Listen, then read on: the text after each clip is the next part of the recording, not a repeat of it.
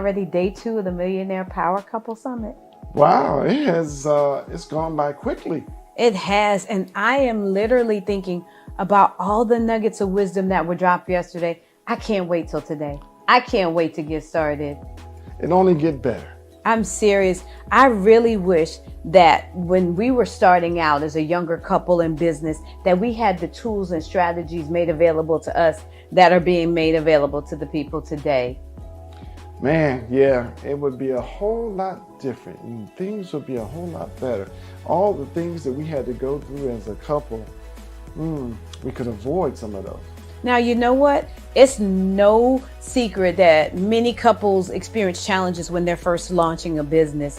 But when you're equipped with the proper tools and strategies, you could take your business to the next level. You can increase your revenues. There are so many things that you can do. I really wish we had this information when we were first starting out. But the good thing is we have the information today. And guess what? So do you. So I hope you have your pen and your paper ready for day 2, because we're getting ready to do a deep dive into building a successful business. So if you're an author, if you're a coach, if you're a speaker, if you're an investor, whatever business you have, you can take the principles that are going to be given to you today and apply it to your business right now to start generating a turnaround in your business. And I am excited. You're going to do it. See an increase in your income, increase in your leads, increase in how you show up in your business. So what you're going to experience more so is even going to be a mindset, because you're going to have principles that are going to help shift you to the next level in your business. So when we start talking about building a successful marriage, while you're building a successful business, that's right, and building generational wealth, you got it right here. So let's get started, you millionaire power couples. Day 2. All right, let's get going.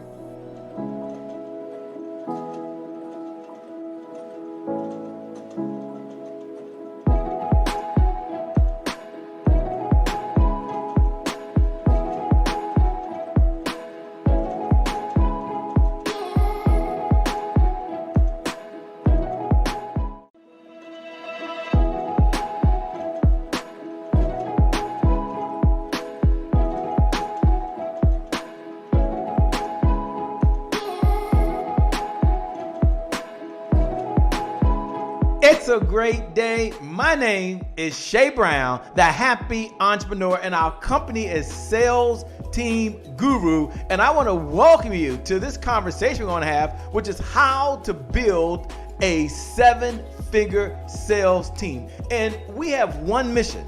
Yes, one mission. And that mission is to make sure that we're able to give you all of the revenue. The revenue. If you're out there right now and you're an entrepreneur, say revenue. No, seriously, say revenue right now. Our number one mission right now is to make sure you get all of the revenue that's necessary to execute 3 visions that you have. This is what how to build a 7-figure sales team is all about. It's not about the money. It really isn't. But it's about making sure that you have the revenue that's necessary to execute 3 visions. First, the vision for yourself. I know there's a certain way that you want to live. I know there's a certain home that you want to be in. I know right now there's certain clothes that you want to wear. There's even a certain food. I know it's organic. And it's going to take some resources, which means you need some revenue. And that's what the 7-figure sales team is going to help you do. Yes, I know. For others of you, you have a vision for your loved ones. You want to send your kids to a school of your choice. I get it. You want to write a check for someone's healthcare insurance or write a check for a cause that you believe in. I have the benefit of taking care of Mother Dear. She's still here. She's 74 years old at the time of this recording. And it's a blessing to be able to make sure that I can help her get what she needs and what she wants. And some of you are like me. It takes resources. That means it takes revenue. And let me tell you the third. I'm going to get into some good stuff. Don't worry. But I believe there's a third vision you have. You have a vision for the people you were called to serve right now. And the only way you can execute that vision is to have the resources. And I always start with the story of Noah in the Bible. And you don't have to be a believer. You don't. Don't worry. I'm going to get into how to build a 7-figure sales team. But if you're out there right now, I want you to know it's much bigger than that. So imagine you're Noah, whether you're a believer or not. I'm not going to impose my faith on you. And you tell yourself, you know what? I'm ready to get going. And before you get going, there's a knock at the door. And someone says, hey, Noah, I'm sorry to report over here, but there's no hammers in the house. You say, no worries, no big deal. I got all the experience, I got all the expertise. God's given me everything I need. And then there's another knock at the door. You're like, what's going on? No, I might report there are no nails either. No hammer, no nails. I'm okay. Rule number 1, don't panic. Oh my gosh, there's that third knock at the door. The third knock at the door, you know what that means. That means that ain't good news. Hey, Nora, I might as well let you know there are no people. And by the way, there are no wood. Good luck on this mission. And that's you. You're tired of that. You're like, oh my gosh, Shay, if I just had the resources, I could execute the vision I have for the people I was called to serve. Well, your prayers have been answered, not because of me. It's not about Shay Brown. I promise you, it's not about Shay Brown at all, but it's all about you and how to build a 7-figure sales team. So for some of you who are tuning in for the very first time and you just meet me, don't worry, by the way. My name, by the way, is Shay Brown, the happy entrepreneur. I'm super excited, but it's not about me. Although I'm here, it's not about me. It's all about you. And I do want to lay something on you that selling will solve any business problem. Go ahead and jot that down in your notes right now. Selling will help you solve any business problem. So we're going to talk about how to build a 7-figure sales team, because right now you're like, Shay, I need a new website. It takes revenue. Shay, I need to hire a personal assistant. It takes revenue. Shay, I need to make sure I can hire a tech team. It takes revenue. Shay, I need someone to do all of my marketing. I need a coach. I need a firm. It takes revenue. Selling will solve any business problem. You need a new computer right now, or you need you need a new webcam or a new camera? Selling will solve any business problem. Go ahead and jot that down in your notes right now. Selling will solve any business problem. And here's what I want you to know as we get started. All roads in business, everything you're doing right now, everything you're doing leads to a professional sales conversation. So we talk about how to build a 7-figure sales team. Yeah, it's going to help you generate revenue. I get that. And yeah, it's going to help you get the resources you need. I get that. And yeah, your family, your family's going to live the way you always wanted them to live. But all of your marketing leads to a professional sales presentation. All your Facebook ads lead to a professional sales conversation. All of your webinars and masterclasses lead to a professional sales presentation. All of your technology leads to a professional sales presentation. Everyone jot this down in your notes. All roads in business lead to one place and one place only. And where does that one place lead? They all lead to professional sales conversation. So this conversation that we're having right now, this conversation is for you right now. If you're out there, you're like, you know what, Shay?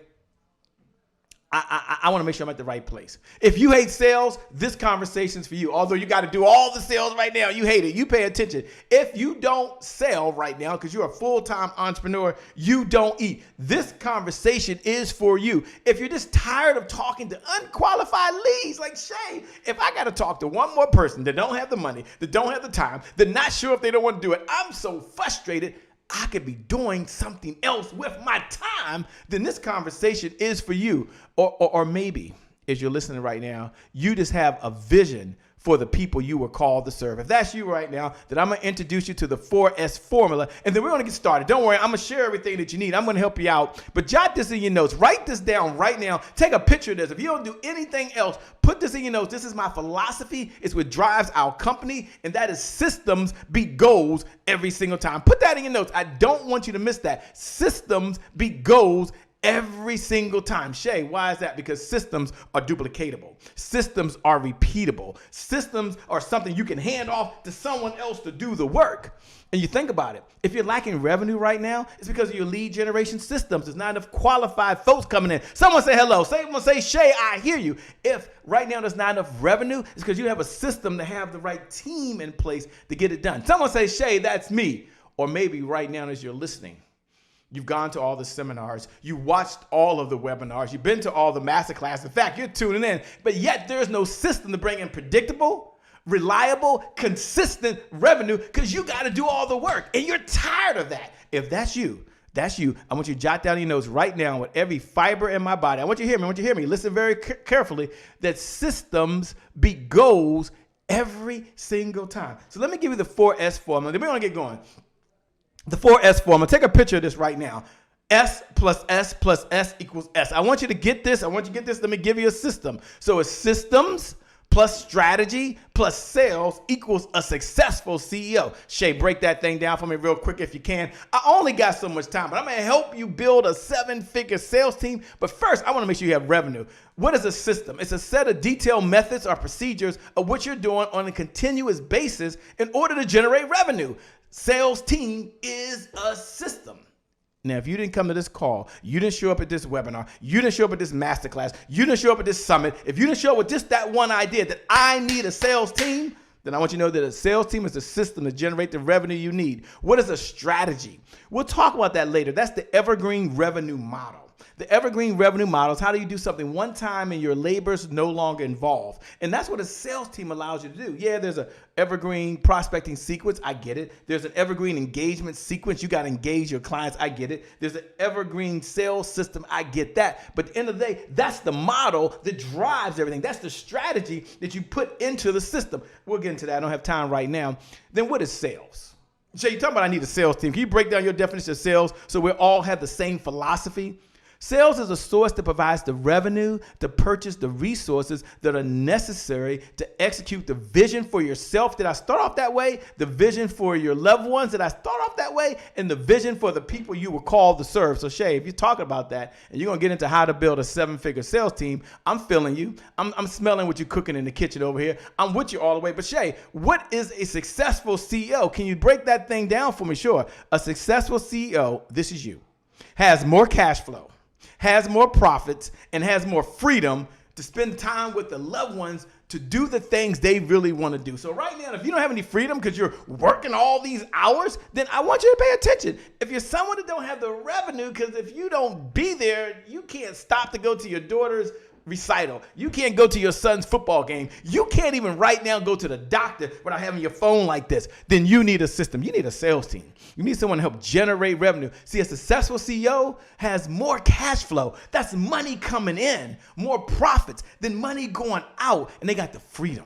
If that's you, I want you to use a daily affirmation I share with one of my clients and create the greatest breakthrough for them. I only got so much time, but I'm going to teach you how to build a 7-figure sales team. But jot this down in your notes. I am a successful CEO. Don't worry about being an entrepreneur. Don't worry about being a faithpreneur. Don't worry about being a happypreneur. Don't worry about being a mompreneur. You be a successful CEO. When you signed those papers down there at the courthouse or you went online and you came a business, a successful CEO is who you are. Put down, I am a successful CEO, because systems beat goals every single time. Jot that down in your notes. Please don't miss that. Systems beat goals every single time. I'm going to say that one more time and say that one more time. And please, if you're out there right now, I want you to jot this down in your notes. I don't want you to miss this. I want you to put this in your notes right now. Systems beat goals every single time.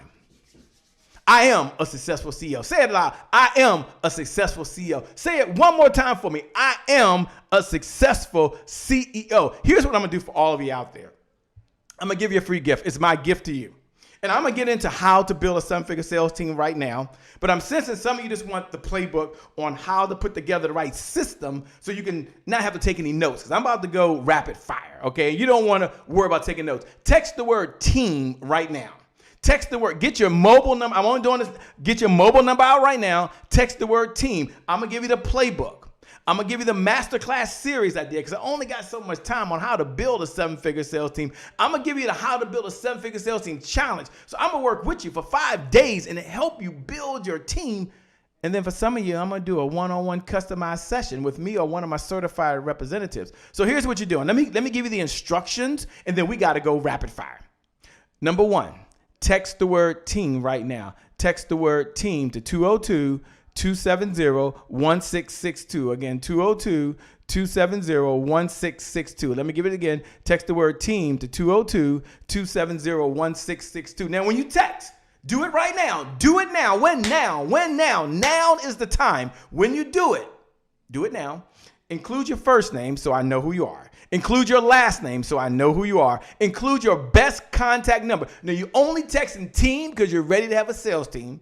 And put your best contact number and email. For some of you, we're going to just text it right to you. You can click a link. Some of you love to do it right on your phone. Others of you still want an email coming to you. I get it. So we'll send an email as well because you might not be able to save it to your phone. Been there, done that. But here's my promise to you. It'll create a breakthrough. Now, I'm going to give you the 5 components of a 7-figure sales team right now. And I'm going to go rapid fire. I only got so much time, but if you're out there right now, you haven't done it, text the word team to 202-270-1662. Again, 202-270-1662. I know for some of you listening, now is your time. Now is your time. One of the things my mentor has taught me, he says it over and over again, it's really landed with me. He says, Shay, now is the time to get the team going. When's the best time to plant a tree? When was the best time to plant a tree? 20 years ago. When's the best time to plant a tree? Right now. So now is the time. Let's prepare now. So let's do it. So let me go ahead and go over the 5 components of a 7-figure sales team. Because when I asked the question to folks, what are the components of a 7-figure sales team? How do you even build a 7-figure sales team? Most folks don't even know. They have no clue. They're like, I don't know, Shay, hire a representative. And then I hire more sales reps. And I hire more people. I'm like, no, you'll never get there at that pace. So let me unleash the formula that's taken me 15, almost 20 years to learn. It's not about the 20 years, but you don't have to go through that. You want predictable, you want reliable, you want consistent revenue without your labor. Then let me go ahead and drop it on you right now. Let's go ahead and show it to them. And for those folks that texted in, you'll get all the details. Hope you did that. The components of a 7-figure sales team. There are 5 components of a 7-figure sales team. Component number 1 is a sales rep. The first thing I want you to do is make a commitment that you're going to hire a sales rep. Now, here's what a sales rep does. A sales rep works on 100% commission. That means that they go out, they understand all your products and services, they make a sale, and when they bring in the money, you get a percentage of it. So let's imagine for a moment that they go out and sell $20,000 of revenue for you that you didn't spend any time with. And yet as a result, you paid them a 20% commission. For some of you it's higher, some of you is lower.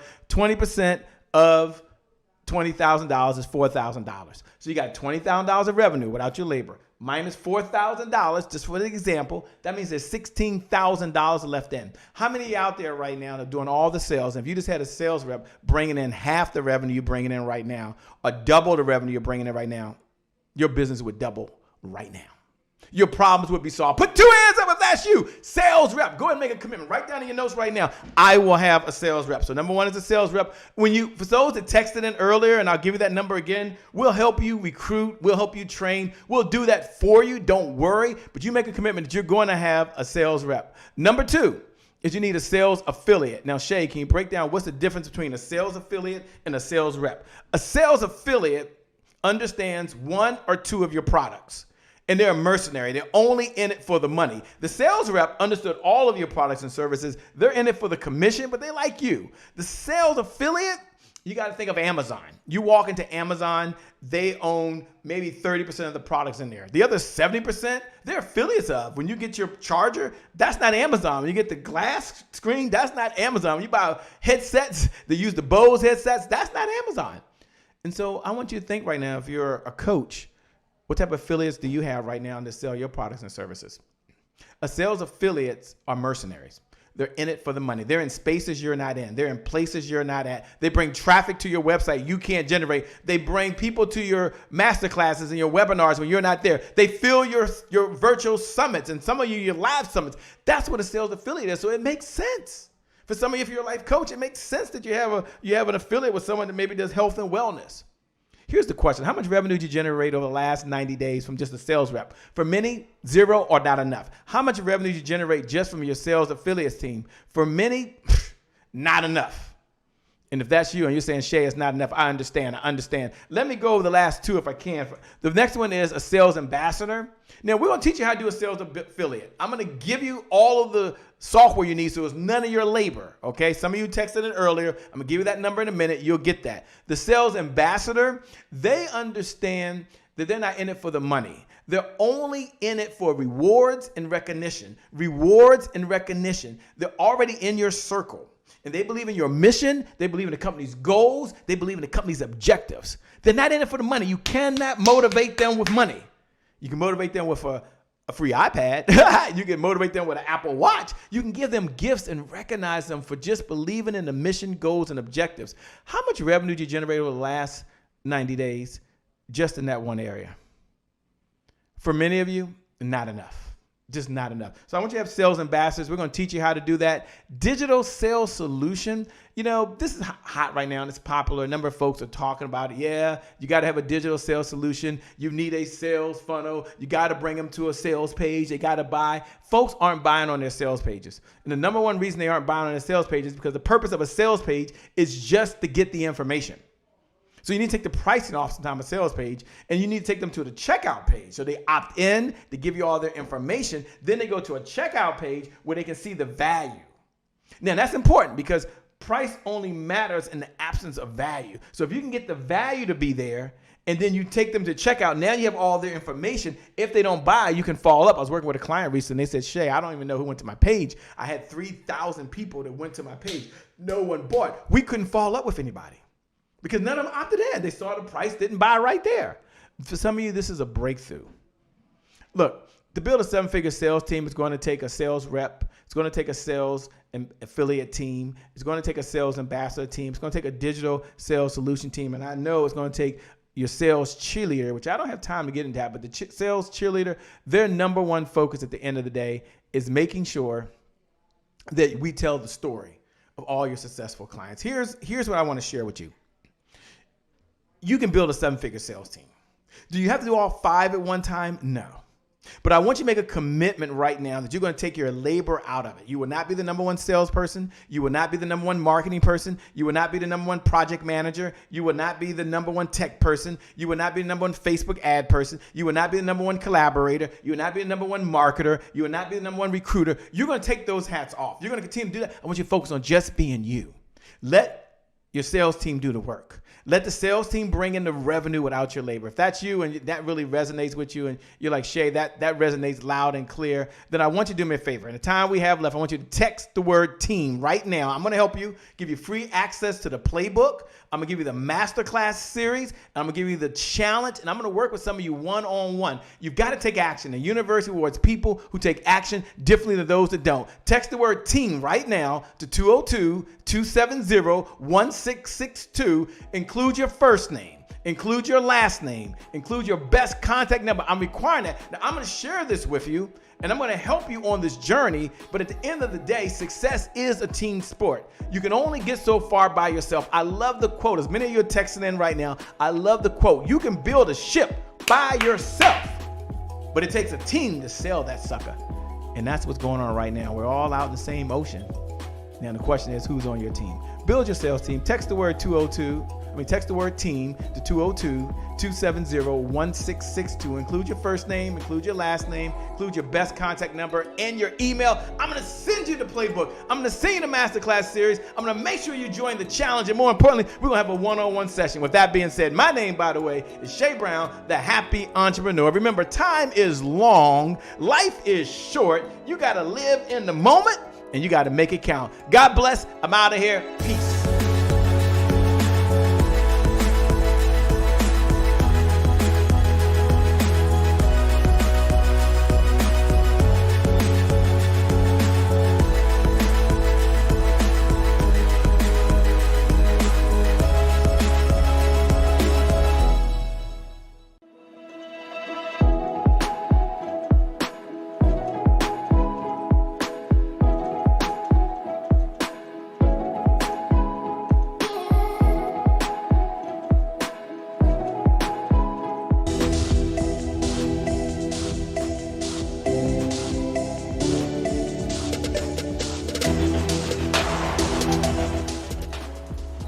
Hi, my name is Sean Harper, 7-year professional football player, motivational speaker, coach.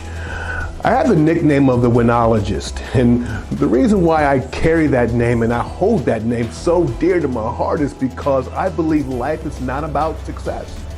Life is about winning. We are called to win, which is why when you watch football, hey, you're concerned about winning. If you're gambling, you're concerned about winning. You're playing video games, concerned about winning. Everything I've mentioned is they're all multi-billion-dollar industries. Why? Because it attaches to the essence of what we are, who we are, and that is a winner. The fact that you're listening to me right now means that you're one of maybe 2 million sperm cells that fertilize the egg. You were born a winner. Sometime in that evolution, though, they they introduced you to a concept called success. And success is not static. And to come to that evolution in my life after suffering from 4 to 5 documented learning disabilities, kicked out of several schools because of disciplinary issues, leaving high school with a 1.62 cumulative GPA, 9 on my ACT, graduating dead last. I said to myself one day, according to the world, I can't be successful, but baby, I can win. And the moment I said that, my entire being, the essence of who I am, sprung to life. And it was crazy because I began to look at life differently. I began to look at obstacles as challenges. It's because winners always attack challenges. We thrive on challenges. So it not only helped me playing football, it helped me in the business world as well. Because I brought everything that I've learned from playing professional sports with teams like the Rams and the Colts, Houston when they were in Houston, 3 years in the NFL Europe, bringing all of that from a Big Ten university, Indiana, bringing that into the corporate setting. I've been in business for 20 years, bringing that winning mindset, that winning approach, merging the two worlds. Because at the top, as a business owner, it's about the same. In fact, over 80 to 90% of all C-suite females were former athletes, according to Forbes. That's pretty significant. I was able to bring over the NFL mindset, the NFL mentality into the corporate, and I had tremendous success to a certain level. There came a time when I started to struggle. And to be honest, it was building, creating, maintaining, motivating teams. Playing football is easy. A bunch of guys were coming together and we want to win. Everyone wants to win. We had the temperament. Let's win. It's so easy to motivate. But now you're moving into corporate America, or you're grafting or creating new ideas and new concepts, new systems, new procedures. And you got to bring everyone together. That was a huge struggle for me. But I realized that in order for me to get to that level, in order for me to really take within me and to birth it in this world's operational system, I needed a team. And when I look and I start to investigate other leaders, other great world changers, I understand now that, what made them so successful or made them winners is that they had teams. When you look at Bill Gates, his partner Paul Allen, that's a team. Warren Buffett, his partner Charlie. Music, Mick Jagger, his partner Keith Richards. Teams. All the way through and through is just a group of people coming together, male or female, saying, hey, let's move towards a particular goal together. Creating that mastermind, that movable mastermind is what I want to call it. That's what a team is, because new concepts, new ideas are birthed, they're adopted, and you adapt and you win. You win with teams.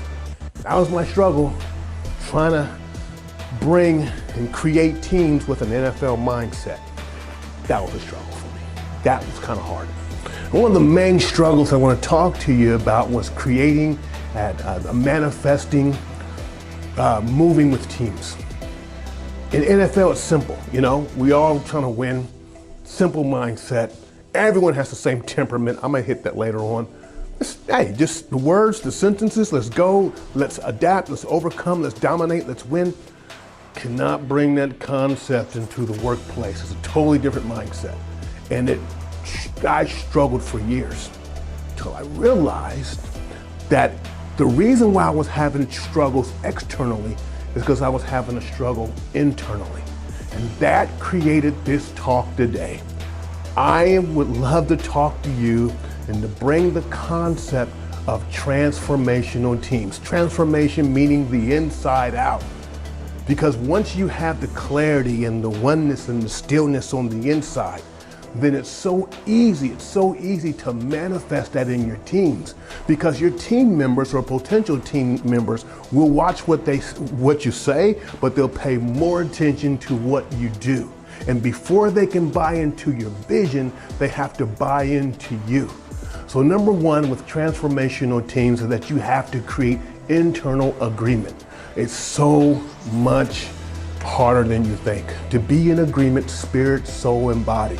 a sense of oneness, that when you talk, your feet are facing your team. When you are explaining it, they can not only hear it, but they can feel it. If you're indecisive, they'll pick that up. If you're not confident or have the confidence within what you're saying, they'll pick it up. So you have to make the resolve with your spirit, with your soul, with your body, that you are 100% for this goal, for this vision, for this dream. And that way, people will, as I mentioned, will hear it, but they'll feel it. And they'll buy into you, and they'll buy into the vision. So before you open your mouth, you're gonna have to take some time, create some, clarity, write down exactly what you want. It is no fair. I'll repeat this again. It is no fair to invite people into ambiguity, because you are asking them to pull their time, their heart, their resource, their energy towards something that you might not be confident about. You cannot build a team like that. That's just like the coach saying, hey, we might go to the Super Bowl. I don't know what we're going to, and expect you to give 100%. In fact, I was on one NFL team and the coach got fired the year before because the reporter asked him what type of year you're going to have. And he said, quote, I don't know what type of season we're going to have. They terminated him because he was not consistent, constant, and driven and convincing for the goal. And they're not going to buy into it. So if you got to pause this tape, whatever you got to do, you do it. But you create that oneness and agreement within yourself before you sell it to the team. The next thing you have to do is you have to make the determination of what you're going for. Is it a dream? Is it a vision? Or is it a goal? That's extremely important, because sometimes we can have dreams and have lofty dreams, and it's usually based or predicated off of the time span. Like I remember when Bill Gates said, we want to have a computer in everyone's home, within X amount of time. That was a dream. That's so far off. And then, they had visions of wireless networks. And then they have goals on how to install the wireless networks to have the computers in every single home. Now, check it out. If it's a dream, you want to have that pulled close to your closest team. Your closest team, your first team, your A team. Here's the dreams. I'm talking about your significant other. I'm talking about your spouse. I'm talking about your wife. I'm talking about your husband, your family, or that one or two people that's close to you, that the people who are not called to the vision, but are called to you, that are not called to the goal, but they're called to your dream. They're going to be with you for at least 10 to 15 years. Those are the individuals that have the privilege of hearing the master dream. Do not share your dream with everyone you come in contact with. That is so dangerous. Do not share your goals with everyone that you come in contact with. Do not share your vision with everyone that you come in contact with. Now, a perfect example of that, and I love to use the word of God. I love to use, talk about my Savior, God, Jesus. Check it out. When Jesus wanted to heal certain people, there's a particular verse in the Bible where he had to remove people from the house because they were against the vision. They were against the goal. They were against the dream of healing that individual. Now think about this for a second. This is Jesus. This is Jesus. The Son of God had to remove people because their fear or lack of belief could block his energy, could block the healing. Now, if it can happen to Jesus, it daggone sure can happen to you. Another verse that talked about in the Bible, where they said, oh, that's Jesus. Oh, we know Jesus. We know his family. It says he could not do many works because of the lack of faith. Now, if that can happen, if that unbelief can block healing and block manifestations from Jesus, Son of God, imagine what it can do to you. You don't stand a chance. So be careful who you share your dreams with. Be careful who you share your visions with. Be careful who you share your goals with. The 3 sets of teams. So the people closest to me, yeah, they get the dream. My next layer, my employees, they might hear the vision. And then maybe the subcontractors, the virtual assistants, they might get the goals. And I don't mix the two. It's dangerous to have someone that's called to you and you treat them like they're called to your goal. Or the person that is called to your vision and you're treating them like they're called to you, they're called to your dream. It's dangerous. You gotta find out where they are and where they get in. Like they always say, get in where you fit in, find out where they fit in. It's extremely, extremely important. Now, where do I find that at in the Word? I'm sorry, I gotta use the Word. Jesus, think about this for a second. Jesus had the masses, he had the 72, he had the 12, but he also had the 3, Peter, James, and John. In the 2 most intimate parts of his entire ministry, he called forth Peter, James, or John. He didn't call the 12. Out of the 12, he called the 3. Out of the 12, there was the 72. Find out. Categorize people for the vision, for the goal, and for the dream. One of the ways I find out if a person's called to the vision or called to my dream is that I kind of give a little bit of the dream, just a little bit of the dream, and I watch their reaction, I watch their body language. If they start laughing, looking away, saying things like whatever, they get no more. They get no more. Now you're probably thinking, okay, Sean, when are we gonna get to listen, just be patient with me. Be patient with me.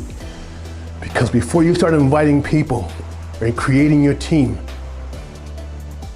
and after you figure out who's who and where's where and which team they're gonna be on, now you have to create your culture. So if the teammates are like seeds, the culture is the soil. This is once again extremely important because I've seen situations where there have been great teammates and they're placed in the wrong environment, the wrong circle, the wrong culture, and that person's ability to achieve is destroyed, it's toxic, and that person leaves. In fact, if the pH in the soil's off just by a little bit, the seed won't grow. And you can have the greatest talent, but if you have a toxic culture, that seed won't grow. You can have a genius and put that genius in the wrong culture or the wrong environment, and that person will fail to achieve. This is why millions of people make their way and they risk their life to come to the United States every single year. You wanna know why? It's because we've created an environment, it's still here, we've created a culture to where you can take your dream and you can plant it in the US soil and they can grow, it can germinate, it can flourish, it can produce, it can reproduce. So probably one of the few places in the world where it can happen, one few places in the world where a person can come off the boat with nothing and make 7 to 8 figures.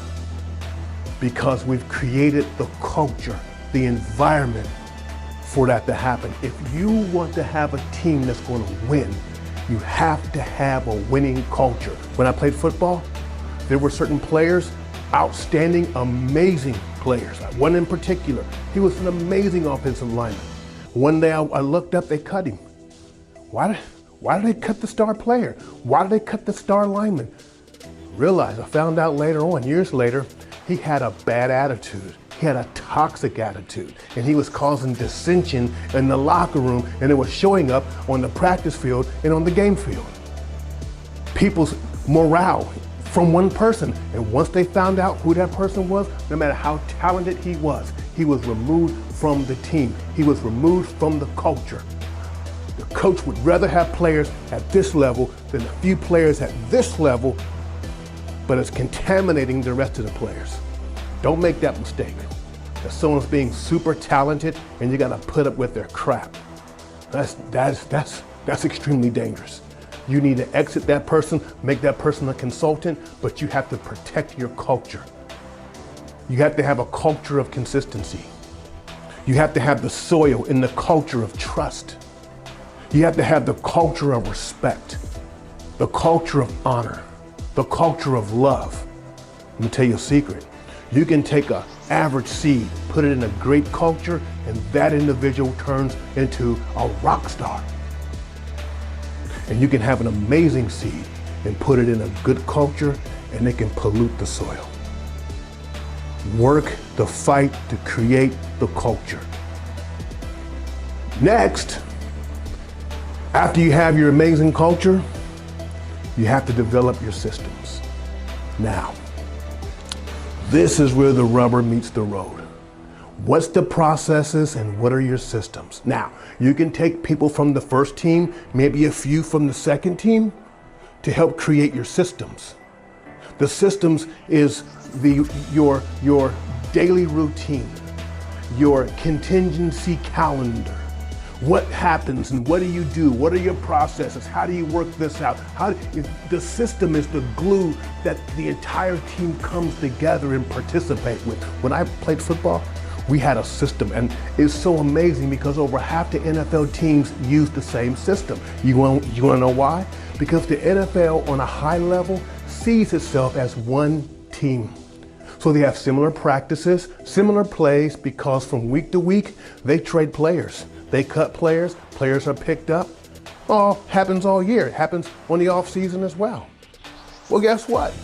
If you have a totally different system, the chances of that athlete coming in and working out and being ready to play in 3 days with an 80-page playbook, it's not going to happen.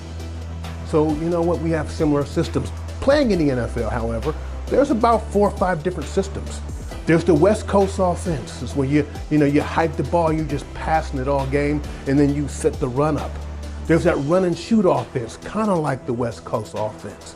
There's the run between the tackle offense, like Pittsburgh used to be, like Chicago used to be. Run, and then they run and they drive and they drive, and then they set the entire game up around that system. If you stop the run, you could possibly beat that team. When I played in Indiana, I blocked for 2 Heisman candidates. 2 Heisman candidates, our system was based off of running the ball. We had 4 plays. And one day the coach came to me, we have to establish these 4 plays because our entire offense of scheme is based off these 4 plays. That is a system. What is the system that your team is going to operate off of? What's the daily activities? What's the routine? That's very important because you can have the wrong person assigned to a part of the system, maybe sales calls, and that person hates getting on the phone. That person hates confrontation. That part of the system, they're not going to work great at. Or you can have a portion of the system where they're doing follow-up. That same person would be amazing in follow-up because their temperament already creates trust. Build your system before you draft your team.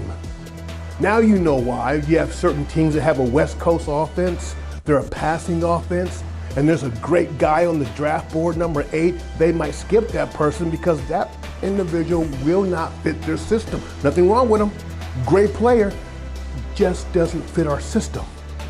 And then the next pick, they'll snatch him. Greater than need is the system.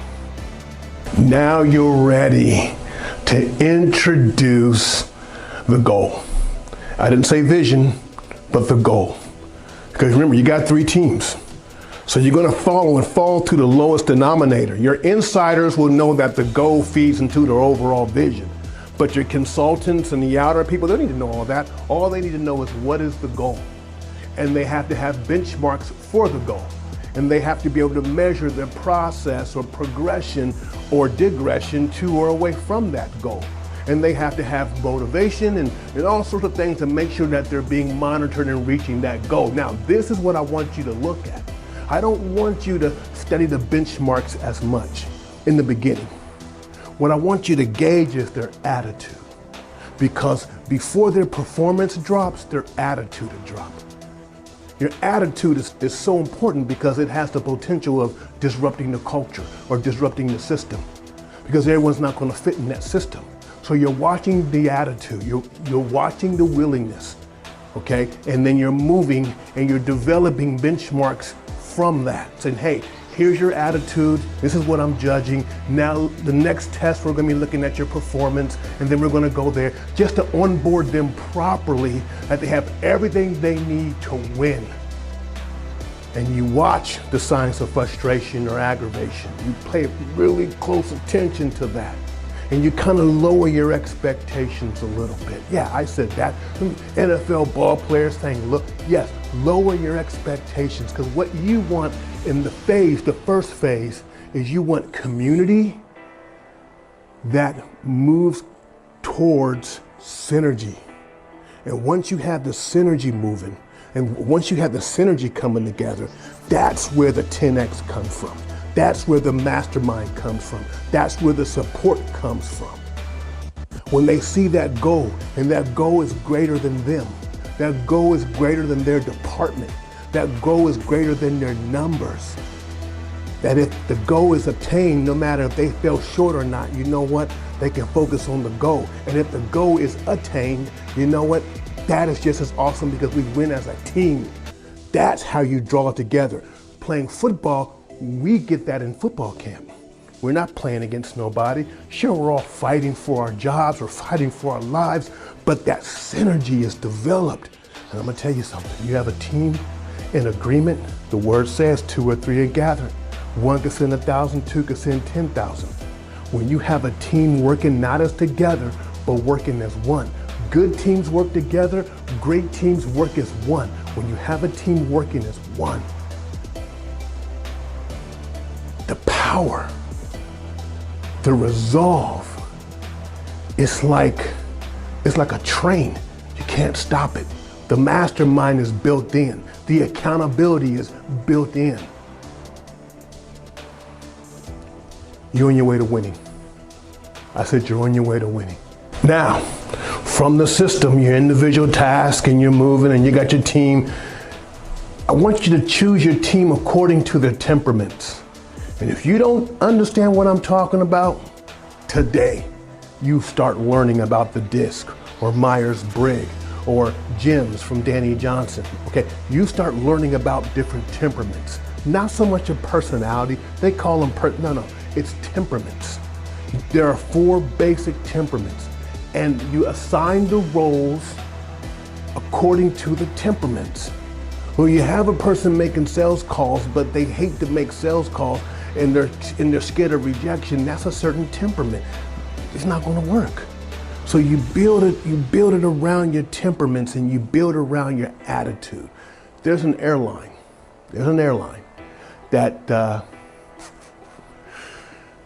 70% of their entire filtering and screening process is based off of their attitude. In fact, they have one test where they ask people to share their life for 5 or 10 minutes. The room is filled with people. Share your life. And the person stands up and he or she shares their life, right? They're not really caring about what's being said from that person. They're watching everyone else's attitude. If the person has their head down, taking notes, not listening, that person within the first day is asked not to come back. But the person has leaned forward, they're laughing, they're listening, they're taking, notes, but they keep looking up like, wow, they're into it. That person moves to the next round. That is so huge that your attitude will always determine your altitude. And while we're on that subject, while we're looking at the temperament, make sure you're hiring lions and not tigers. So what's the difference? The lion is that go-getter, it's the team player. Lions hunt in packs. Lions eat, fair. They are communal animals. There's a hierarchy and there's one male lion and there's, 10 to 12, 8 or 9 different female lions, but there's a hierarchy, and that hierarchy is respected for the most part. A lion won't attack you if it's not hungry. Now, a tiger is different. A tiger is a loner. A tiger is very selfish, very driven, extremely talented.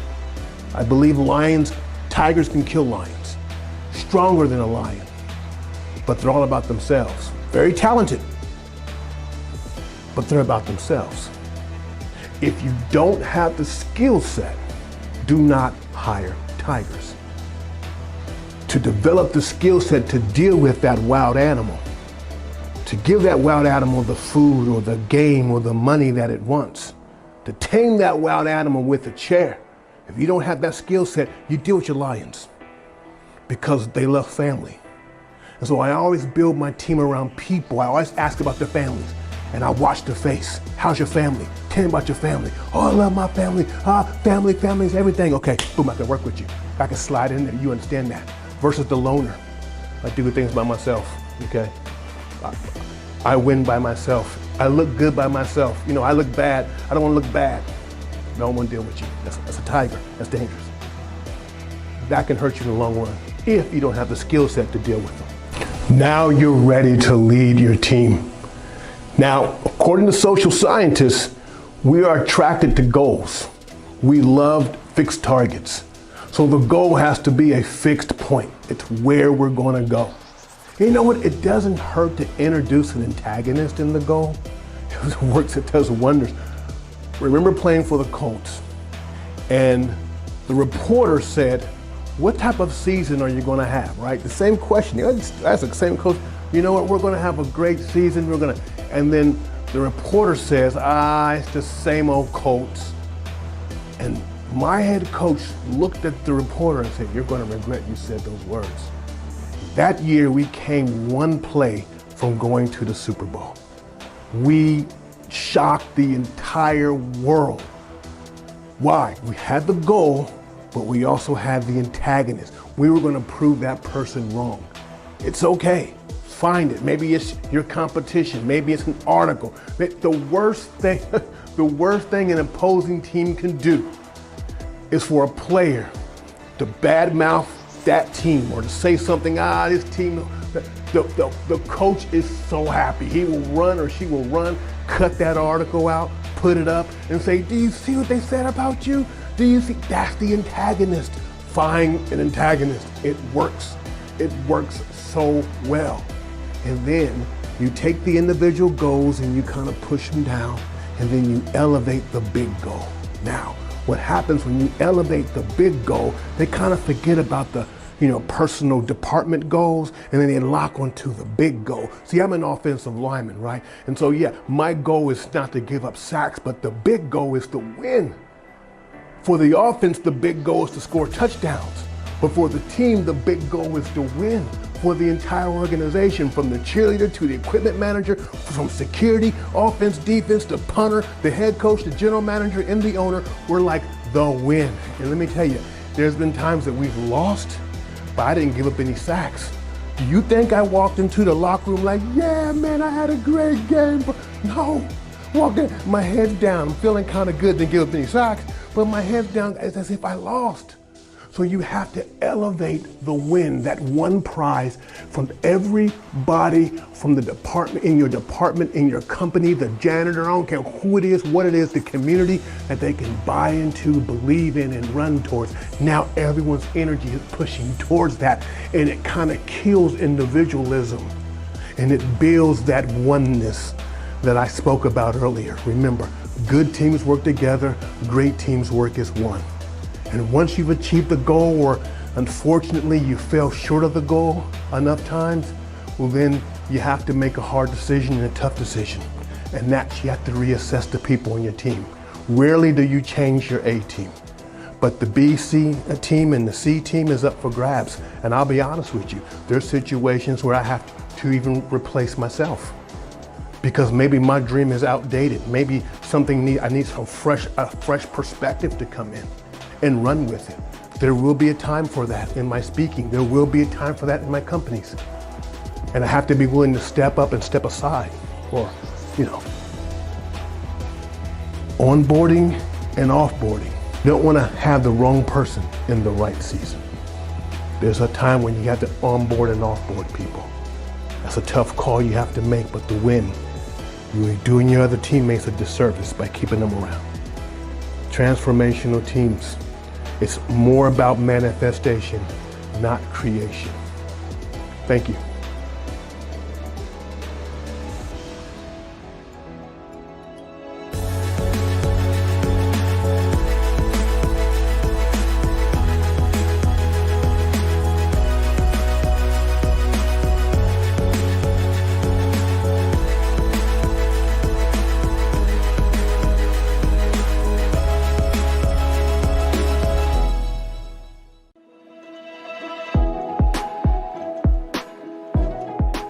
Hey, we're the Holics. Make sure you follow us on Instagram, Twitter, and Facebook.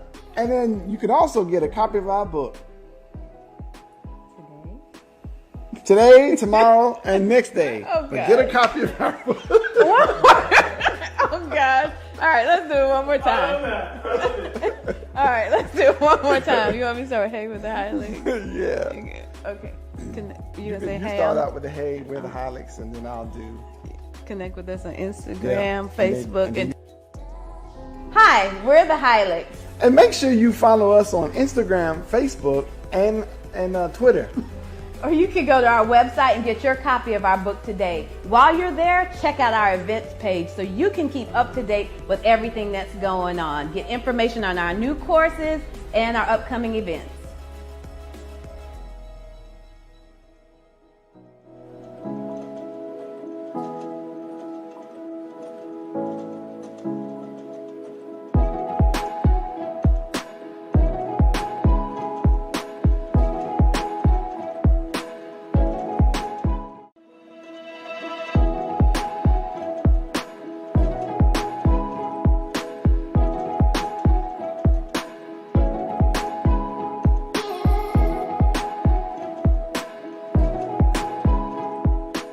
Well, hello, Millionaire Power couples. How are you doing today? My name is Angel Tussey. They call me the Media Exposure Specialist. I'm going to talk to you today about how to leverage the power of your story, your coupleness, how to create a nice little residual $1 million back-end funnel that will just add to your Millionaire Power couple-ness that we're going to talk about today. And I truly am. I knew it was going to be a really good day today. I put on a jacket that I hadn't worn in over a year, and I found inside the pocket a $20 bill. Have you ever put your hand in a pocket of something, a jacket you haven't worn in a long time, or maybe grabbed a tote bag, or just found some hidden money you didn't know was there? It just lights up your entire day, right? It changes how you feel. It was a surprise. It wasn't expected. You weren't looking for it. And all of a sudden you just feel just a little bit wealthier, right? You just have this extra little bonus in place for today. The universe is sending good vibes your way, doing good stuff. Well, that is the same feeling when somebody discovers you. When somebody is reading a magazine and they hear your story, right? They read about you. When they're listening to a podcast and they hear your story, maybe watching on the news or just, fumbling through something, and they discover you. And so I'm going to talk about how you can take your story and get it discovered, which is very different than traditional marketing. Right? Most marketing allows you to be findable. Right? You've got a website, you've got a social media presence, which you absolutely need, ensuring that when people are out there searching for a problem, searching for a solution, that they find you. Being discovered is very different. Right? I wasn't necessarily looking for you. I wasn't Googling you. I was reading my favorite magazine. I was listening to a new podcast I just discovered, right?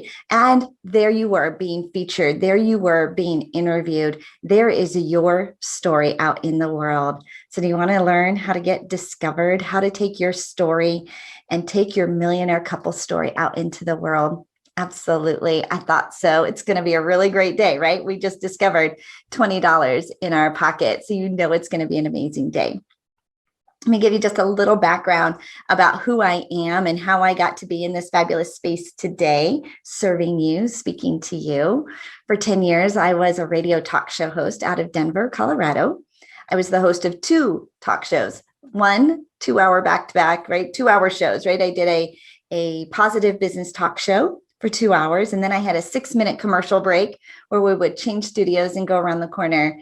And I hosted a second 2-hour Christian lifestyle show where I was talking to moms in minivans in the carpool lane in the afternoons.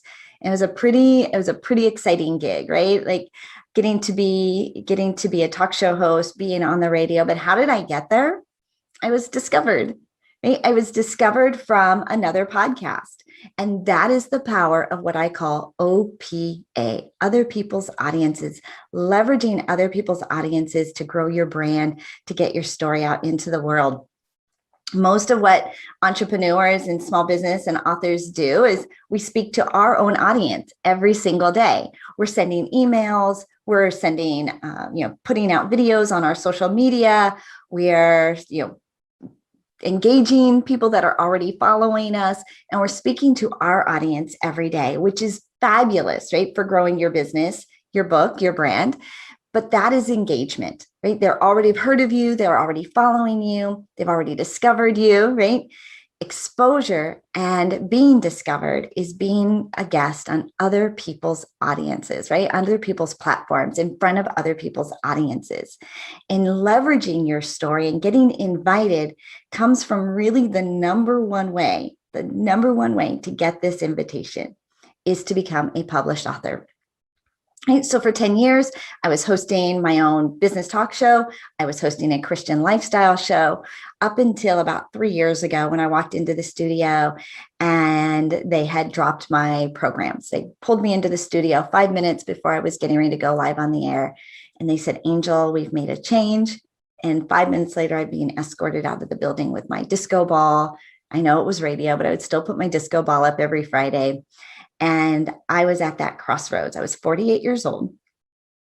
My two oldest children, who are now almost 28 years old, were moving out. They decided they were moving from Colorado to Florida, which is where I lived, right? We lived in Colorado. My husband was running his own company. We've been married almost 28 years. And, he was doing his thing. My youngest son was, in school and working, so we never saw him. And at the age of 48, I had this decision that I had to make, right? What do I want to do? Where do I go next? And I was already a multi-time best-selling author. I had published many books. And of course, what is the best thing to do when you're at that crossroads? Is do what you know.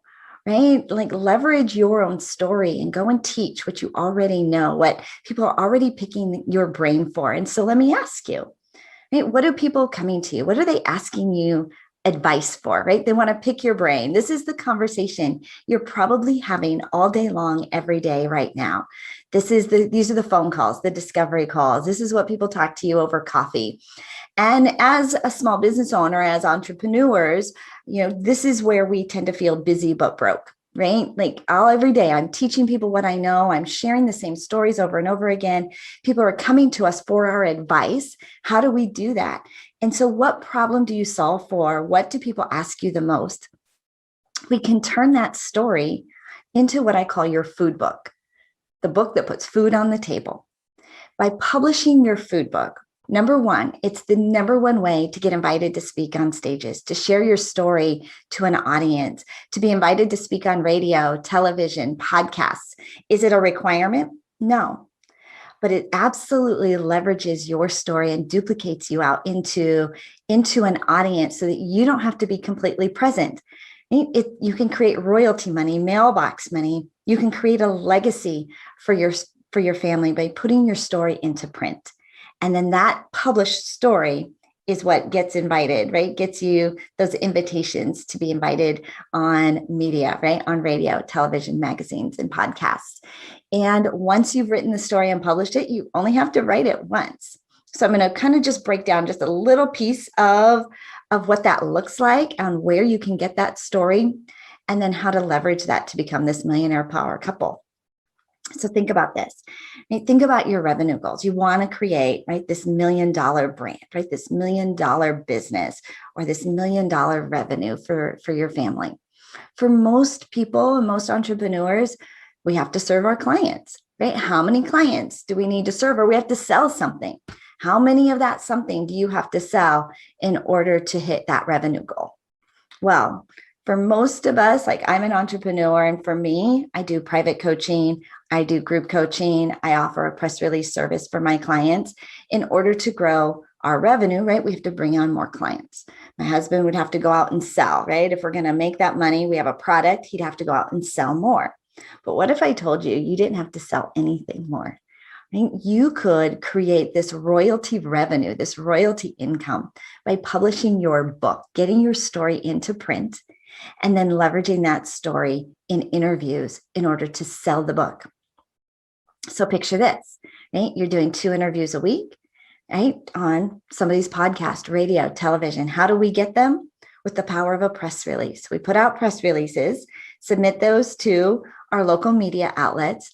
We attract the stages, and media attracts media, stages attract stages, and we talk about the book. Imagine if you were to sell just 25 copies of your book every time, right? So this is my book, right? ABCs of Exposure. Oh, look, it's all giddy, right? ABCs of Exposure. Imagine if I'm out speaking and I'm sharing my story, right? I've been married 28 years. I've got 3 children. We're practically empty nesters. Last winter, my husband and I decided to sell our house in Denver, Colorado, and move to Florida to be closer to our kids. All 3 of my kids work for Disney World. Yep, all 3 work at Disney World. So we are now 20 minutes away from our kids. Sold the house that they grew up in, that we raised them in. We lived in it for 21 years. My husband sold his company. And because what I do, I can do from anywhere. I can work virtually, and I do work virtually. We could sell our home and relocate to Denver, or to Orlando, Florida. So we just bought our dream home. I now own a pool. We're now pool owners. That's what makes it my dream house, is we now own a swimming pool, which we've never had before. We get to see the kids regularly, and they come over. And now we're in that next season of our marriage. And I will tell you that we've never been closer. Right? We've been married over 28 years now. And most of them were happy years, not all of them, right? And he and I laugh about that now. But we had decided when my son was 17, our youngest was 17, that we would start dating again. Right? And so weekly we would start going out on dates, because we were at that season of life that we were just watching so many other couples around us that had gotten to this stage of their life and had decided to walk away from their marriages, after being married 20, 25 years, 30 years. And we kind of saw the writing on the wall for ourselves too. That was the path we were probably going on. I had my life, he had his life, but we decided that we would start dating again. And then when I started traveling as a speaker, when they let me go from the radio station, I decided I would go on tour, and I would go travel around the country speaking to entrepreneurs and teach them the power of media exposure. How do you get your story out? How do you attract media? How do you monetize that media? And how do you get a book out into the market that opens up all those doors, and then monetize it? And he started traveling with me, and we were able to draw even closer together. And so now we just moved into our dream house. But back to your book. Imagine that you've got your book in print. You're being interviewed on somebody else's platform, right? On a radio show, magazine, being featured in a TV, radio, all of that. And you sell 25 copies of your book from that interview. Right? You get them back to your website, tell them where they can go and grab the book.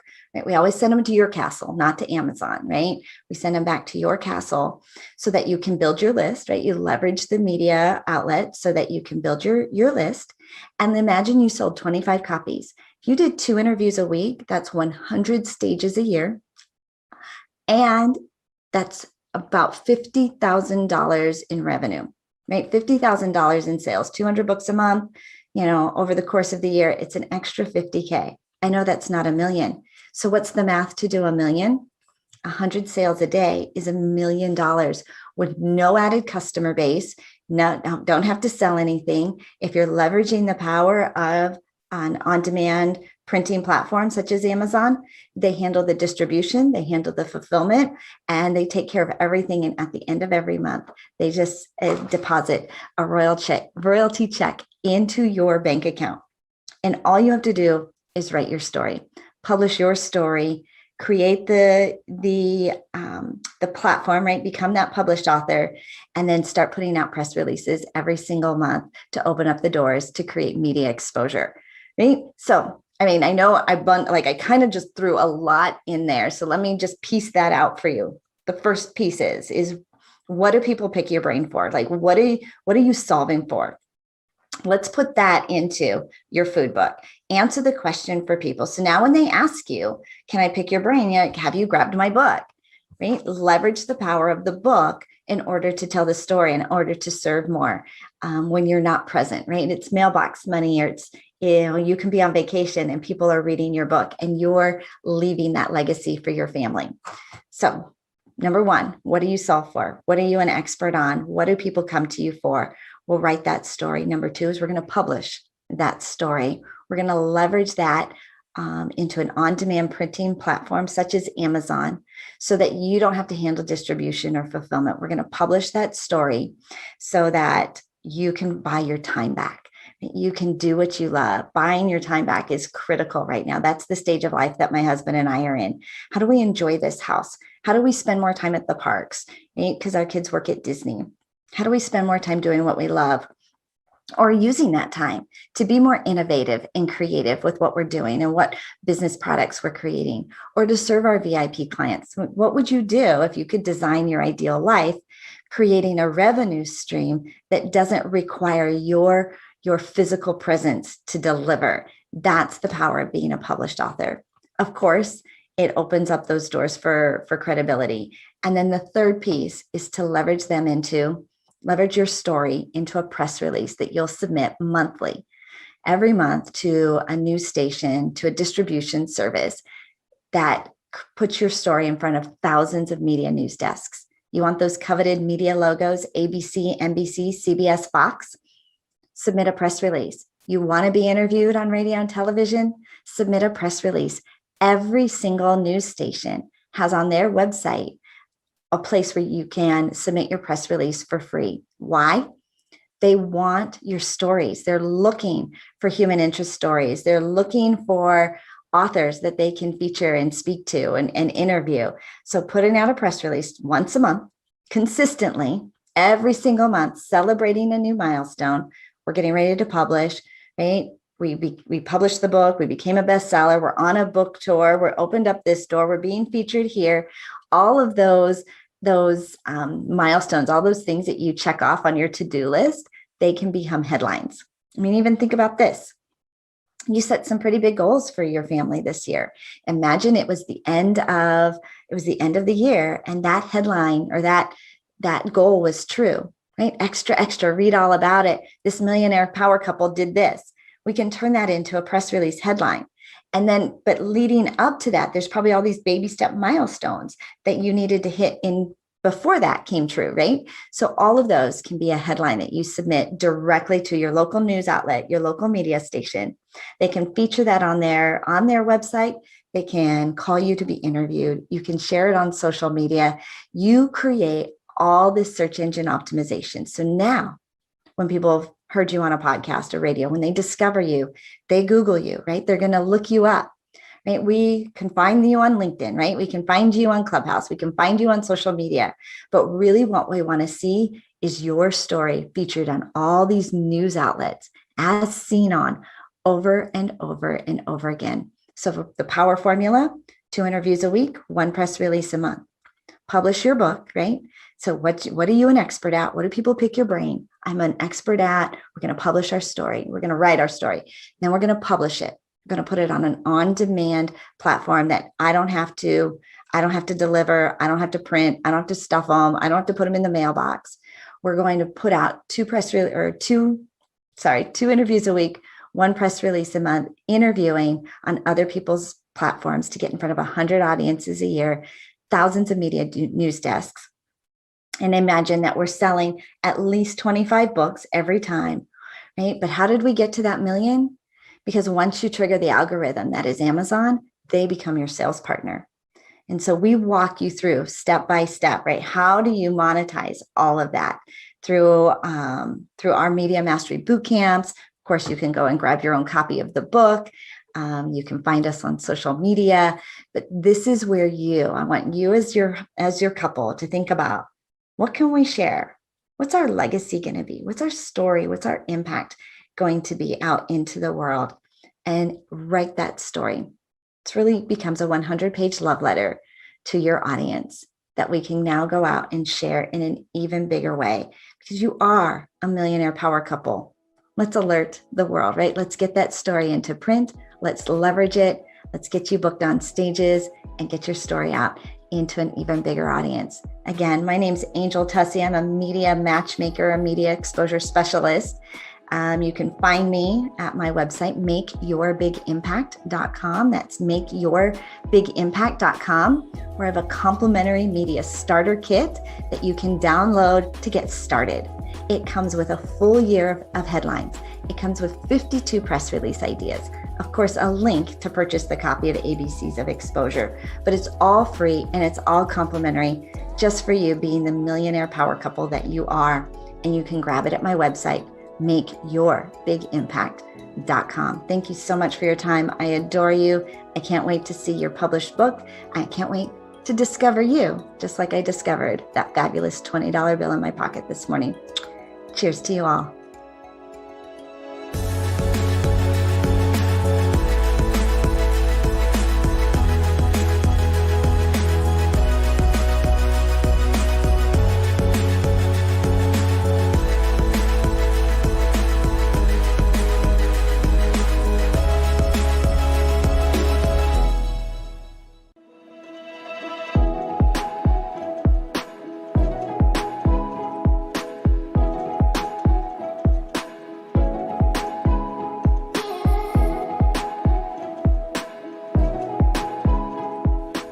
Welcome to the Millionaire Power Couple Summit.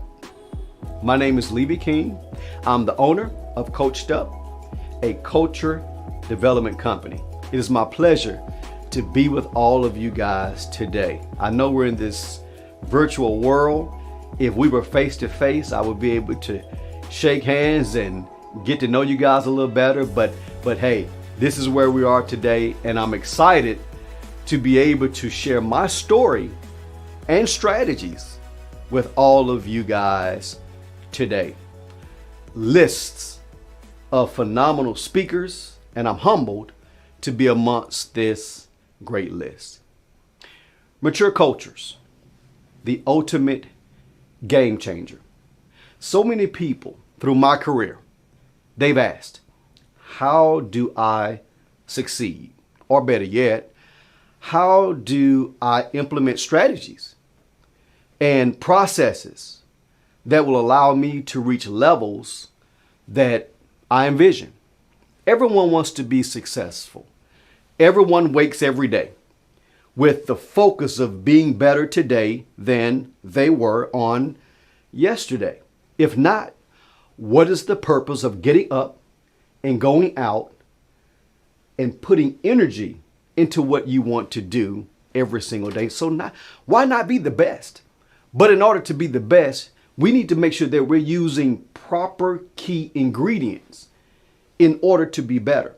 And so when people ask me this question, my quick question is always, what type of culture do you have? And people kind of lean back. We have a great culture at work, whether they are a solopreneur or whether they lead various and great numbers of people. But really and honestly, my question is, do you really have a great culture? You see, having a mature culture is the ultimate game changer because it allows you to recognize, it allows you to develop, it allows you to harness, and it allows you to lead this organization, whether it be yours or an organization that you're leading, to the highest levels possible. Let's journey together. As we step into this, and you're wondering, why are people excelling? Why are people consistently passing me by on this journey to success? Well, the first thing is you must understand that those people are different. You see, in order to make a difference, you must first be different. If you see things like everyone else sees them, you're exactly the same. If you understand things the exact way that everyone else understands them, you're exactly the same. So those people who are superior performers, they first understand that they want to be different than everyone else. So in order to be different, you must commit to self in order to make that change so you can step away and be different. And once you make that decision, now your journey truly begins. James Baldwin has a phenomenal quote that I live by. James Baldwin once said, "Not everything that is faced can be changed, but nothing can be changed if not faced." So you got to make a decision. Are you going to step up to the challenge or are you going to walk away from it? In order to be different, you must step up to those challenges and make a concerted effort to change. Maturity. What is maturity? So many of us consistently attach maturity to a number. We believe that once you reach 18 or 21 or 25 or whatever it may be, that now you are mature. It's the same in business. We think because we've been in business for 20 plus years or 30 plus years or 40 plus years, we believe that we are mature business owners or entrepreneurs or leaders or managers. But maturity has nothing to do with age. Maturity has everything to do with experience. You see, how do we become mature? We become mature as we travel through challenges, as we travel through those ups, those downs. In life, I'm blessed. I have been blessed to grow up around strong women. And my grandmother used to tell me, when you know better, you do better. In life, it's the same in business. When you know better, you should ultimately do better. You should make better decisions because you've learned that this decision wasn't the most appropriate decision for you to make. So you've gone left and it hasn't worked. Now you've decided to go right. You've gone up. It hasn't worked. Now you've decided to go down. The point is, once you reach that level of maturity, now you make better decisions. You see, different people, they're different. These successful people are different. What makes them different? Because they see differently. They decipher differently.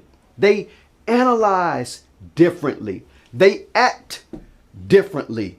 And ultimately, they move differently because now they are reaching levels of professional maturity. And that's where you want to be. You want to get to that level where you are a mature entrepreneur, solopreneur, or a leader of many. You want to get to a level of maturity. Let's talk about culture. So now we understand what maturity is. Let's talk about this culture thing because we're talking about building a mature culture. So we understand maturity. What's culture? Most people think culture is a belief or a philosophy or the environment or the atmosphere that they work. So many people would assimilate and understand that environment as jeans and t-shirts. That's a great culture. On-site daycares. That builds a great culture. Maybe flexible work hours. That builds a great culture. Flexible work locations. That builds a great culture. Coffee shops. On-site coffee shops. That builds a great culture. I tend to disagree with that because culture is not about the environment in your workspace. I believe it's totally different. What is the one thing that each of you are searching for every day?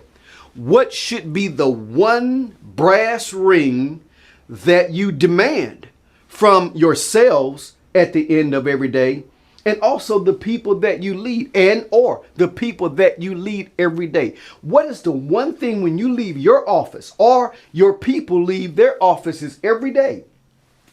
What's the one thing that you demand to have received from self and also from them? You want those people, no matter who they are, where they come from, what their job responsibilities are, you want them to do one thing every day. You want them to be more productive. You want to be more productive. You see, the separation in successful people and unsuccessful people is they're productive every day. They learn to be productive every day because they've built, they've established, they've designed, they've developed a mature culture. So it's not about the environment. Culture is 100% if you want to be productive, because that is the pitfall that so many of us run into every day. We're not very productive. If you want to be more productive and build that culture, culture is about behavior. It's about how you act. It's about how you think. You see, Behavior is all about how you think. It's about your mindset. So in order to build a mature culture, you must understand that that culture is about the behavior, your behavior, and the behavior of the people whom you lead. But the behavior, in order to build that mature culture, the behavior must be positive. You can step up to your team every day and you can tell your team or ask or direct your team, I need you guys to be more productive. But if you're building the right culture, if you are affecting their behavior in a positive manner, you don't have to say those words to your team.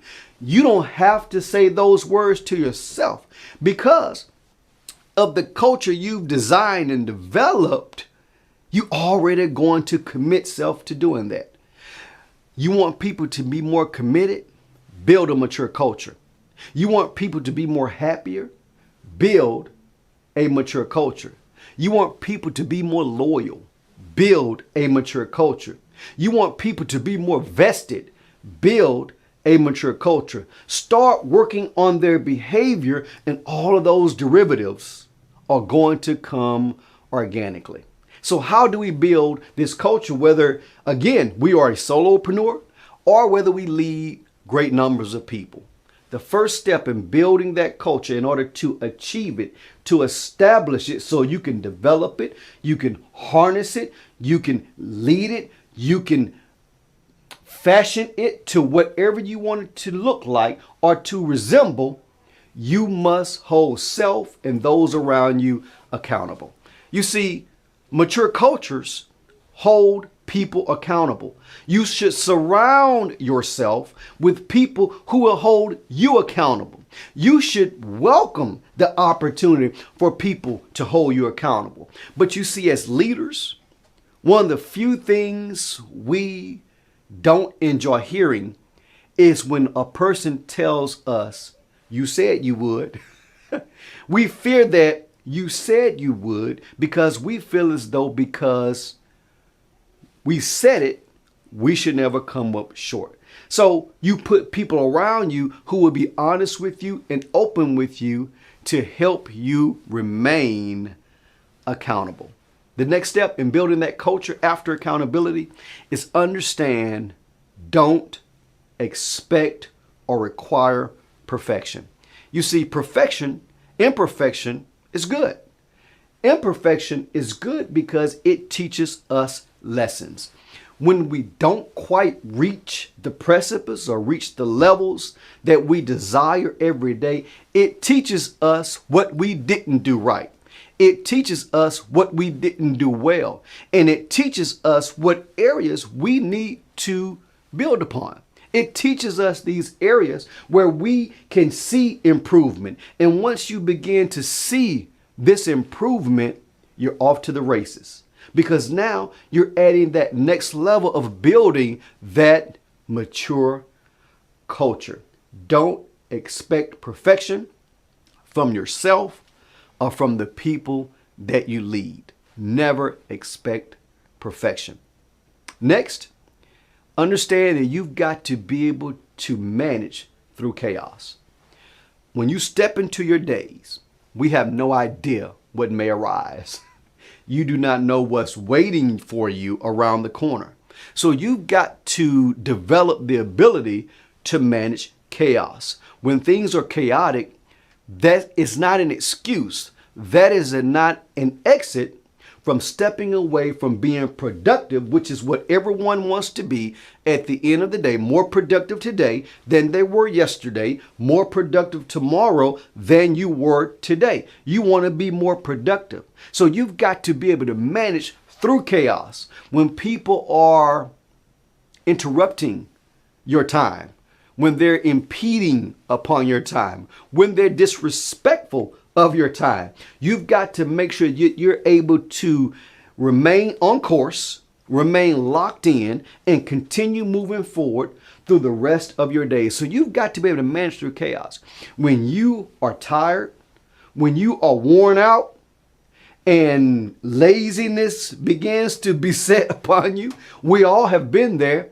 You've got to manage through that chaos. You've got to tell self, a mature culture is what I'm building. I need to be productive at the end of the day. I need to push through this chaos to make sure that I'm able to succeed at the end of the day.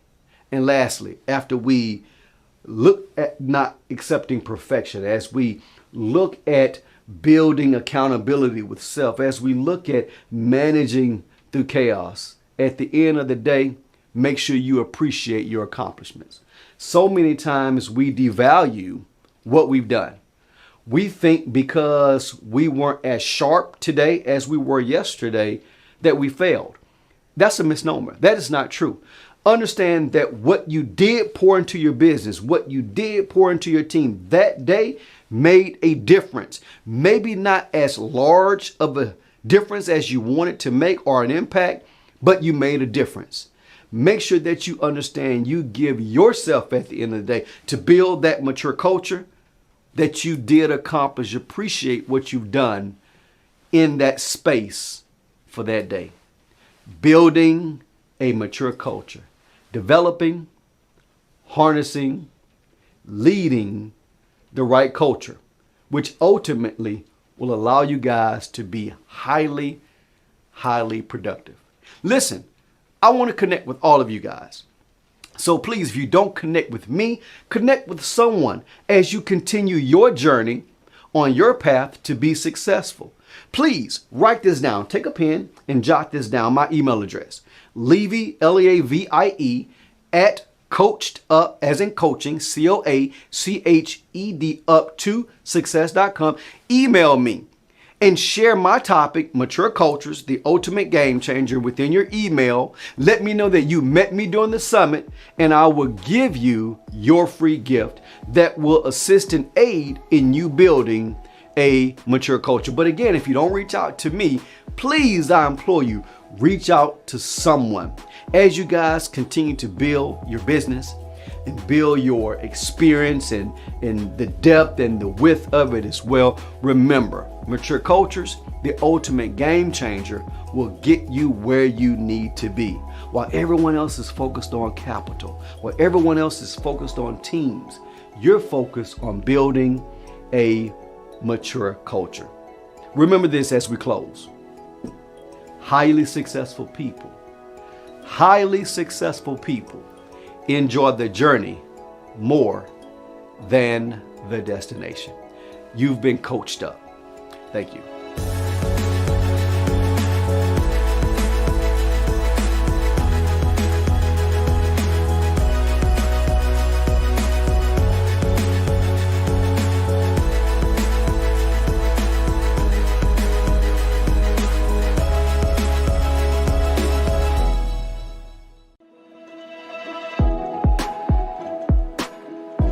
Hey, it's Erica and Dr. Sakisha here. We know that you are loving the information and all the wisdom that's flowing through here. But guess what? It does not have to stop here.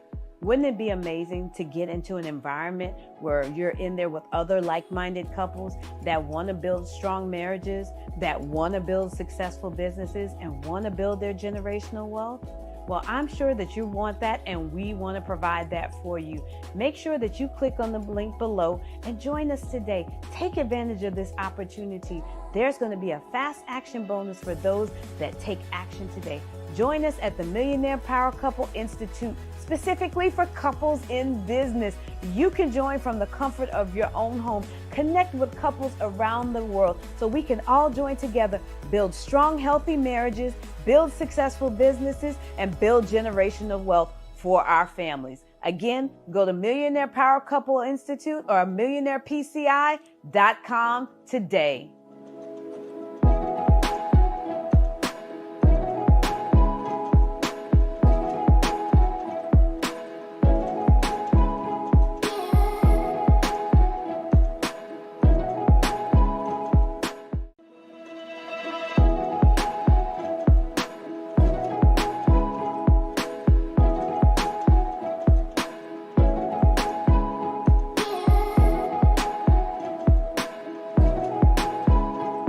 Hello and welcome to Brand You, like your life depends on it. I'm Jerry Foster, the big branding guy, and I am hyena happy and peacock proud to have you here with me for this incredible presentation that I'm going to lay on you. Oh my goodness, I got so turned on and thrilled about putting this together for you, because I'm going to be sharing with you five sacred ways to create a world-class, magnificent brand that will show your market how special you are, make more of an impact in social media, captivate customers, even if you already have a logo, website, videos, and stuff that people can see. Are you with me? So what I need you to do right now is don't put a mask on your business. Oh my goodness, this is not the time to be scaling down. This is the time to be scaling up. This is a time to make sure that you are standing out, that you are being seen, that you are being heard. I don't care how crowded your market is. Do not social distance your business. In other words, this is the time to elevate and escalate and have something incredible that people are going to be excited about. So I just need to make sure that you are ready to fly, because if you are, then what you want to do right now is make sure that your seat is in an upright position, that your trays are up, and that you have your seat belt fastened, because we are about to take off, because there is nothing more important than your brand. In this brand conscious world that we live in, where it's all about your brand. You go on television, you turn on the television, it's all about your brand. You look in the newspaper, you go online, it's all about your brand. You got celebrities talking about your brand, because people prefer to do business with a brand, right? Because when you buy a brand, you know what you can expect. So if you go into McDonald's, there's no mystery about what's going to happen in McDonald's. There's no mystery about what your experience is going to be if you go into a Starbucks. Are you with me? And so the idea here is that with your business, write this down, you have to be brand conscious, which means that people have to have a clear understanding of what they can expect to receive from you, and what they receive from you must be second to none. Especially since those of you who are tuning in, married couples, right? You are doing this thing together. I love that, because unless you're standing out, you're blending in. I mean, I read recently, and this was before the pandemic. I shouldn't say recently then, should I? But before the pandemic, they said there were 1.7 billion websites on the World Wide Web. 1.7 billion. And that means it's getting harder and harder to do what? Write this down. Stand out, get noticed, to be remembered, so that they see you as offering something unique that allows you to be what? Rewarded for your individuality. Oh, let me give that to you again. I said that too fast. I'm getting too excited here. You've got to stand out, get noticed, and be remembered for offering something unique, so that you can then be rewarded for your individuality.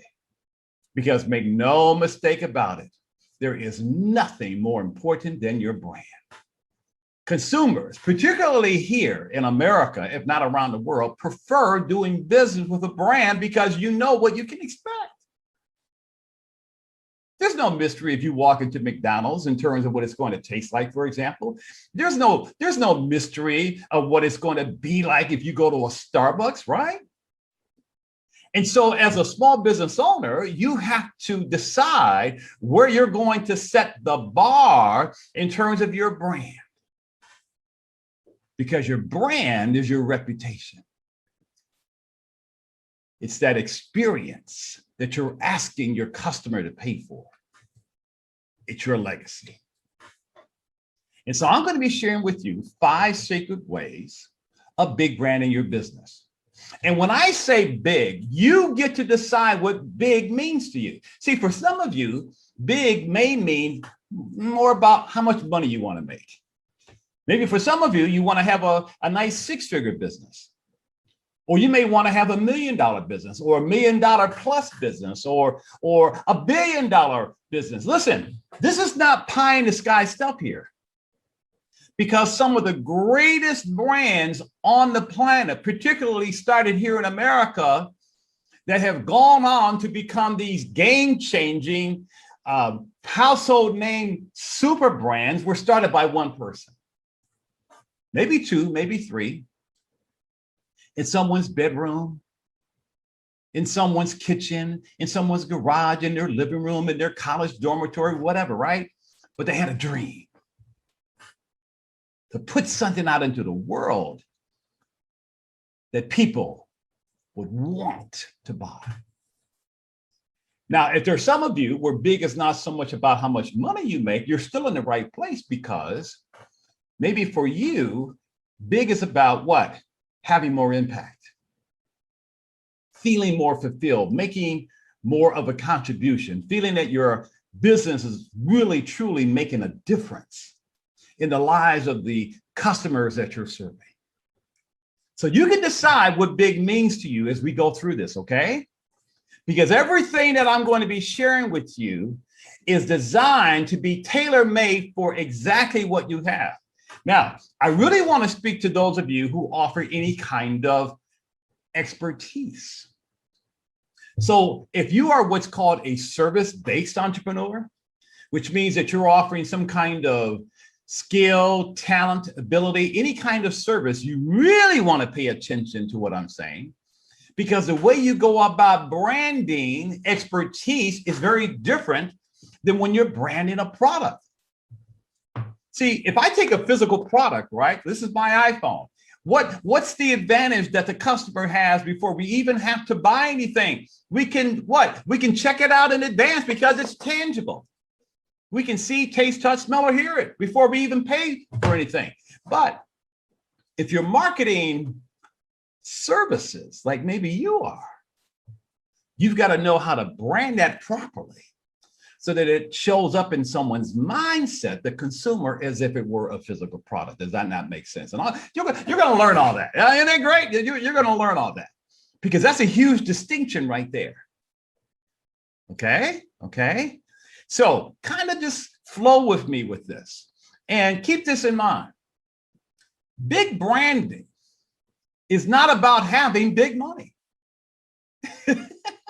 In fact, what I'm going to be sharing with you is not going to cost you anything, because it's more about how you are able to outthink and outmaneuver your quote unquote competition. So branding, big branding especially, is a system. It's a process. That's not a function of how much money you have or how much money you don't have. It's what you see here on the screen. So I created something called a big brand formula, which you see at the top of the screen, see the logo, which shows you organically how to create a big brand and a strong message that sells, so that you can do three important things: excite, delight, and ignite your market, and make it easier to get customers. And the process for that, if you start at the top of the period, is to nail down what your brand purpose is. And then that means being able to put something into the marketplace that is highly distinct. Because unless you're distinct, you risk being extinct. And so the idea here is to make sure, look at what I have here, that you are crafting what's called a me-only brand.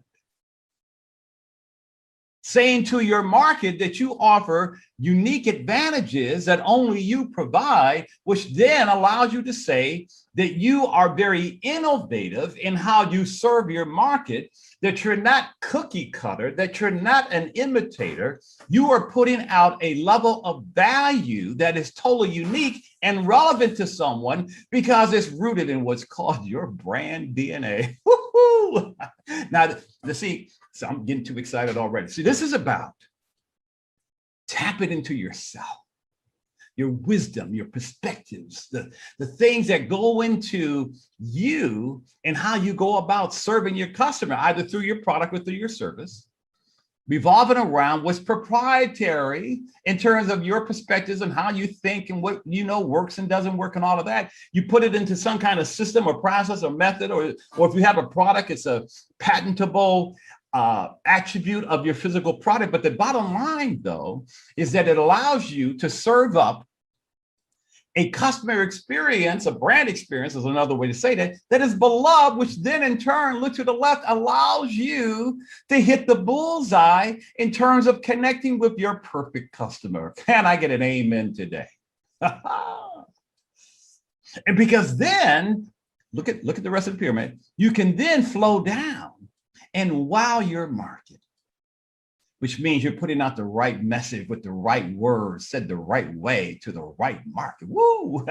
Because what you want to do is be able to say the right things the right way to the right market, right? That makes a lot of sense, because then you are saying what they want to hear you say. You back it up with what I call a statement of mastery, which is your irresistible brand promise. You then have a clever tagline or a slogan, which you see to the right, and then to the left, you do all the necessary image work, which is about your brand identity. Maybe you've heard that word before, in terms of your logo and your packaging and your color scheme and the use of photography and all that other kind of stuff. But the bottom line is, this is how you put together a big brand that can make big things happen for you. That's not about you having a big budget. Are you with me tonight? So I'm going to go an inch wide and a mile deep. I'm going to go as far as I can. But listen, make sure you stay to the end, because I've got a free gift for you. And I'm going to show you how you can muscle test your brand online, where in 3 to 5 minutes, you can really take a test to see just how strong your brand is right now. Okay, so you'll want to make sure you stick around for that, because the last thing you want to do is have some brand out in the marketplace that's kind of wimpy. You know, you don't want something wimpy, right? All right. But here's the thing. This is all about you, the brand called you. That's what this presentation is about. And like I said, I'm just so thrilled to have you here to check this out, because I put something together for you that I consider mouth-watering. All right. Okay. Now, there's 5 ways that you can create a brand. Let me set this up for you. Okay. Let me give you some big picture stuff here for a second, and I'll explain what this slide means. There's 5 types of brands. You can brand a company, a product, a service, a nonprofit, or yourself in what's called a personal brand. Okay. So a company, a product, a service, a nonprofit, or yourself is a personal brand. So everything that I'm going to be sharing here will apply to you in any of those 5 categories. Number 2, it doesn't matter what stage you are in right now. Some of you may have a day job and you want to start your own business. Some of you may have a day job, okay, and you have already started that business, and you want that part-time business, so to speak, to become full-time. So in our gig economy, we call that what? You want your side hustle to become your full-time hustle, right? And then you have the third category, and those are those of you who have started your own business, but you're in what's called early stage, which means less than a year, maybe a year and a half. And then number 4 are those of you who are further along. You may have been in business already for a few years, 5 years, 10 years, 20 years, 30 years, whatever, okay? Now, from that perspective, you've either got to create a brand from scratch, because you're putting out services, you're putting out a product as opposed to putting out a brand. You'll get clear on that in a minute. Or you have a brand, but you're here because you want to do what's called rebranding. And big companies rebrand all the time because you've got to stay ahead of the curve. And so if you've got a brand, you're listening to this presentation because you want that brand to be as strong as possible. So you want to re-engineer, reimagine, retool, revamp to make sure that your brand can do what you really want it to do. And then there are those of you who have a brand that basically ain't doing much of anything. It is stale, it is stalled, it's in a slump, and it needs to be fixed, okay? I ain't mad at you, but we got some of those. All right? Now, and then the last thing I want to say, big picture, is that there's 3 levels of branding. Pay attention to this, okay? Level 1 is called strategic branding. And that's where you're doing all the what's called the brand architectural work, making sure that you've got a solid foundation that you can create your brand from. And then once all of that strategic branding work is done, okay, then you can go to level 2, which is called what? Visual branding. So in level one, the goal is to make sure that your foundation is solid, that you've got all the key strategic branding elements in place so that you can indeed say the right things the right way to the right people. Okay, and that's called your brand strategy if you want to get into the technical aspects of it. So the goal is to make sure you've got the strongest body, the strongest voice, and the strongest spirit possible. And then you go to level two called visual branding. So the aim in level one is to make sure you have the strongest voice, body, and spirit possible. The goal in level number two is to do what? Bring that to life visually. So now you are doing what? You're creating your website or enhancing your website. You're putting together your social media campaign. You're developing your online marketing. Maybe you want to have marketing funnels developed. Maybe you want to create a podcast. Maybe you want to do some kind of search engine optimization work, or maybe you're creating marketing funnels. You're figuring out how you're going to get leads and conversions. You're deciding how you're going to monetize your brand. Should you create a course? Should you create a program? All of that gets created in level two, but it has to be rooted in level one so it can all work, right? And then you go to level three, which has emerged in recent years, and that's called what? Social media branding. So now we're talking about the use of, for example, shooting videos and posting them on Instagram or YouTube and things like that, but you're using and leveraging the power of social media to get your brand out to people. So you go from strategic branding to visual branding to social media branding. Okay, makes sense, right? Now, with that in mind, let me share with you the 5 sacred laws of big branding. Number 1, be the honey and not the fly. I've always loved what Maya Angelou once said. And she said, I've learned that people will forget what you said. People will forget what you did, but people will never forget how you made them feel. You have a choice. You either put something out into the marketplace that is ordinary, or you put something out into the marketplace that is considered extraordinary. See, for example, if all you are putting out are services, and if I go to your website, I go to your navigation bar and I see services, for example, as one of the tabs, that right there puts you on the left side of the screen. Because that allows somebody to perceive you as really not putting out anything that has any kind of pizzazz to it. So it appears as plain vanilla. Now, on the other hand, if you put something out into the marketplace that is a brand as opposed to a service, as opposed to a product, then by definition, write this down, you have now made the strategic decision to put something out to the marketplace that is mouth-watering. I mean, look at this slide. You go into a yogurt shop, for example, you pour the yogurt into a cup. Do you want just that plain vanilla yogurt? Maybe you do. That's your flavor. But other people will want to do what? No, they want to put some toppings on that. They can put some hot fudge or some whipped cream, put some nuts on it, top it off with a cherry. Oh my goodness. You want to serve up something yourself as an owner that people will find mouth-watering and irresistible because it's so distinctive. You got to make people thirsty for what you have. So my question to you is, what's your flavor? What are you going to serve up? Are you putting out plain vanilla? Be transparent, speak the truth. Or are you just putting out, or are you putting out something that people just go, whoa, that's what I want. So that means you have to be the honey and not the fly. Honey attracts, flies chase. The Wall Street Journal, for example, says that the #1 business building tool for any business in America is branding. But it's also, they say, the one that's most misunderstood. We'll get into that some more in a minute.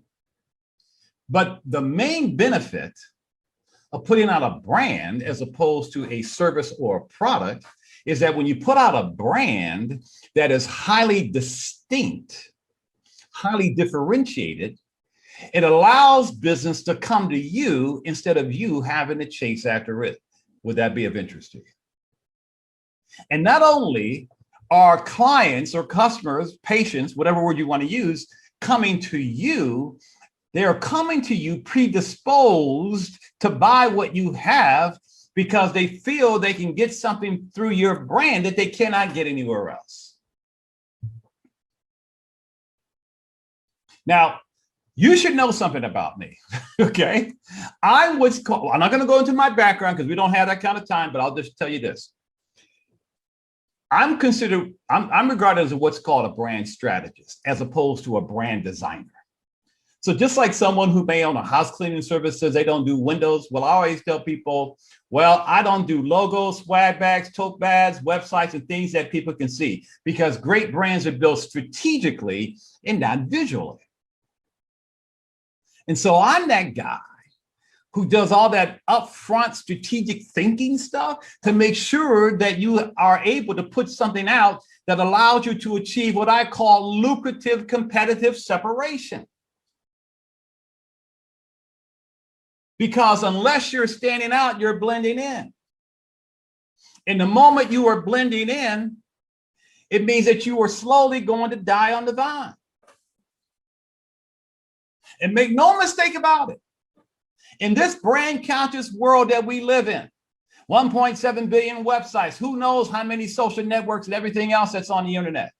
But in this super crowded, turbulent online market space, where at any given moment, they say 2 million brands may be vying for our attention, you must do everything that you can, write this down, to position yourself as being preeminent at what you do. Because you were born to stand out and not blend in. And the fact that those of you who are married couples, right, coming together, creating your business, I love that because I see that as an advantage that you can offer your market. So I want you to think about something right now. Look at that first question. I'm curious, what was the last brand that you bought? Let's write it down or share it with each other. It could have been, like I said, Starbucks, you may have gone to Subway, or you may have gone to Burger King, or maybe you bought Dave's Bread, or you went to Apple, or you bought something online from Amazon. What was that last brand that you bought? And the name of that brand? And now my question then becomes, why did you choose that brand? What was your reason? Maybe you liked the way it felt. Maybe you liked how it looked. Maybe you liked how it tasted. Maybe you loved the smell. But I'll tell you this. I'll guarantee for each and every one of you right now that if I were to do some kind of survey amongst all of you, with all of your different brand names and all of the reasons why you chose that brand, you want to know what each and every one of you will have in common as the answer to that second question, what was the reason, is one word. Write this word down. And that word is because. I chose that brand because. See, here's the deal. Unless you give people a compelling, memorable, relevant reason to choose you over other alternatives, in the minds of your target customer, you are now just another option. Your goal must be to achieve what you see in the upper left-hand corner, and that's called brand preference. See, think about this for a second. If you go back to those brands that you may have written down or discussed with each other or by yourself, whatever, and you were talking about those brand names and you had your reasons, what all of you all had in common is that you know of other choices because there's competition in every category. Am I right?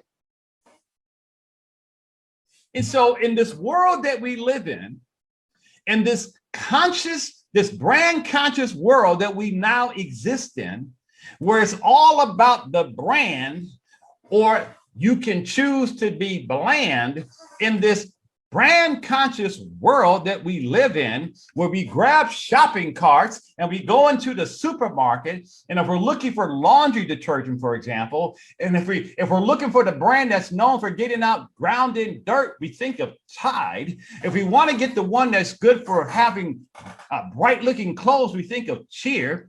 If we're washing dishes by hand and we want to have the brand that's going to give us soft, young looking hands, we think of Palmolive or Ivory Liquid. If you don't want grease on your dishes, you think of Dawn. Now, we can laugh at all of this stuff, but here's the bottom line. You associate something with the performance of that brand. Am I right?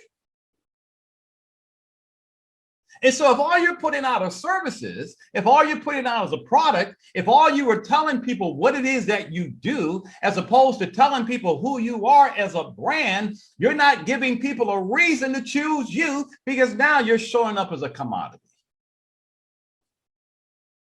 And so as the consumer is in the quote unquote proceed to checkout, they're considering brand A versus brand B. I'll share something with you. I don't cook. Okay, I'm here in LA. All right, I'm by myself. I took some cooking lessons online this year, but I basically am a takeout and delivery guy. I'm being real here. I'm being totally transparent. I'm a takeout and delivery guy. So when I want something delivered, I typically use Grubhub. I prefer Grubhub. There's nothing wrong with Uber Eats. There's nothing wrong with DoorDash. There's nothing wrong with Postmates. I prefer Grubhub. When I was doing rideshare before the pandemic, when I was flying over the country, speaking here and speaking there on different stages at different conferences, when I would do rideshare to get to the hotel or to get to the airport, I prefer Lyft. I'm a Lyft guy. Nothing wrong with Uber. I prefer Lyft. Some of you may prefer Nike over Adidas or vice versa. Some of you may prefer Coke over Pepsi or vice versa. My point is that you have to give people, like I said, a reason to choose you. And those reasons not only have to matter to people, they have to be advantages, write this down, of your brand that says to them they can get something from you and only from you, because then you are a me-only standalone brand. And this is where I want all of you right now to put a fist up like this and go ka-ching, ka-ching, ka-ching. That's the game today. Are you with me? And so think about it. If some of you are not getting the kind of results that you're looking for in the marketplace, it could be because you're blending in and not standing out, which leads to law number 2, which means you got to follow the proper sequence, which means, in other words, don't just think that a brand is a freaking logo. Oh my God. When I speak at conferences and whatnot, people run up to me, Jerry, look at my business card. I got a logo. I got pretty colors. I got a tagline. I'm branded. What do you think about my brand? Do you like my colors? You want to see my website? I wrote a book, and I go, you got a logo. You got pretty colors. You got a little tagline. That's called brand image. And that alone is not going to give people a reason to choose you. Nobody's going to work with you. Nobody's going to hire you. Nobody's going to choose to do business with you because of of your color scheme and your aesthetics and your pictorials, or how you look on Zoom, or how you sound in Clubhouse. I mean, come on. Because today's consumer, regardless of the business you're in, regardless of what your area of expertise is, has to revolve around you giving them an experience that is second to none. And so if all you focus on are the aesthetics, the visual stuff, you are now what? You are hurting yourself. You are choking your marketing efforts because you do not have a full tank of gas. You don't have enough fuel to do what you need to do through your marketing. And if some of you have a hard time grasping that a brand is more than a logo, let's take Coke and Pepsi. I doubt the Coca-Cola users prefer Coke because it's in a red can, or the Pepsi people because it's in a blue can. It's what's inside the can that counts. My question to each of you is, what's inside your can? What's your flavor? If people experience you, how are you going to make them feel? Are you giving people an experience they cannot get anywhere else? Or do you have the cart before the horse? See, I want you right now on a sheet of paper to draw a triangle. And the top of the triangle, please, I want you to write the word brand. Lower left-hand corner, the word market. Lower right-hand corner, the word sell. So brand, market, sell. What's my point? There is a sequence for scaling. For those of you who are here because you want to grow, and you want to grow quickly, and you are looking for right now money, not next week money, if you want to reach more people, if you want to have more impact, the sequence is brand, market, sell. You nail down your brand and then you market and sell the heck out of it. It's always branding followed by marketing followed by selling. And it's like a three-legged stool. All three legs have to be in place. If one leg is wobbly, if one leg is missing, if one leg is shorter than the other, you're in trouble, right? But it also suggests that one leg is not more important than the other. Branding is certainly not more important than marketing. Marketing is not more important than selling. Selling is not more important than branding. They're equally important. But the three have to mesh. They have to be integrated and woven a certain way together so that you can have the impact that you want to have. And so the way that I separate the three is to say that the job of branding is to differentiate you. The job of marketing is to get people to notice that difference, pay attention to that difference, desire that difference. And the job of selling is to pay for that difference. Oh, you missed it. Let me give it to you again. The job of branding is to differentiate you. For you to make the sacred decision right now that you're going to put something out into the world that will set you apart from others. To do what you are on this planet to do.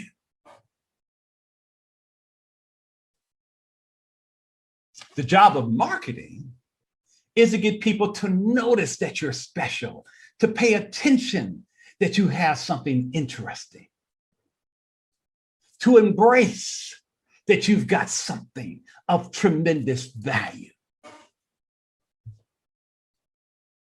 And the job of selling is to get people to pay for that difference. Oh, I need to go home on this one. Let me reach back to Detroit. That's where I'm from, by the way, in case you all are wondering. Let me break it down. Let me go a little bit home on you here. The job of branding is to get you known. Marketing will get you found, and selling will get you paid. I ought to get 2 amens and 2 shots on that one. You got to get known, you got to get found, and you got to get paid. Can I get an amen? Because we are all in business to do what? To be seen, be heard, and to make money. And so if you fall into that trap door for example, of thinking that, well, marketing is the holy grail. I need a funnel. No, I need to create a course. Ooh, podcasting. Listen, don't put the cart before the horse. Don't put the tile down before the cabinets are up. I come across so many owners. Let me tell you this. And by the way, I've had my own brand development and training company for 30 plus years. I'll give you a little bit about my background. Branding is the only work I've done my entire adult life. I majored in branding and marketing in college, undergrad, and grad school at USC. I worked for Procter & Gamble, who wrote the book on branding. I was a brand strategist working in brand management there. I started my company when dinosaurs were roaming the earth. And I've helped over 100,000 small businesses from 600 different industries. In the branding universe that I orbit in, I'm regarded as the real deal, a bona fide branding guy, because there's a whole lot of folk out there who say they do branding, and then you find out, oh, you do logos. Well, you do design, you do pretty colors, you do photography. Oh, your idea of branding is let's shoot some videos and post them on Instagram. No, not with me. I go real deep. And let me tell you something. So many owners are putting up the walls before the plumbing's installed.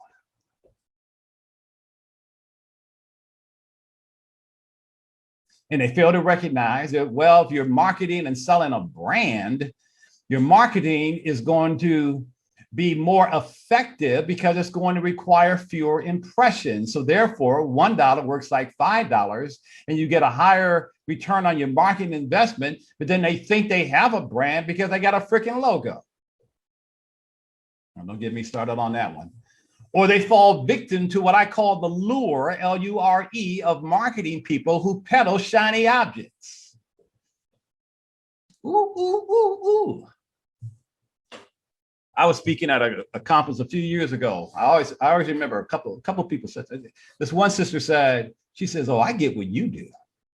You do the upfront thinking. You let other people do the decorating. I go, you got it. I said, I don't do the decorating. I do. She said, oh, you do the hard stuff. Exactly. Because great brands are built strategically. It's thinking strategically, not through tactics. That's later.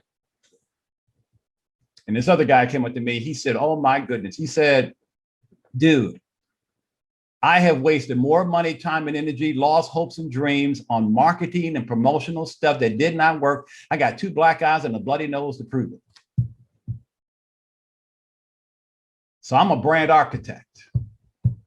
I do the get your hands dirty. Let's get in the trenches and let's figure this thing out. Because I'm going to make you eat your vegetables. Okay? Eat your vegetables. That's what this is about. And there are folks out there creating a $1 million, multi-million-dollar brands within 1 to 2 to 3 years from the stuff that I'm teaching you here today. Okay? You with me? So like I said, don't put the towel down before the cabinets are up. Pump your brakes. Let's go to law number 3 and cover your unrivaled value. You want to have what's called a world-class brand, which means that you recognize there's 3 levels that you can play at. Level 1 is called Me Too. Level 2 is called Me Special. And then there's level 3 called Me Only. We're going to talk more about that later. When you decide that you are going to play at a higher level, when you have made the decision that you're going to put out a brand as opposed to a product or a service, embrace this. It's been shown in branding that people do not pay for brands per se, or even the product or service it is. What people are paying for from you is what that brand, i.e. your product or service, will do for them. And it's been shown that people pay for one of four things. Number one, can you solve a problem they have? Number two, what outcomes can you improve? Number three, can you perform a freaking miracle in their eyes? And number four, is there an emotional payoff if they work with you? So what problems perhaps do you solve?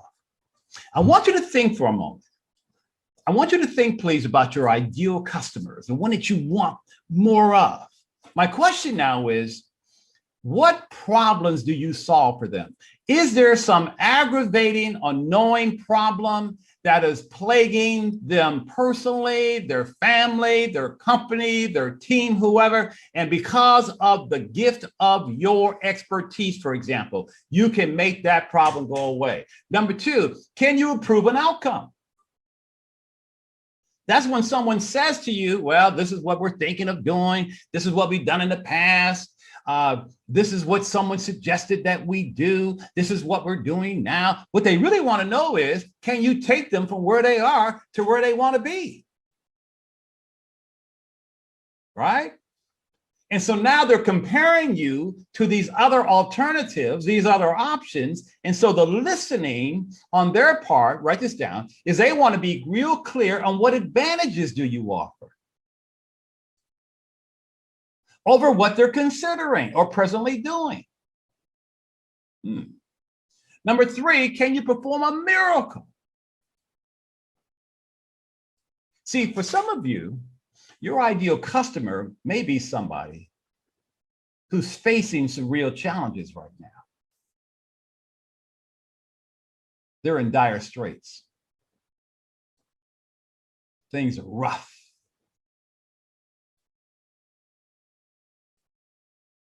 And they're looking for you to turn their midnight into day. Can you turn it around? Turn it around. Can you make an impossible situation in their eyes possible? Can you say to somebody that through your gift, through your brand, you can bring forth a new future, a new possibility that is no longer limited by their past? Now, the extreme example of this, in my world, this is called miracle branding, okay? And sometimes the extreme example is when you have brands that sell the fantasy associated with miracles. Things like, hey, we'll show you how to lose 20 pounds in 20 days without going hungry. Woo! Hey, you want to get rid of belly fat in 10 days? Woo! Oh, you got a migraine headache? I can get rid of it in 5 minutes. Woo! Hey, man, hey, I feel you with that, that belly, that stomach thing going on. Hey, if you use the ab machine, you can have a 6-pack ab in 30 days, even sitting on your couch as you watch television. That's miracle branding. Are you with me? But it may be more about bringing forth new possibilities that people never thought they could achieve. Or number four, is there some kind of emotional payoff you provide? A little bit more about my background. When I came out of USC, I mentioned I went to work for P&G, right? So I was this branding guy at P&G helping to grow some of their laundry brands. And one of the brands that I used to co-manage that you may have heard of is called Cascade Detergent. And so we would have someone in a typical TV commercial reach into a dishwasher, pull out a glass, hold it up to a light source and go, oh my God, spots. I've got spots on my glasses. Oh my God. My mom will be here in 15 minutes. Company will be here in 30 minutes. What do I do? What do I do? The sky is falling. The sky is falling. Spots, spots, spots. And then we would go, well, you should have used Cascade. Because we'll get your dishes virtually spotless.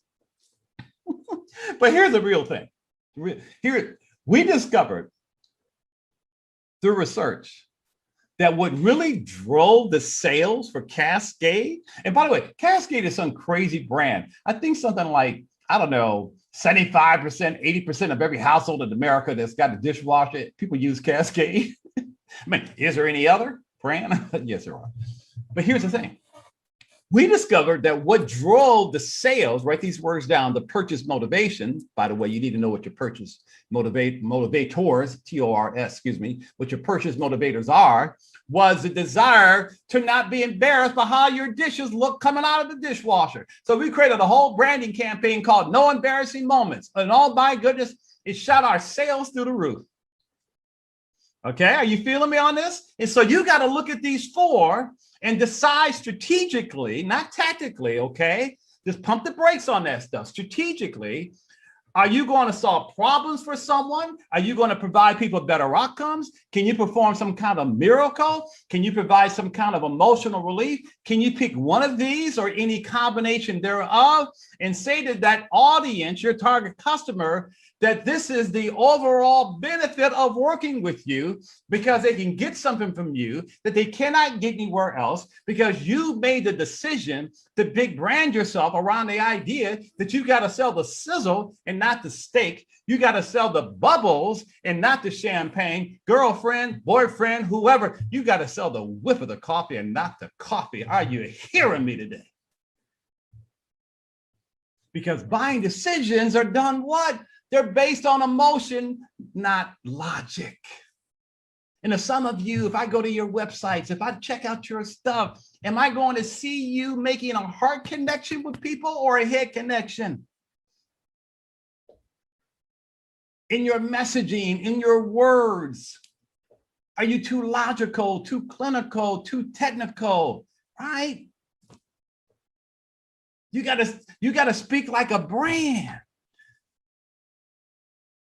So this is where you ask yourself, man, where's the gap of opportunity for you? I want you right now to think for a second. I want you to imagine your ideal customer. If you could say, Jerry, this is the one I want. I want more like him. I want more like her. I want more like them. You have a picture of who that ideal customer is. Are you with me? Now ask yourself, what did they have in common in terms of something, write this down, that was bothering them? Was there something that they were sick and tired of putting up with? Was there something that was working that they want, not working that they want to have work better? Was there something that they wanted to change for the better? Because the goal here is to find what's called, that I don't want to get too technical, what's called a performance gap, where you can say to someone, listen, through my brand,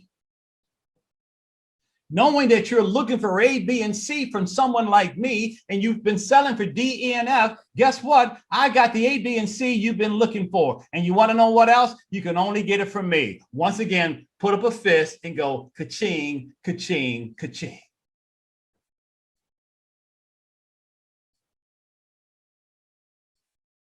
It's brand strategy, you all. Okay? You put something out that is fresh and unique and original. Something the world has never seen before. Now, we call these your core brand differentiators. Those things that you can put out there, right? That people can get excited about. So I'll just give you some things to think about. We can talk more about this later, right? But my question is, what is your unique value? Is there a twist to what you do that will give you what I call a pioneering edge? You want to have a pioneering edge, lucrative, competitive separation. Can't nobody touch it. So for example, could you offer an innovative tool or a truly unique delivery system or process? In other words, the steps that you take to do what you do that is rooted in your brand DNA that would separate you from the rest of the crowd, become your signature process or system that you can rock the stage with, monetize, create passive income. Woo-hoo-hoo. Number two, could you emphasize that you provide what your ideal customers place the highest value on? Here's the thing. You got to know what your ideal customers care most about. Do they care most about quality, how convenient you are, how reliable you are, and on and on and on? Because you got to make sure that whatever value you want to talk about, you deliver, means something to them. Number three, what could you offer that a competitor cannot? Think about that one for a second. You know what's so funny with the pandemic? Everybody's Zooming, right? Zoom, Zoom, Zoom, Zoom, Zoom. Let me tell you something. Before Zoom, for years, I was a go-to meeting. You guys remember GoToMeeting.com, GoToWebinar.com? I think GoToMeeting/GoToWebinar, I think they created that platform. How in the world did they allow Zoom to come in and take that market away? Because they had things that GoTo did not have. Duh.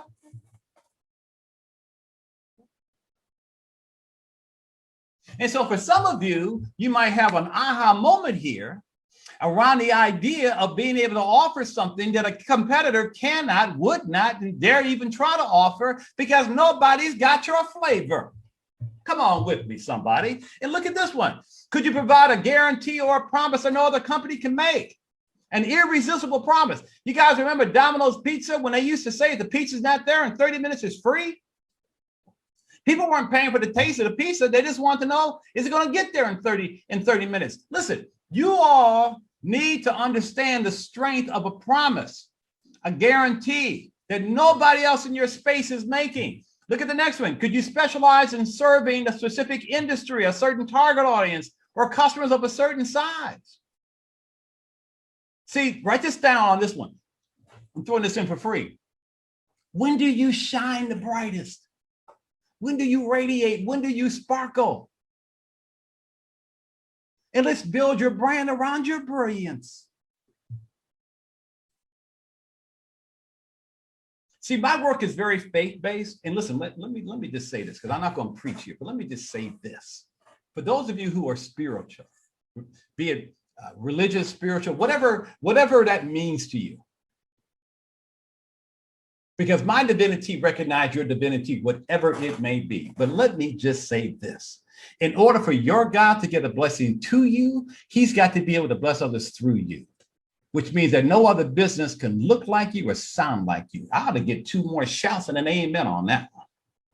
And so you may live in the world, but you're not of the world. So how dare you present yourself like everybody else? You go out there and assume your throne and claim your space by saying that you specialize in serving whatever and whoever like nobody else can.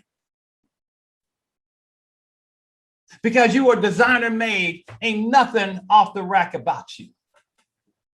And if you embrace that you are designer made, that you are perpetually rare, that you are on this planet to do something that you have sovereignly been called to do, then you attach your business to a higher calling than simply making money. You focus on serving the market, and then the money will follow. You do what you are supposed to do, meant to do, born to do. You connect your business with what you are supposed to accomplish that nobody else is supposed to accomplish, doing what nobody is supposed to do. Then in return, your name will be unforgettable because you're putting a brand out to the market that will be hard for the world to ignore.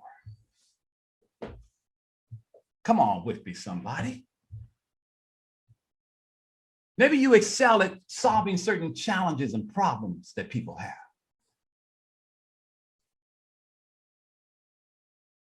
Where you see your business as a ministry.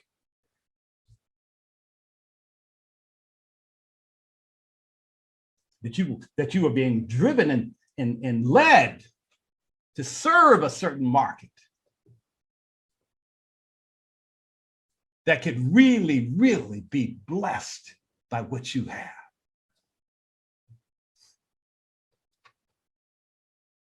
Because light does not shine in light. Light shines in darkness. And so you need to know what that divine assignment might be for you. Or maybe you could stress that you produce not commonly achieved results or outcomes for people. Muhammad Ali once said it ain't bragging if you can back it up. Come on. If you know that you can make stuff happen like nobody else can because of your flavor and your sizzle and your bubbles and your whiff, come on now.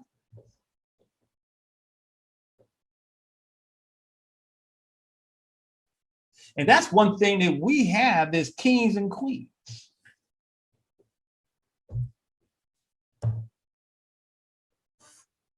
Can't nobody do it like we can. Look at that next bullet. Could you play up how you look, sound, and act differently than your competition? See, the idea here is to be different, do something different, create something different that you can then express through the vibe of your brand. What's your vibe? See, I'm old school Motown. I was born and raised in Detroit back in the day, in the original days of Motown. I used to go see Little Stevie Wonder, the Miracles with Smokey Robinson, the Supremes with Diana Ross, Marvin Gaye, the Temptations. Come on now. I'm talking Eddie Kendricks, Paul Williams, Otis Franklin, Melvin Franklin, and David Ruffin. Oh, are you feeling me? The Temptations for the, they were known for what? Their choreography and their harmony. Every Motown artist was unique and fresh and original. You look at that last bullet point where you play up the distinctive way you do what you do. And see, that's part of what my work is about. It's helping you find that rhythm of your brand so you can dance with your market.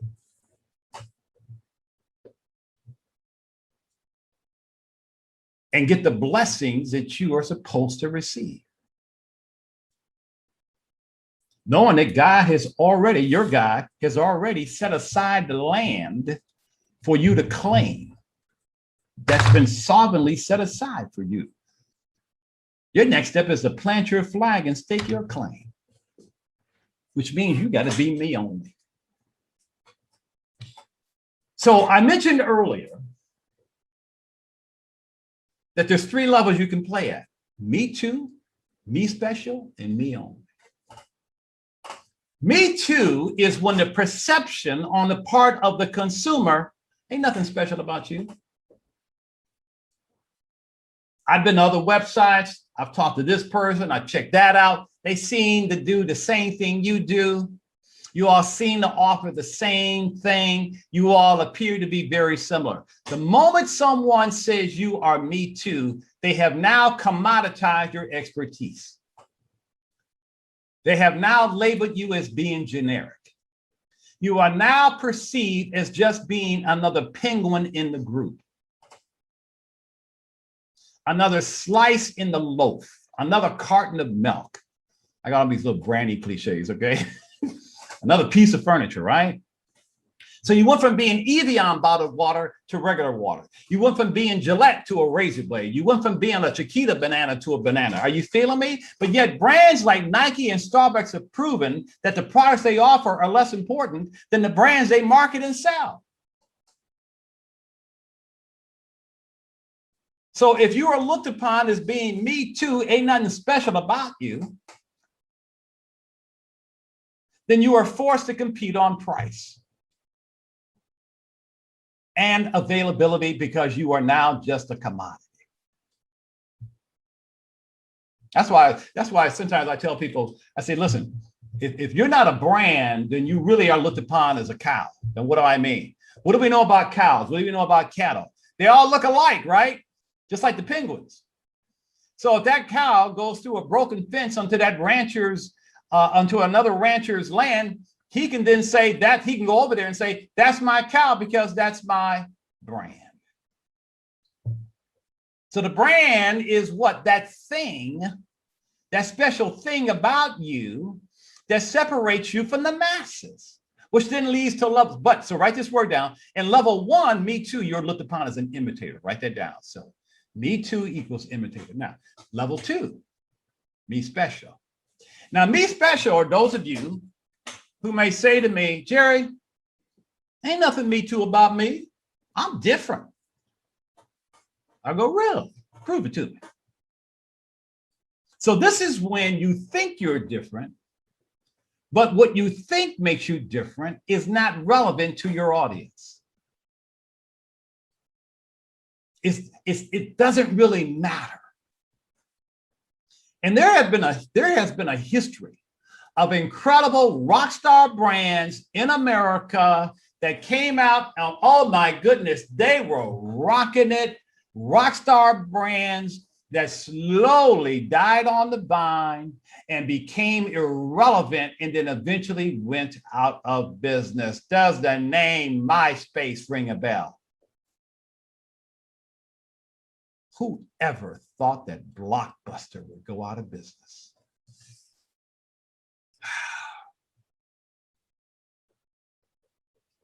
BlackBerry. Yeah, they're still around. AOL's still around.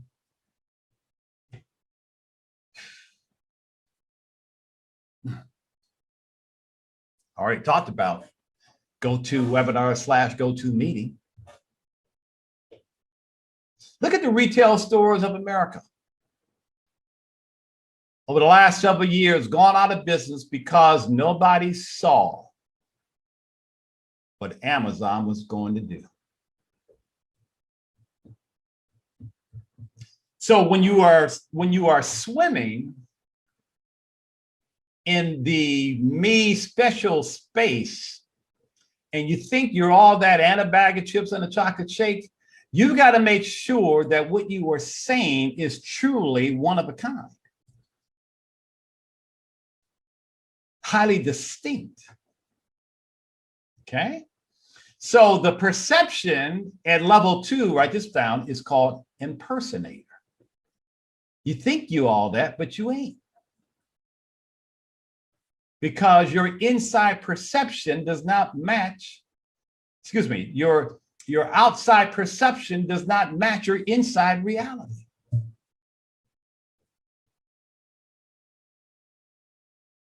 Because the way you see yourself is not how your audience, your target market sees you. You got what's called a huge disconnect. And then there's level 3. Me only. And that's when you can say my brand is the only humma that does humma. Go like, come on now, ka-ching, ka-ching, ka-ching. Come on. Oh man, if we were live right now, I'd say shout it out. Shout it out in the chat box right now. Woohoo! You see, this is. You see where we're going here? You see how I'm scaling you? Okay, this is the level you want to play at, where you are looked upon. Write this down, as an innovator and nothing imitator. Because when you had decided that you were going to be perceived as an innovator, you've now made the strategic decision to what? Deviate and not conform. To be extraordinary, not ordinary. To be exceptional and not run-of-the-mill. So great brands, again, could be a company, product, service, nonprofit, or yourself as a personal brand. And by the way, personal brands, think Oprah. Think Dr. Phil, Dr. Oz, Susie Orman, okay? Use a celebrity crowd, okay? Influencers, all of that, whatever your point of reference is. They're operating at the me only level because they made the decision to stand out, get noticed, and be remembered so they can then be rewarded for their individuality. Are you with me?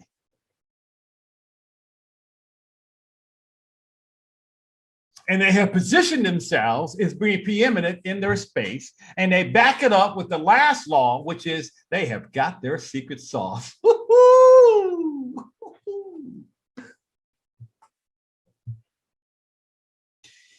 I want each of you to be able to nail down that special thing that you do. As a couple, as a team, and if you're single, that's fine, yourself, whatever, right? But I want you to nail down that special thing that you do or offer that makes your brand worth more and can make you rich. Do you want to get rich? And you define what rich means to you. Remember I said earlier, you define what being big means to you. But it may be time for some of you, in order to find your flavor, you need to season up, sauce up, and spice up. In other words, put some hot sauce on what it is that you have so that your market finds you irresistible. So remember earlier at the beginning, when I asked you what were the names of some of the brands you bought and what was the reason? And I said you all had in common one word, and that word was what? Because. This is your because.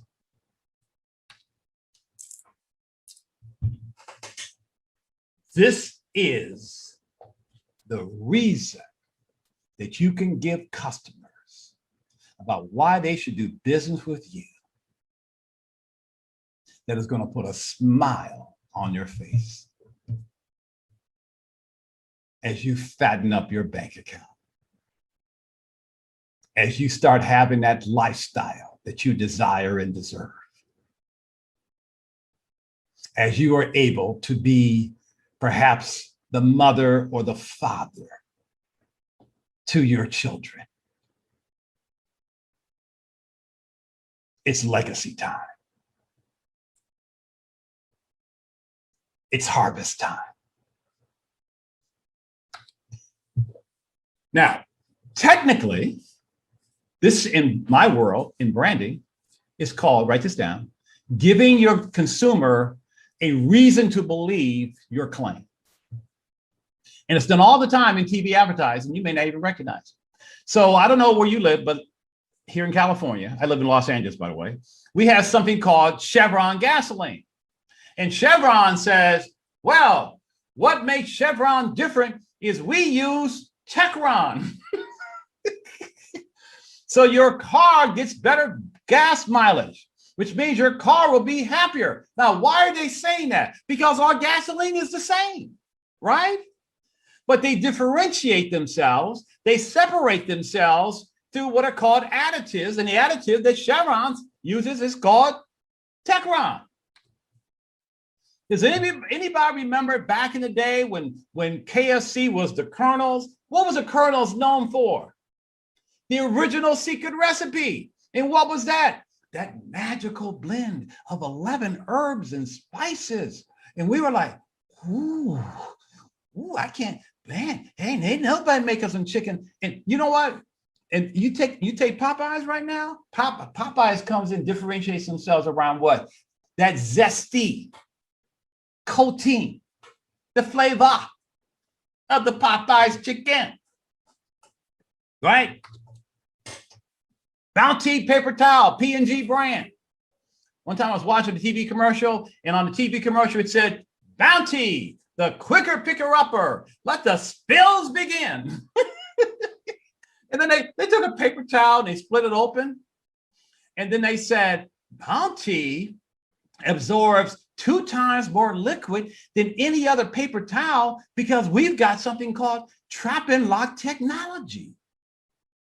And I sat there and I go, nobody else has that.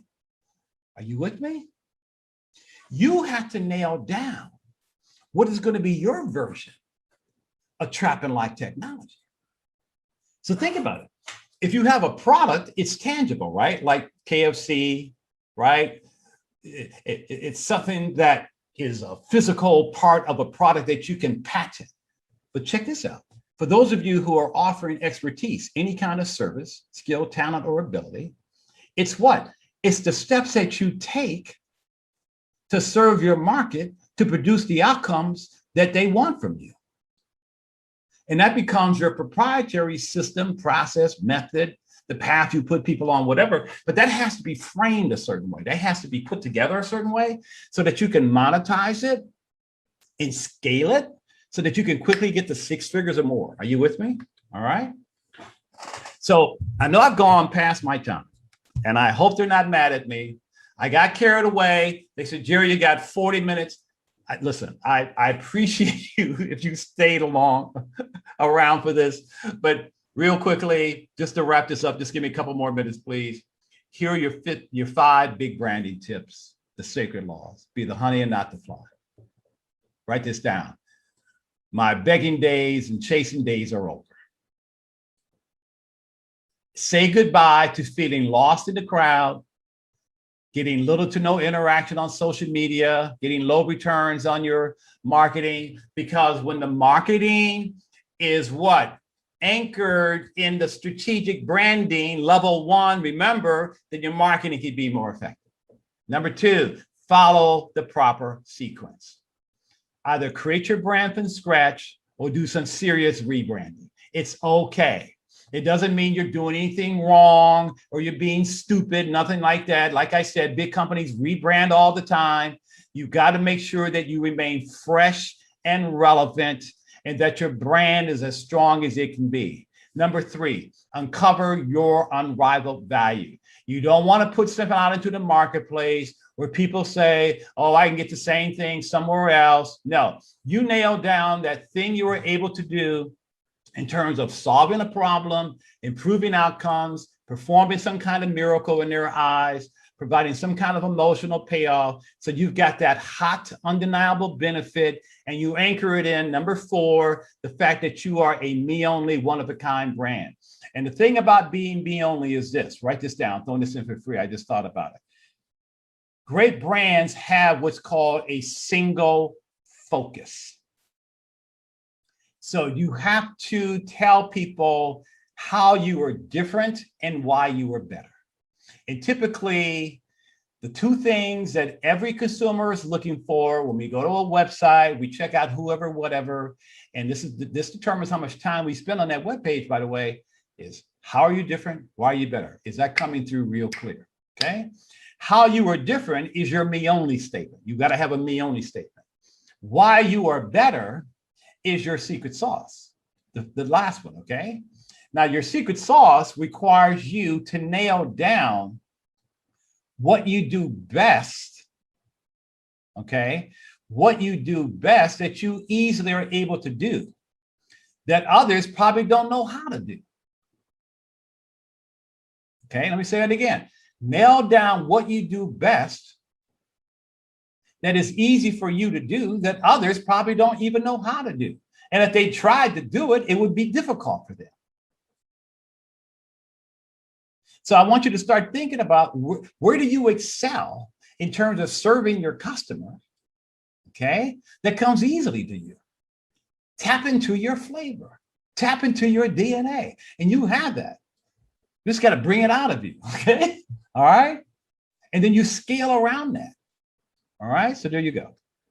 So I mentioned earlier, I have a free gift for you. Thank you for sticking around. I hope you got some value. Here's the thing.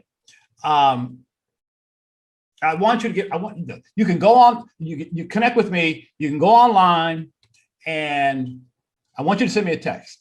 If you text the word quiz, I created this assessment tool 7 years ago. And oh my gosh, so many people have, they rave about it. But in 3 to 5 minutes, like I said earlier, it's like a quiz, right? And in 3 to 5 minutes, you can answer 25 questions and rate yourself on a scale of 1 to 10 to see how strong or how weak you are when it comes to your branding. Because here's the thing, you need to know where you're strong, where you're weak, and what the missing pieces may be that could be hurting or hindering your success. So this is my cell. I'm giving you all my cell, okay? Just text the word quiz along with your name to me personally, okay? It's my cell, nobody else sees this but me. And then I'll connect with you back, get you set up, and I'll even throw in a brainstorming session around the results. We can kick around some ideas because I love to meet people and serve people. I'm a giver and not a taker. So I'm not here to sell you anything. I just want to connect. So anyway, just do that, and you'll be blessed. All right. So thank you. I really have had fun doing this, and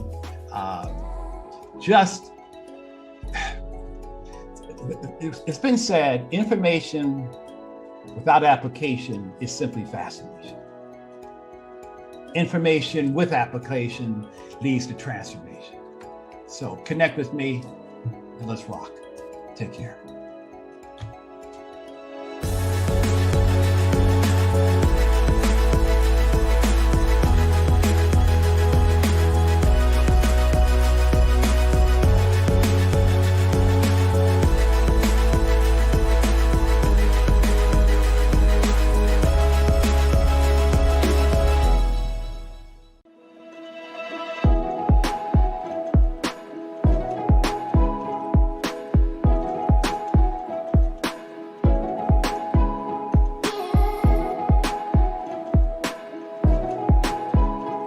Greetings. My name is Jonathan Leaf, and I bring you greetings from Morristown, New Jersey.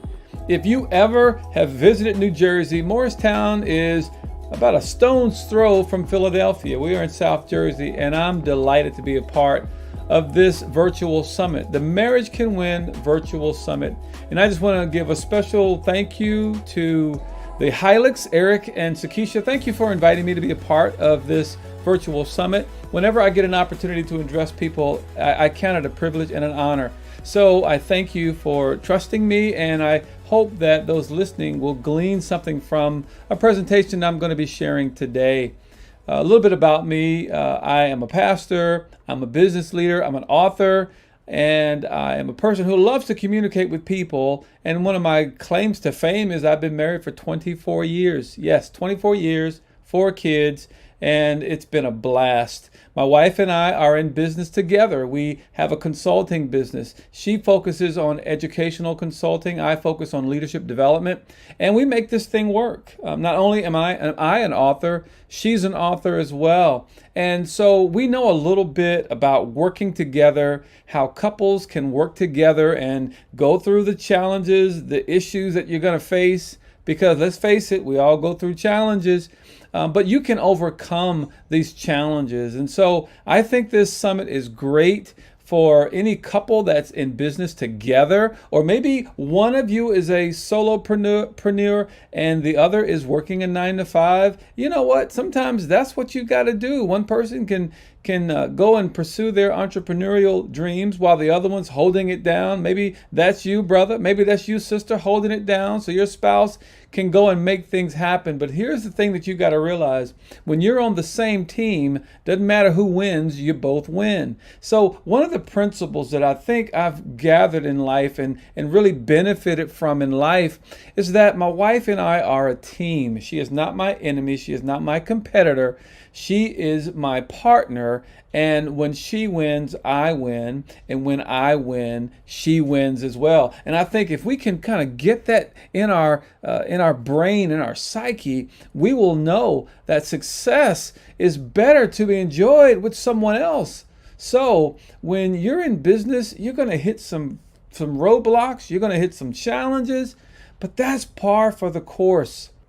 Now, I want to talk to you today about a very, very ubiquitous subject, and that is failure. I think a lot of times failure gets a bad rap, or we pay too much attention to failure. Whatever case may be, I want to talk about failure, and I want to talk about 3 particular things that are points that you can take away from this talk that I'm presenting today. And the first thing I want you to do is I want us to learn to understand what failure is. I think we have a perception that failure is one thing and it may be something totally different. Then we're going to learn some of the ways you can learn from your failure, and we're going to challenge a very popular notion that you can learn more from your failure than you can your success. We're going to challenge that notion today. And then finally, I want to talk to you about ways that you can failure-proof your, and I put in there, failure-proof your blank. Fill in the blank. Failure-proof your marriage, failure-proof your professional career, failure-proof your business, failure-proof your health. I want to talk to you and give you practical ways to failure-proof your blank. You get a chance to fill in the blank of whatever that is. So let's jump right in. I want to talk about failure and what is failure and what happens when we fail. There was this idea that failure is it. When you fail, that's it. I think it was Thomas Edison who famously said, "I didn't fail, but I found 999 ways that successfully did not work." You know the reason some people fail and stay down and why some people fail and get back up is because of one thing. Some people have a winner mentality. So whatever you do, doesn't matter if it's successful or not, or if it succeeds or not, you don't stop there. Some people, when they hit a roadblock, that's what happens. They stop in their tracks. They can't move any further, and they have this mentality that they are the failure. But listen, one of the things that I've learned to do as a coach and going through my coaching training, I learned to do this, and this is something that you should learn to do.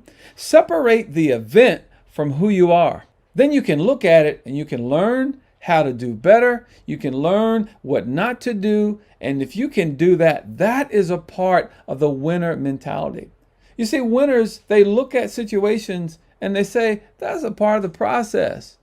You know, failure is part of the bricks in the road map to success. Failure is one of those things that once you experience it, then you've got some information that you can build upon. And so we need to look at failure in a new way, because whenever you attempt something that's great, something that requires either you stepping out in an area that's unfamiliar with you, you're going to fail. So here's what you need to do. Number one, like most people who, when they hit roadblocks, they don't stay down, they move forward. They have that winning mentality. And then here's another thing, make failure a process of your learning. That's what we've got to do. We've got to learn to see failure not as something that stops us from learning, but something that helps us to gain new information.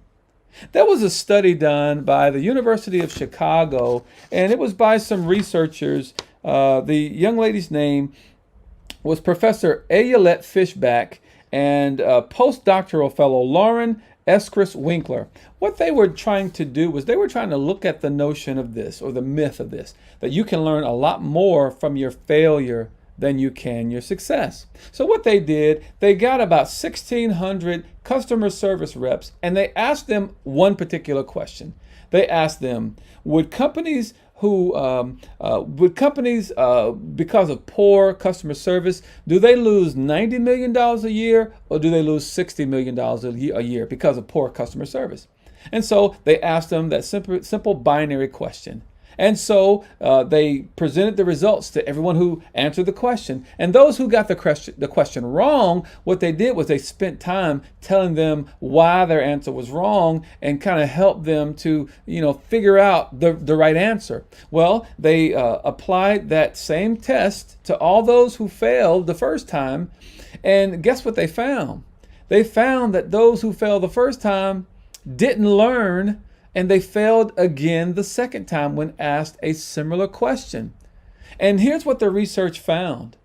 The research found that those who failed the first time, because they didn't want to face their failure the first time, because of the shame that was associated with that failure, they didn't even try to learn.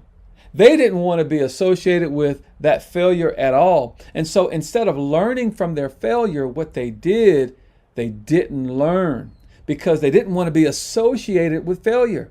They didn't want to be associated with the feeling of failure. They didn't want to feel like a failure. So what they did was they shunned themselves, or they distanced themselves from the failure, because with failure comes shame. I know I'm talking to somebody. See, when you fail, there is a shame, and I know that for a fact. I pastored a church, or pastor a church now, but I started a church, my wife and I, 5 years, actually 2007, we started a church, and 5 years into that church, we had a church split. It was a church, in my eyes, it was a church failure. I was a failure. I was a leader who was learning leadership. I have a master's degree. I'm pursuing my doctorate in strategic leadership. So at that time, I thought I knew how to lead people. And when I had people who said they didn't want to be a part of my leadership team and they didn't want to follow me as a leader anymore, I failed. And guess what? I internalized that thing for the longest time. And I thought that there was no more hope for me, no more recovery, because I failed. I was a failure. But it wasn't until sort of talking with other people that I realized one thing, that failure was an event, but it wasn't me. Failure happened, but I didn't have to keep rehearsing it. And sometimes we do. I know I did. Maybe when you've failed in that last attempt, maybe you spent more money than you should have. Or maybe you lost a ton of money in a venture, and you said, I'm never going to do it again. And so, you kind of said, I'm not going to do it because I don't want to feel that way again. But I want to tell you one thing. You've got to face that failure. You cannot conquer what you're unwilling to confront. So you have to confront the failure. You have to go back and say, what did I do wrong and how can I do it better? And that means sometimes you may have to sit with that thing, right? So that's what I learned to do. I learned to like sit with that thing. And here I am, boy, I guess it's about 8 years later. I'm still a pastor, but I'm pastoring a whole new group of people. And in many people's eyes, they say, Jonathan, you're a success. But see, to me, success is not a destination. Success is a process. And I want to enjoy the process, not just say I've arrived, because nobody really has arrived. So when you understand that failure is a part of your life, when you understand that failure is a part of your growth, then you can look at failure as something that happened and it won't be a part of you. The late, great Dr. Otis Lockett Sr., he said, failure isn't final until you finally fail. And when he would say that, I would say, well, what is he talking about? But now I know. See, when you fail, when you hit a roadblock, don't stay there. You can't stay there. Many people have hit roadblocks and they just said, I can't go any farther. They've given up on their ability to dream, their ability to even consider a new endeavor. But I want to tell you, you can dream again. And so I want to encourage you with this. So now I want to talk to you about ways to failure-proof your, and then fill in the blank. If you want it to be your life, your business, whatever it is, your health, failure-proof those areas. Now, you may say, well, Jonathan, you just said failure was a part of life. And yes, it is. And I'm saying that failure sometimes, you don't have to fail in every area, but in the areas that you do fail, what lessons are you willing to learn? What lessons are you deciding that, you know what, I'm gonna learn from this last failure? I want to tell you how to failure-proof your life. One of the things that I really want to encourage you is, you're seeing yourself as a business. You see your business as a business, but you really need to see yourself as a business. See your business just like Amex sees its business. Google sees its business. They have board of directors, right? They have individuals, and each of those individuals brings a certain aspect or an element of commerce to their particular field of interest. So in any board, you've got a number of people. In a book that I wrote, I talk about those people that you need to have in your life.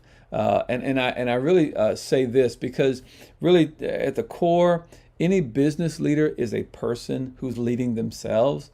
And so I say that there's 7 people that everybody needs in their life. And I'm going to challenge you as a business owner, you as a business leader, an entrepreneur, to adopt this same thing. And you need these 7 people in your life. You need a coach. You need a business coach, someone who's been where you're trying to go and who can help you. You need a counselor. Counselors are those individuals who are trained to help you with psychological, social issues. You need somebody to talk to, somebody to let off steam. Here's the next person you need. You need a critic. Yes, everybody has people in their life that's really challenging them. Now, the critic is that person who seems to give you advice when you don't ask for it, right? They're always kind of looking at what you're doing and criticizing. But those critics are valuable people. They give you feedback for free. Now, you don't have to take everything they say. I say this, eat the meat and spit out the bones, but you need that critic in your life. Here's the next person everybody needs. They need a challenger. Who is it or what business are you saying, let me position myself just like them. Let me position myself a little bit ahead of them. Let me see what they do. I love this company, BASF. You remember them, BASF. I remember hearing them and they had their commercials. They said, at BASF, we don't make things, we just make them better. You know, they come alongside of kind of like The Price is Right. You know that guy in The Price is Right when everybody's giving their prices and he's the one that always bids $1 over and usually wins the showcase. Or what is it that you and your team, you and your spouse, you and your group can do that's already being done, but do it better? So BASF said, we don't make things, we make them better. They looked at the people who were making products that were in their line, and they said, these are our challengers. Let's go ahead and make it better. You may need to do that as well. Here's somebody else everybody needs. They need a confidant. In business, you need a confidant. Someone you can share, you can vent. They'll tell you the truth. And guess what? Because they're your confidant, you can tell them the truth about you. And they're not going to look at you sideways. They're not going to look at you any way different. Why? Because they've built this trust and you've given them that access to your life that they can see you and hear how jacked up you are and still love you. Hey, maybe that's your spouse. Look at your spouse and say, hey, you're jacked up, but I still love you. My wife tells me that all the time. But you need that confidant, somebody that can be in your corner. Because I'm telling you, starting a business or running a business, being an entrepreneur is hard. It's lonely at times. You're burning the midnight oil.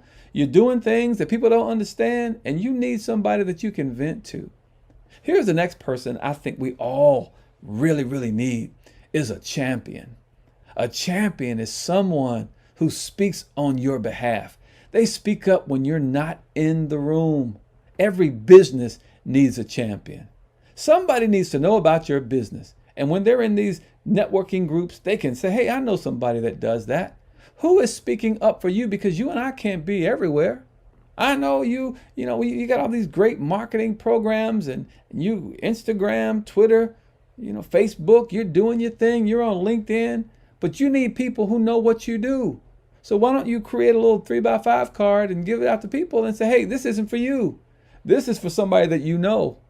So when you're in their presence, you tell them about me. So you need that. And then the last thing that I think is so powerful is you need a clergy. One of the scriptures that I really, really love is found in Proverbs chapter 11, verse 14. It says, in the multitude of counselors, there's safety, right? There's this safety that comes in the multitude of counselors. So your clergy may be that person that you kind of share with, or maybe you're not a person of faith. Hey, find somebody that you can connect with. But here's what that clergy does. Not only can you talk to them, but they're praying for you. Listen, sometimes you just got to realize that you need some faith in business.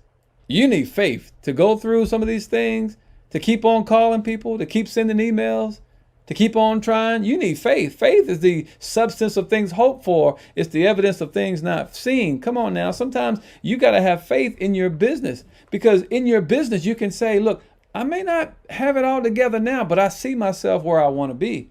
Faith is that thing that's out there and you're reaching for it. Faith keeps you going in the morning. Faith makes you get up in the morning. Faith makes you say, look, they turned me down 10 times, but it's that 11th time that I'm going to succeed. And you got to know that that's out there for you. You can win. You can succeed. This thing up. I want to give you some tips, some things that I've learned and things I want to pass on to you that'll help you sort of build up this team, because marriages are businesses. I mean, you got finances, you got HR, you got waste management, you got logistics and procurement. You got all these things. If you got more than 2 people in a relationship, meaning you got a family, you got all these different things. You got to be social media director. You got to be finance, all these things. So see yourself as a business. So here's the first thing I want you to do. Reevaluate your team, because you need a team. Maybe those 7 people I shared, that coach, that counselor, that critic, that confidant, that challenger, that champion, that confidant, or that clergy. Make them a part of your team. Make them your dream team, and you can make them. Go ahead and say, Jonathan said you could do that. And part of that team is you gotta realize this, that a part of that team is going to help you to get better and to help you succeed. And then the last thing is this: you have to redefine success. You got to redefine it. Success is not just about the money, although we talked about securing the bag. But success could be that you're doing what you were created to do. Success could be, hey, this is right where I need to be. Even in the struggle, I can be successful. So redefine success. Here's how I define success. Success is knowing what God has called you to do, and success is doing that. I believe that each one of you were created for a purpose, with purpose, on purpose. So whatever your business is, maybe it's motivational speaking, maybe you're an author, maybe you have janitorial services, maybe you're a consultant, maybe you're a photographer, maybe you're a nutritionist, maybe you're, a financial guru, maybe you do websites, maybe you're an auto mechanic, maybe you do window washing, whatever it is. When you define what success is, you can now begin to say, hey, I'm making some progress. Success doesn't look the same for everybody. Hey, I have enjoyed talking with you. I would love to connect with you. Find me on Instagram. Find me on Facebook, Jonathan M. Leith. You can find me on Instagram there or Facebook me. And I tell you, I've just enjoyed being a part of your journey. So husbands and wives, let's do this thing together. I mean, what better way for you to be an impact for your generation, for your family, than to be a couple that succeeds in business together. I think strong marriages make a strong community, can make a strong world. So I'll see you at the top. Thank you, and I hope this has been a blessing to you as it's been for me sharing this with you.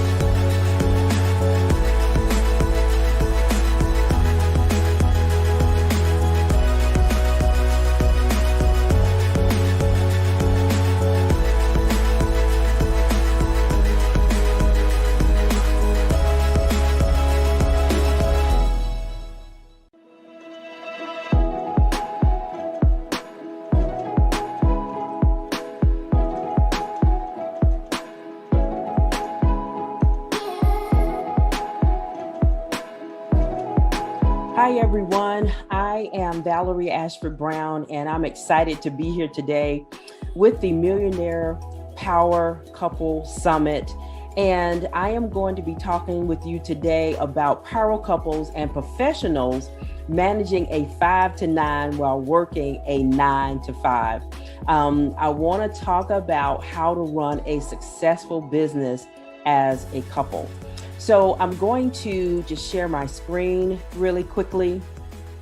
And as we go to it here, I'll tell you a little bit about me and how I actually got started. So thanks to Eric and Dr. Sakisha for having me at this powerful summit. I'm excited about everything that they're doing with the summit, and then also excited about what we do as married couples, and especially as it relates to business. So power couples, professionals managing a 5 to 9 while working a 9 to 5. Listen, let me tell you, it's not easy, but it can be done. I was a stay-at-home mom for many years and went back into the workforce as a management consultant. And my husband works for the government. And we found ourselves in a place where we wanted to spend more time with our family, with our girls. I have 2 daughters, and we wanted to spend more time with them. And so we sat down and said, okay, we have these 9 to 5 jobs and they're good, but also we want to make sure that we build a legacy for our daughters, a financial legacy. And then also we wanted freedom. Now, here's the thing about freedom. Freedom means a lot of different things to a lot of different people. But for us, we wanted the time freedom. We also wanted the financial freedom. And we wanted the space really to kind of call our own shot. So this is us managing the 5 to 9 while working a 9 to 5. And I believe as couples, one of the most important things is to actually build together. So a little bit about me as far as businesses. I am a leadership and lifestyle coach under the umbrella of executive coaching. So I work with a number of women, and particularly women of color, in executive coaching. And on the other side of that, I am an author and a speaker, also a workshop facilitator. And a real estate investor, which is where my husband comes in on that other piece as being a real estate investor. And we do that together. I do the coaching separate from that, but we do our real estate investing together. And also, and I call this like my first ministry, and what I'm called to do is, and that is to be a wife and mom. My husband and I have been married now for 25 years, whoop, whoop, 25 years. And we have 2 daughters who I say are destined to change the world. So that's a little bit about me. Now I'm going to dig right in because I know you want to get everything that you can about how to work successfully as a couple together in business, right? So I'll make that a little bigger here. So one of the things that I just kind of alluded to at the very beginning was in a relationship, being able to build together. I think that's really important. And in setting out building together, I believe that one of the first things that you have to do is really pray and pray some more. A lot of prayer went into our decision to really have a 5 to 9, right? Because a 9 to 5 is a lot within itself, but we had to pray a lot and put together really a plan as to how we would manage our 5 to 9. So that's one of the first things that I recommend. The next thing would be to separate work from the home life if you can. Now, the thing about it now is that we both work virtually, we telework, and that can be difficult to actually separate work from home. But we do have our limitations, we have our cutoffs as to when we're going to stop working and then go into the home life. And the beauty of it too, of teleworking, is that really we can have, I like to call it now, life work integration, a life work synergy. And even some people say life work harmony. So I like that now because I'm able to actually integrate my home life with the work life. And how many of us know that home life is really important? One of the other things is making sure that you share the same vision and goals for your business. We actually write down the plans that we want to see to come to our business, and we're on the same page. So I highly, highly recommend that for you to be successful as a couple together in business, to write down your vision, write down the goals, make it plain, and actually share, have a similar vision for your business. And if it is different, talk about the differences and see whether you can work them out. It may be something that's a valid difference, but it is really important that you share the same vision and goals for your business. One of the other most important things is to not forget that you are a couple. A lot of times business can become overwhelming. It can also be overwhelming to running a business and then working as a professional on the 9 to 5. But what I highly recommend is that you do not forget you are a couple. And you're probably saying, okay, Valerie, so how do we not forget that we are a couple? Well, I'm glad you asked.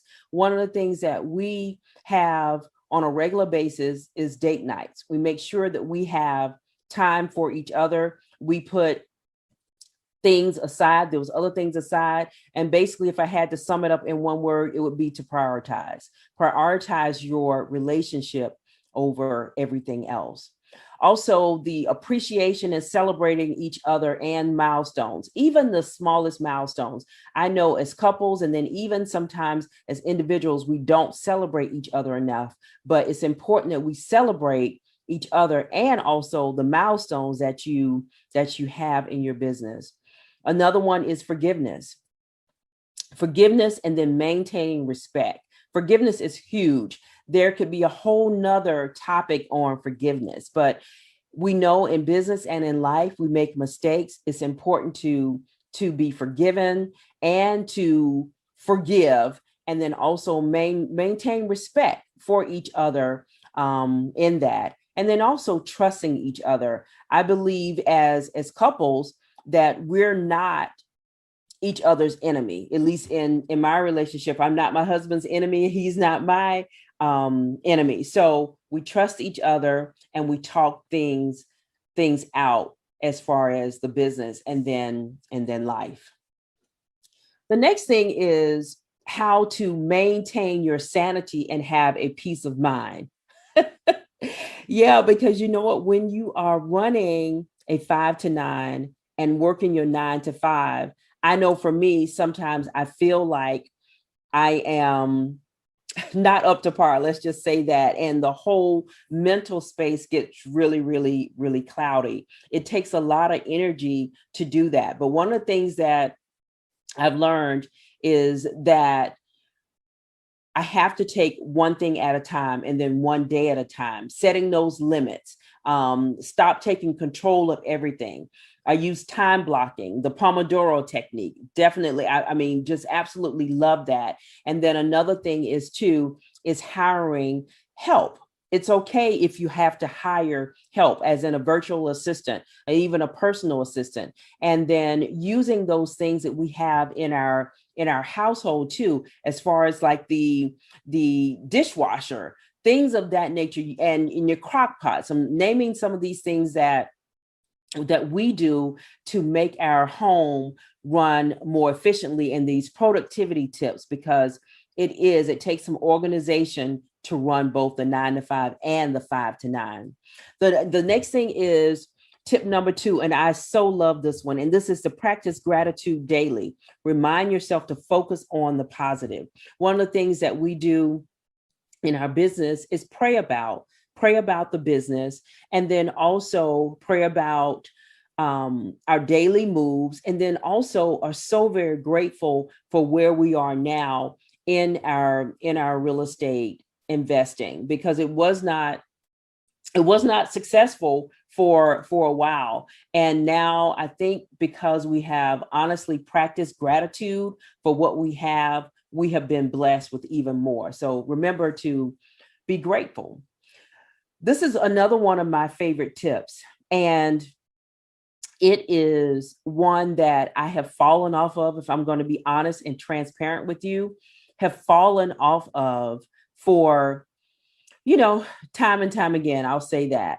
And it is honestly taking care of yourself, being mindful of what you eat, and then also exercising on a regular basis. So I decided that I was tired of starting over. So I decided not to give up on taking care of myself. And I highly recommend, even if you can do the simplest of exercises, as in walking 10-15 minutes, definitely get that in. And what I find is the best time for me, and it may not be for you, but the best time for me is in the mornings, because there are less distractions. When you are running a business and also working, you know that as the day goes on, the distractions get more and more and more. They begin to build. So I highly recommend, if you can, to get taking care of yourself, the exercise and getting the body moving. If you can get that done in the mornings, I think you would really be successful. But the thing about taking care of yourself is just not one activity.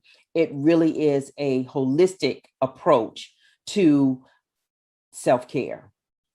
Number 4 tip is to slow down, take some time off. There is nothing about nothing that can really, I believe, do you better than to take some time off from everything. A lot of times it can be stress from doing both jobs. And it's really, really important that you take some time off, take some time for vacations, take some time to spend out in nature, find that favorite hobby, whatever it is, take some time to slow down. And as they say, the old sayings is slow down and smell the roses. Make sure that you take some time to do that. The next thing is to declutter. Organize your workspace or your home, and your home, I should say. Be on the same page about that, because when you have a decluttered workspace, it also helps with your mind as well. And then number 6 is to make a checklist. I have checklists on my phone. I use my calendar religiously. If it's not on my calendar, honestly, a lot of times it's not going to get done. So make that checklist. Write down your goals, set that daily schedule. These are just some of the practices that we've done to maintain our sanity and our peace of mind as we're running here and there and doing a number of things, running to meetings, running to meetings for, I should say, 9 to 5 and also 5 to 9. And this has helped us to maintain our sanity and have a peace of mind and do everything else that we need to do. Another thing too is in managing a full-time job and running your business and then managing everyone else. A lot of us have families, right? We have families. We are active in our community and in just a number of organizations. We are important to other people, right? So one of the things that I believe is that we should prioritize communication. I cannot say that enough. Communicate with each other, even if you have to set up a time on your calendar to set up a meeting. Sometimes I will send my husband an invite for us to talk about an issue, because that's how it is sometimes. The day just gets busy and I don't want to lose track of what I want to talk about. Most of the time we're just talking, but sometimes I do have to send a calendar invite because I know that communication is really important. Again, creating that daily schedule and sticking with it. I cannot do anything without my calendar. And then also having an assistant has really helped with running the business in the 9 to 5. Well, she's taken the business thing so I can do my 9 to 5 successfully. And then eliminating distractions. I am all about the time blocking, setting my timer and really getting things done. I mentioned about the VA and the personal assistant. And then also, I just want to talk a little bit about the short-term and the long-term goals as a couple. One of the things that we do, my husband and I do on a regular basis, and particularly at the beginning of the year, is that we set our short-term and our long-term goals. And we use the SMART method of setting goals. And that is to be specific, have goals that are specific, they're measurable, they are attainable, and they are relevant goals, and then also time-bound goals. So I am big on setting SMART goals and setting those short-term, typically short-term goals. Our short-term goals are anywhere from a couple of months to a year, and then midterm goals to anywhere from 1 to like 3 years, and then the long-term goals are like 3 to 5 years. So I highly recommend that you set those short-term and those long-term goals as a couple. And then one of the things that we have done lately is gotten a financial advisor. When you are running a business as a couple, and even if you're not a couple, I think it's important to have a financial advisor to fill in those gaps that you don't know anything about. We do have a financial team of a CPA as well that is guiding us and directing us, and we can go to questions as far as tax implications, so forth and so on. So I highly encourage that you build that professional team there for your business. And we even as of late, have gotten more into building that team of experts, because we've just gotten the legal aspect of it too, where we have our attorneys on file as well. So just wanted to throw that out there to make sure that you have your professional team together. And these again are just some of the tools and things that we've done to manage the full-time job and manage everything else that we have going on. So I've said a lot. I know I've said a lot, and I recommend all that I've said, and even would love for you to reach back out to me, because running a successful business and then also the 9 to 5 does require a lot of energy. It requires some organization, and it requires some stamina, but it can be done if you implement some of the things, and even all of the things that I talked about. This quote is one of the ones that I love, by Walter Winchell, which says, "Never above you, never below you, always beside you." And I found this and I said, you know what, this sums up how we're working together as a couple in business, right there together. And then one of my favorite quotes, of course, from the Bible here is, "It's better to have a partner than go alone. Share the work, share the wealth, and if one falls down, the other helps. But if there's no one to help, tough." And that's straight from Ecclesiastes 4:9-10 from the Message Bible, from the Message version. So what I know with being a couple in business is that 1 + 1 to me does not equal 2.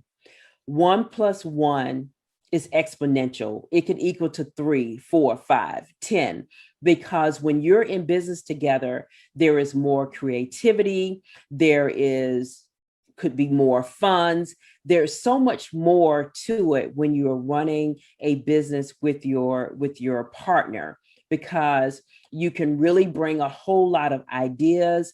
You have your built-in CEO in your partner. So I highly encourage you to take these tips. And if you have questions, you can reach out to me. I will provide you with the information here to get in contact with me. But here's some more takeaways that just piggyback on the 1 + 1 theory, in that we can establish a mutual understanding that your relationship is top priority. I talked about that. Just realizing that as a couple, you're a couple first, and keep that at the forefront. Another thing is to find balance and inner peace to save your sanity. Definitely don't let it drive you crazy, right? And then get organized to gain clarity on your goals. Talk about those things, those short-term, those midterm, those long-term goals. And I cannot say this enough. Communicate, communicate, communicate. Keep these things at the forefront of your marriage as you are building your business. So as I said, I know I've talked a lot, but you can definitely reach out to me. I am on Facebook as Valerie Ashford Brown, and you'll see here on Instagram as @ValBrownSpeaks. I'm on LinkedIn, and then also my email is info@ValerieAshfordBrown.com. So that is all from me today. I certainly hope that these tips helped you. As I said, it's really rewarding to work the 9 to 5 and also the 5 to 9. And I think it can be even more rewarding when you implement the tips that I talked about. So thank you all for having me.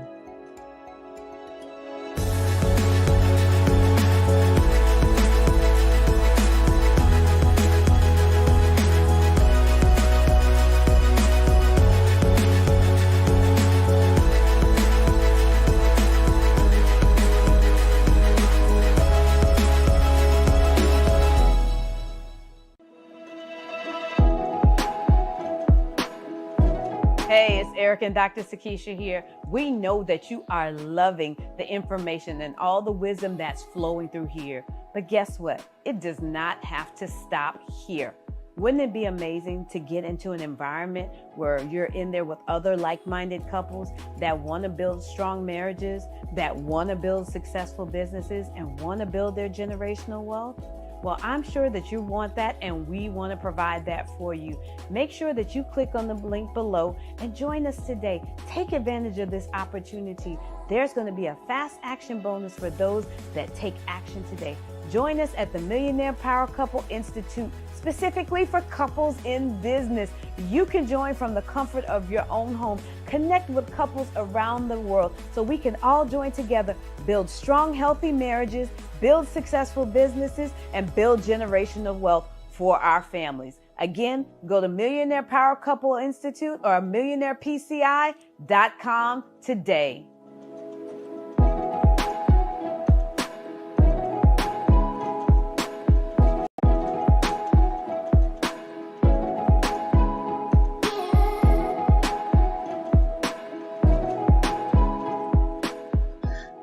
Hi, I'm Michelle from A Teague of Your Own. And I'm Jim.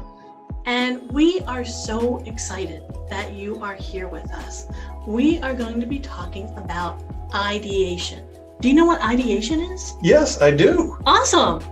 Now, ideation is the idea, the literal action of forming ideas. It's a process where you generate ideas and solutions through using creative techniques like sketching, prototyping, and brainstorming. Ooh, brainstorming. I'm glad you brought that up because we have a free offer for you at the end of this presentation. We're going to send you to our website to get a free activity sheet with brainstorming ideas on there. So make sure you stay tuned till the end. So when it comes to these ideas, it refers to the process of developing and conveying prescriptive ideas to others, typically in a business setting. Those involved in the ideation process can be anyone from a low-level employee all the way up to the CEO. It could even include customers and stakeholders. Now, the cool thing is you don't have to be in business to use ideation. Could you use this in your personal life? Sure, why not? All right, so if you have some type of challenge or you have some type of problem and you can't quite figure out how to overcome it, ideation might be able to help you come up with some ideas for overcoming those challenges. Ideation works to uncover thoughts from past or present experiences, knowledge, external influences, opinions, convictions, and principles. So the more diversity of thought you have in the process, the better it's going to be. Ideation is also the third step in the design thinking process. So what do you think the design thinking process is? Well, design thinking is a process that teams use to understand users, challenge assumptions, and redefine problems and create solutions to prototype and test. Cool. And it involves 5 different stages: empathize, define, ideate, prototype, and test. There are companies out there like Google, Apple, and Airbnb. They've been using this process to gain status and become a driving force in the business world. You can use this too. Why do you think design thinking is so important? Professionals from a variety of fields, from architecture to business, they embrace design thinking.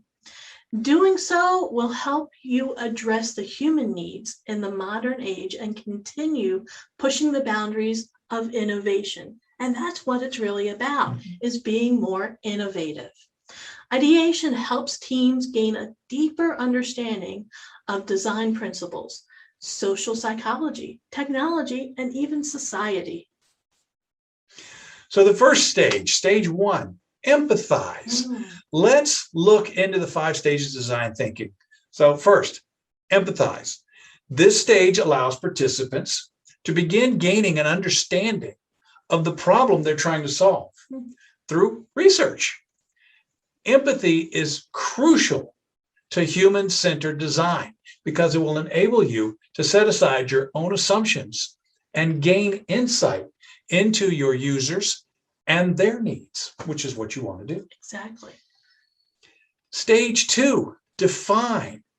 Once you've collected observations, data, and other information about your users, you need to analyze that information to define your core problems. As Albert Einstein observed, if I had an hour to solve a problem, I'd spend 55 minutes thinking about the problem and only 5 minutes thinking about the solutions. Wow. And if that's good enough for Albert Einstein, should be good enough for us. Exactly. You can also use the Mad Lib formula for problem solving. And so this is one way to help articulate a problem, is by using this simple Mad Lib formula. So it goes user, whoever that user may be, their needs, blank, because blank. Oh, so it is like the Mad Libs. So it's like the Mad Lib. You just fill it in. Fill in those blanks. Fill in the user, fill in what it is that their need is and why. Awesome. Yeah. So how might we use that? When you move on to creating a how might we question, use your Mad Lib formula statement to create a question that begins with how might we. You can create 5 to 10 how might we questions for each of those Mad Lib statements, and then go down the list and generate ideas. Make sure that your how might we questions allow for a variety of solutions. If they don't, then you need to start broadening them. All right, so stage 3, this is where we get to ideate. This is the stage where you really start to generate those ideas. The background you'll gain from the previous steps will allow you to enter into the user's headspace with a definite problem in mind, so you can start identifying possible solutions. And that's the name of the game here. A big part of the ideation stage involves brainstorming, a term you're already probably really familiar with. Let's review it so we're all on the same page.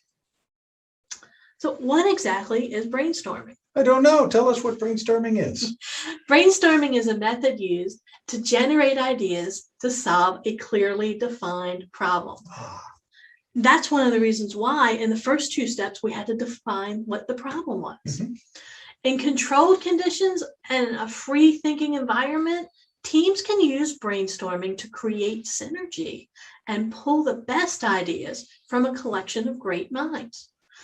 Proper brainstorming often has a facilitator, rules in place to keep things on track, and a judgment-free atmosphere, kind of like the judgment-free zone there at our favorite gym. Yeah. Now, as I said before, when we get to the end, we're actually going to have a free resource for you with some brainstorming ideas. So make sure you stay tuned. So you begin with a brief. What that means is that your team should all be on the same page when you get started. You don't want everybody going off in a different direction. You need to know exactly what you're looking at. Share all the data and all the insight that you have about the problem beforehand. You can do that through email or through a physical handout. So basically, it's the meeting before the meeting. And then you begin your session with a very quick brief. Consider writing your question or your problem where everyone can see it. So if you got a nice whiteboard behind you, somewhere in the room, or chalkboard, they still use chalkboards? Some places. Right. Old school, man. Old school, you bet. Write it out so everyone can see. That way they can be clearly focused on what it is you're trying to accomplish. It will help you maintain that focus on the task at hand. Another thing you want to do is embrace your differences. This is where diversity comes into play. Look at it this way. Everyone has different ways of thinking. None of us think exactly the same way. Some people, they're going to need visuals. They're going to need something to look at. Others, they need the words, your auditory people. Some need things like the internet. Others don't want any distractions. Some want quiet. Others prefer chaos. And before you gather your team to brainstorm, be mindful that each person has their own method and collect the supplies that you're going to need to support each individual. A large whiteboard, Post-it notes, pens, notepads, those are all a very good start. Then you're also going to want to do things like ask stupid questions. Now, I know some of you are saying, there's no such thing as a stupid question. Yes, there are. But it's okay, because when you're brainstorming, leave that ego at the door and be prepared to ask those silly questions. The reason for that is because sometimes the obvious isn't always so obvious. There are many common beliefs or understandings that we don't question due to familiarity or a lack of other options. But when we ask stupid questions, we're able to question the status quo and gain perspective. We can reformulate our beliefs and put ourselves in a better space to find a solution. You also want to aim for quantity. Mm-hmm. This is not where we need to worry about the quality of it all. We're aiming for lots and lots of solutions. So quantity will actually breed the quality that it is that we're looking for. Let this be a time to get all the ideas out there on the table. Sifting and sorting, that's going to come later on. You can also create a SWOT analysis. This is a tactic, and it's an easy way to break down an issue into 4 different segments that'll help you think more deeply. You're going to look at the strengths, the weaknesses, the opportunities, and the threats. SWOT, I get it. Yeah. Try doing this as a group or assign small teams to work through these 4 different segments. Also, one of the other ideas is to piggyback. Encourage building on one another's ideas. This is a process that allows new ideas to be triggered. As a way to spark piggybacking, try discouraging the word but and replace it with the word and. Or with your improv skills, you use yes and. Great way to help with brainstorming. You also want to create visuals, diagrams, photographs, charts, any sort of imagery that you have about the topic can spark ideas. Also, if someone has an idea that isn't coming across to others in the room, ask them to try to explain it in a different way. Sometimes when you explain it in a different way, it will finally click with other people. Doing things like drawing it out, something like that, it might help. Or charades. Charades. Act it out. Yeah, act it out. Also prepare for roadblocks, because there will be roadblocks. Try an activity that can help to get the creative juices flowing. This is where improvisational games can come in handy. Okay. This is where my talents with improv always seem to come in to play. Try a game like alphabets. That's where the group picks a scenario, and it doesn't have to have anything to do with what you're actually analyzing. You're just trying to get people to start thinking. Okay? So it could be any scenario. And then the first member of the team will make a statement or ask a question that starts with the letter A. The next team member will add to the discussion with a sentence or statement or a question that starts with the letter B. Alphabet, get it? I get it. And then the letter C, and so on. This will get people to thinking, and it will generally lead to some very funny situations. This isn't the only improv game that you could try. There's many, many others. And usually they will get a group to open up, get their minds in gear, and they'll also start to have a good time. You know, nothing helps with brainstorming or most other activities like laughter. A good laugh is always helpful. So you also want to step outside of your typical mindset. We all fall into the trap of sticking to familiar patterns and recipes for problem solving. Why do you think that is? It's because being able to recognize patterns is one of those things that's helped us as a species to survive over the many, many centuries. That is true. Patterns allow us to reduce our cognitive load or the effort that we put into problem solving. For the ideation process to work, each participant has to be self-aware and open-minded to ideas that they might not normally come up with. So let's talk about some of the characteristics that can be adopted and practiced to help spark those ideas. So the first characteristic is going to be adapt. Broaden your perspective and extend your thinking as new inputs get generated. The second one is connect. Learn to take two seemingly unrelated concepts and bring them together to create new possibilities. Next is disrupt. Overturn the status quo. to help rethink conventional approaches to problems. We then have dream. Visualize a new reality by turning abstract needs into pictures or stories, thereby allowing room for invention. Next is experiment. Embrace curiosity, enough to take risks and be eager to learn new information. After that, we have identify patterns.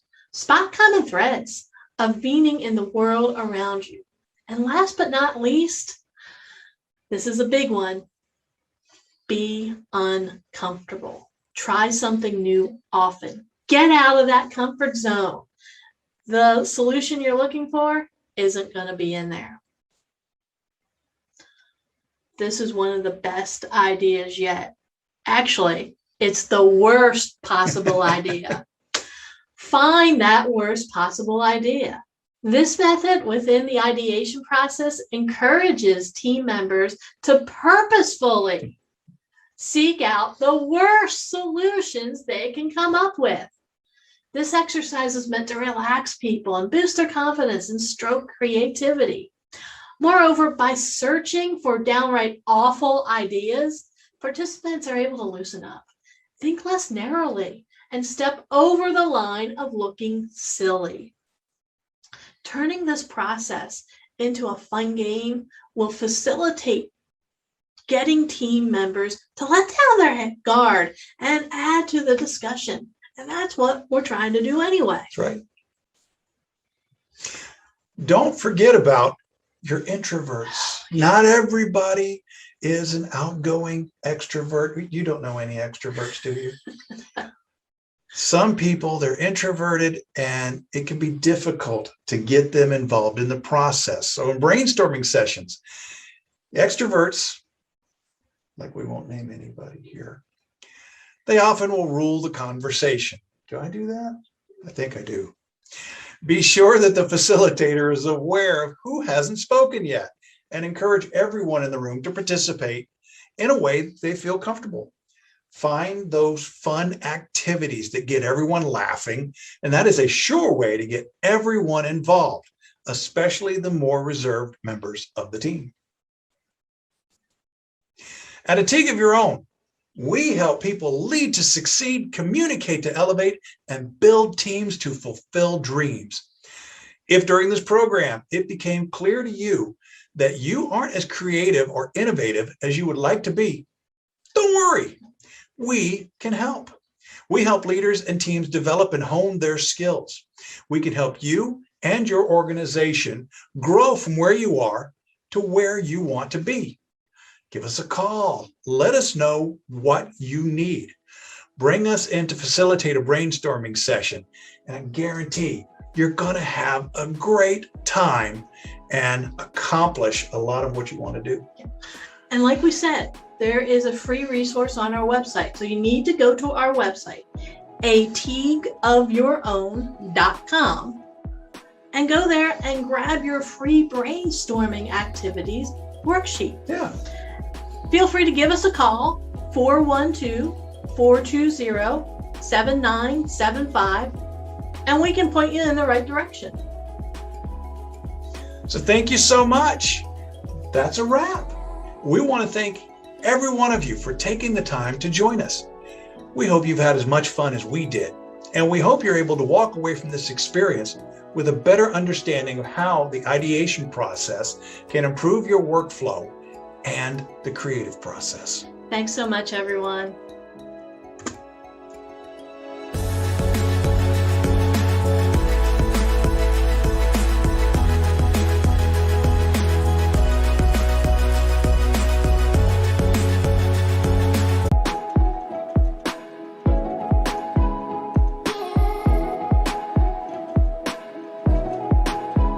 In the University of Phoenix back in 2006 with my Doctorate of Management Organizational Leadership. And you would think after spending 3.5 years of my time, multiple hundreds of thousands of dollars in education and theory, that we would come out with a blueprint to success. And in hindsight, that is far from what was shared. Now, don't get me wrong, earning a PhD in any area is definitely going to give you a different set of lens in how you view the world. You're no longer looking at it from the bottom. You're always going to start from the top, and you're always going to ensure that you're looking at it through the lens of leadership. But even having a PhD and looking at life through a new set of lens, it doesn't mean that it becomes easier. It just allows you to have a navigation or a blueprint, or at least a framework from which to start. In this session today, through this webinar and this wonderful platform, I want to share with you the 5-step formula to improve your business growth through personal development. I want you to listen closely. I want you to take notes, and I want you to envision yourself in each of these steps, because we are going to go deep. The first part that I want to identify in step 1 is that when you're thinking about business and thinking about growing your business, scaling your business, or even building community relationships, how do you define your purpose? In the 20-something years that I have been working with entrepreneurs, consultants, career professionals, the one thing that has people stalemate is that their business purpose is not defined. To me, defining your business purpose simply means what wakes you up in the morning. Oftentimes you get into a challenge or you get into relationships where you have a good girlfriend or a boyfriend that's always your number one cheerleader, but sometimes that cheer dwindles and then you're standing alone and you're trying to figure out which way to go. Well, in business, it's no different. So in order to step 1 is to define your purpose. To me, defining the purpose is what wakes you up in the morning. When the people are gone and your cheerleaders are no longer there, what keeps you motivated?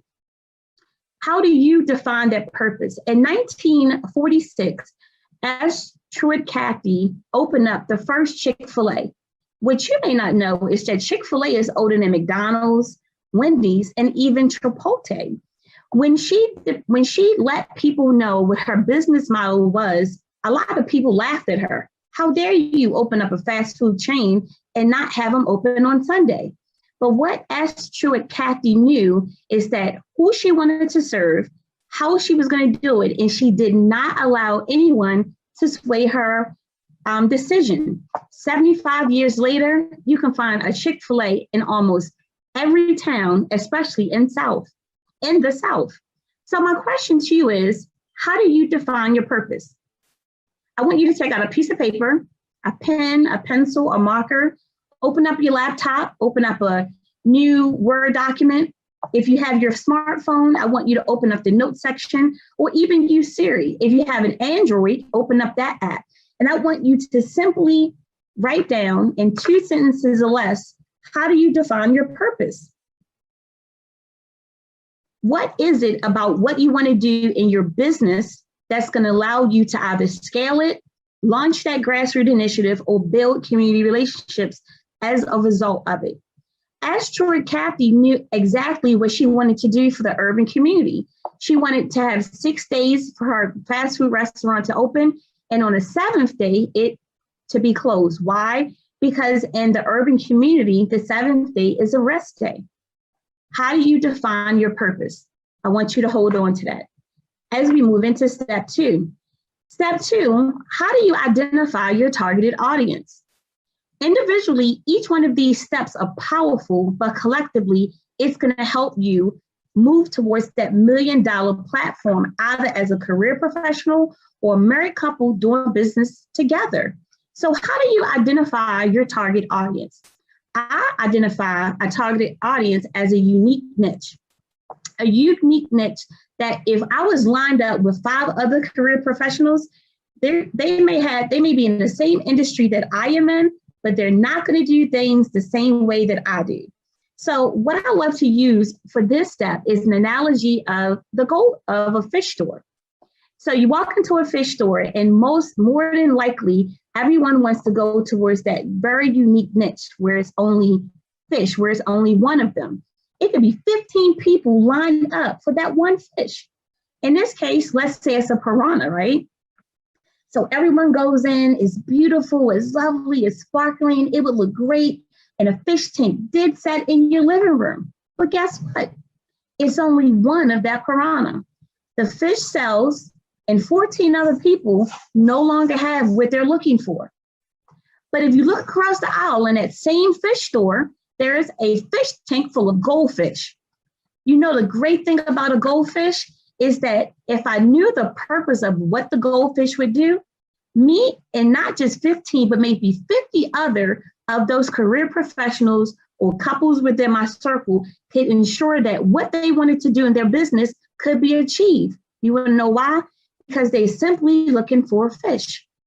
So are you going to go after that piranha, or are you going to go after the fact that you want to fish?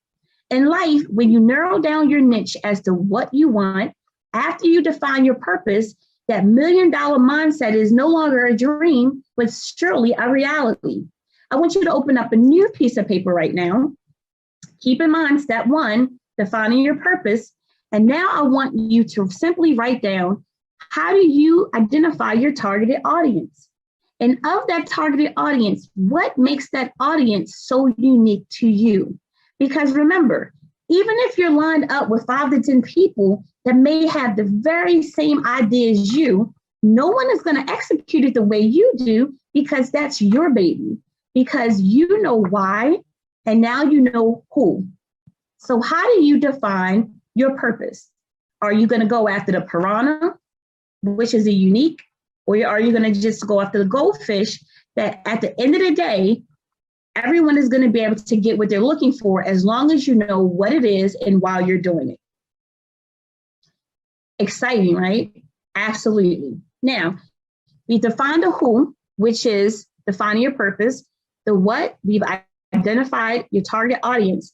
And then as you're thinking into step 3, I want you to be able to think about value proposition. Now, why is value proposition so important? Because as a career professional or a married couple that's doing business together, in business together as a couple, not only defining your purpose makes you to understand what gets you up in the morning, even when your bank account is not the way you want it to be, or when you're going against a whole lot of troubles or no's, but it's helping you to understand that whatever you started is what you need to continue with, because that is what is it, because you're in it for you. When you're identifying your target audience, it helps you to narrow down that if you're walking into a chamber of commerce with all of these individuals, all of those people are great, but you know exactly who you're looking for and exactly who you want to work with.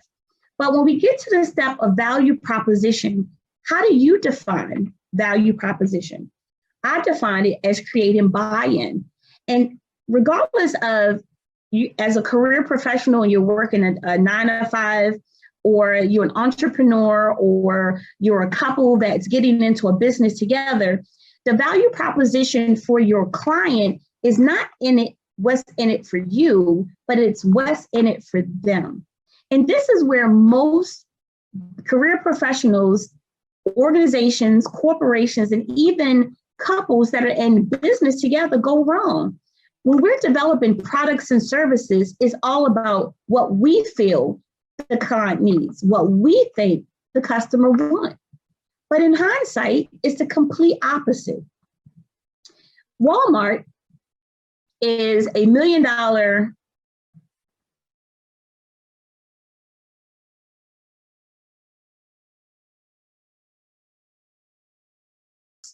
and rural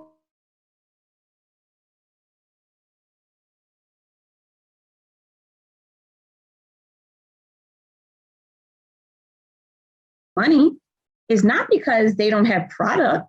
It's not because what they offer people don't want.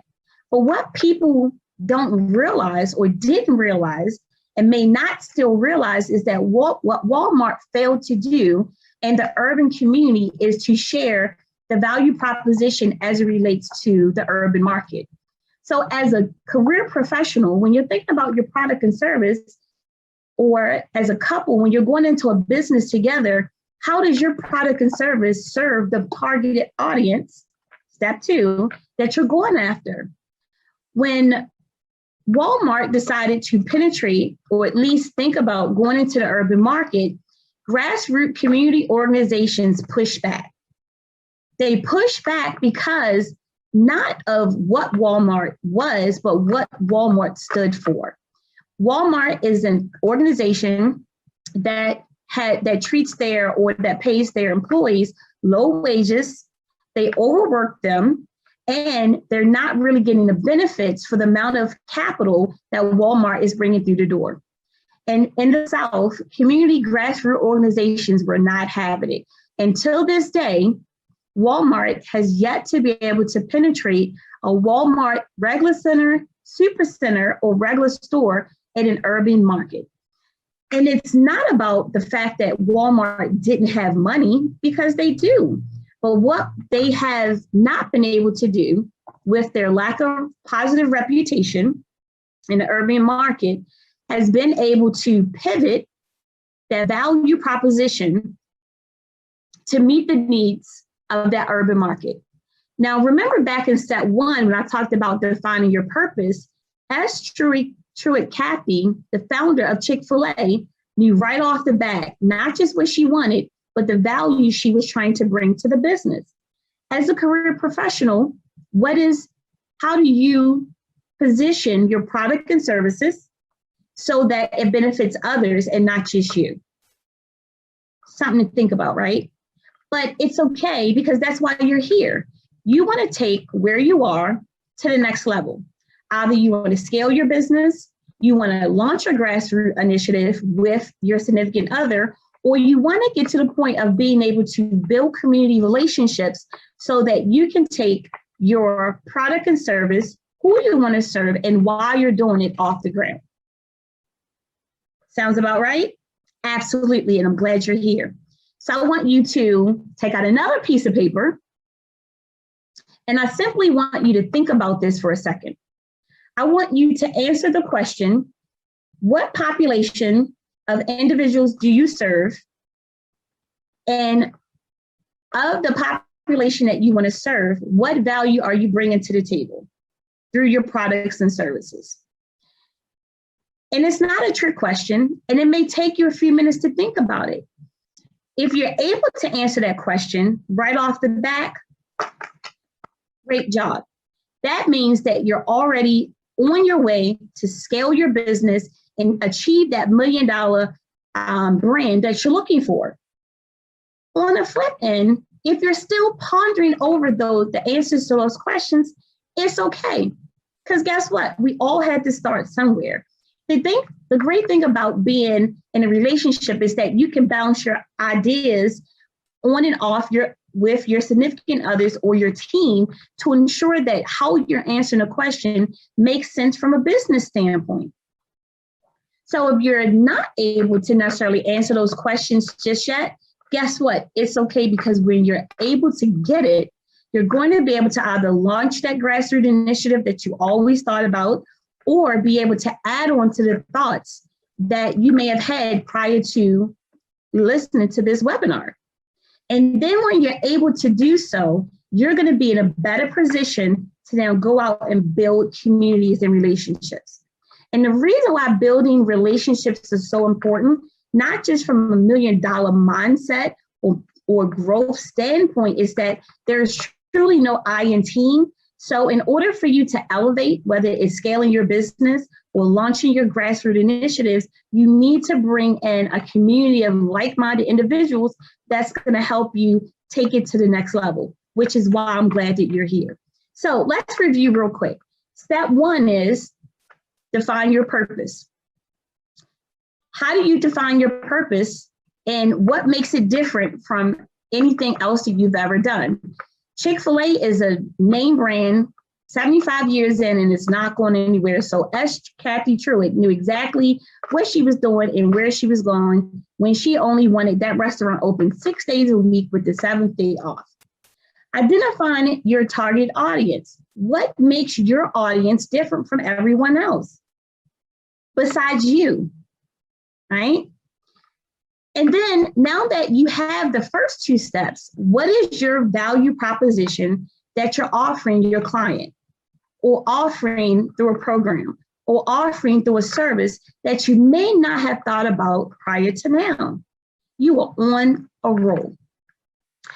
I want to do something for you really quick because I know that we don't have a whole bunch of time, but I want you to be able, this might appear very overwhelming right now, but I want you to be able to not just dissect what we're talking about, but really have a tangible plan and blueprint once this is over with. So I want you to text 443-267-8783. I have a blueprint, a deep dive blueprint that I want to share with you just free, but it's going to outline everything that we're talking about and allow you to take it to a deeper level. Sounds good? 443-267-8783, deep dive blueprint, and I'll make sure that we get it over to you shortly after we receive it. All right.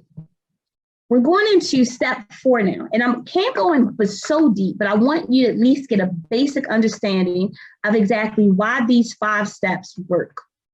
And the 5 steps work, again, whether you are a solopreneur, you are an entrepreneur, you're a career professional, you're trying to build a team, you're a married couple or an engaged couple that's trying to do business together. These are just basic 5 steps to navigate from where you are to where you want to go.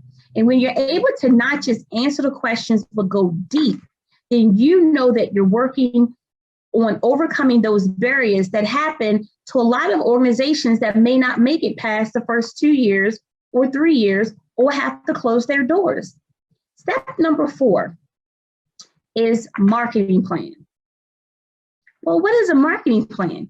A marketing plan to me is a solid plan that's part of your business plan that encompasses step 1, step 2, step 3, and all of the other components you need, not just to grow your business or launch your business or build communities, but really take it to the next level so that that plan is laid out for you simply to follow it from beginning to end. I want to share in this short amount of time that we have, and when we typically think in terms of organizations with money or prestige or employees, that we think that everything is gravy, right? Everything is great, that there are no loopholes, there are no backlashes, none of those things. But what I do want to share with you is that that's not necessarily true. There are about 10 organizations that have had failed businesses that have been around for a really long time. Unfortunately, I don't have a lot of time to share all 10, but I did want to share at least 5 with you in 5 different industries. Polaroid started in 1937, and Polaroid closed their doors after 80 years in 2001. Polaroid was in a camera business.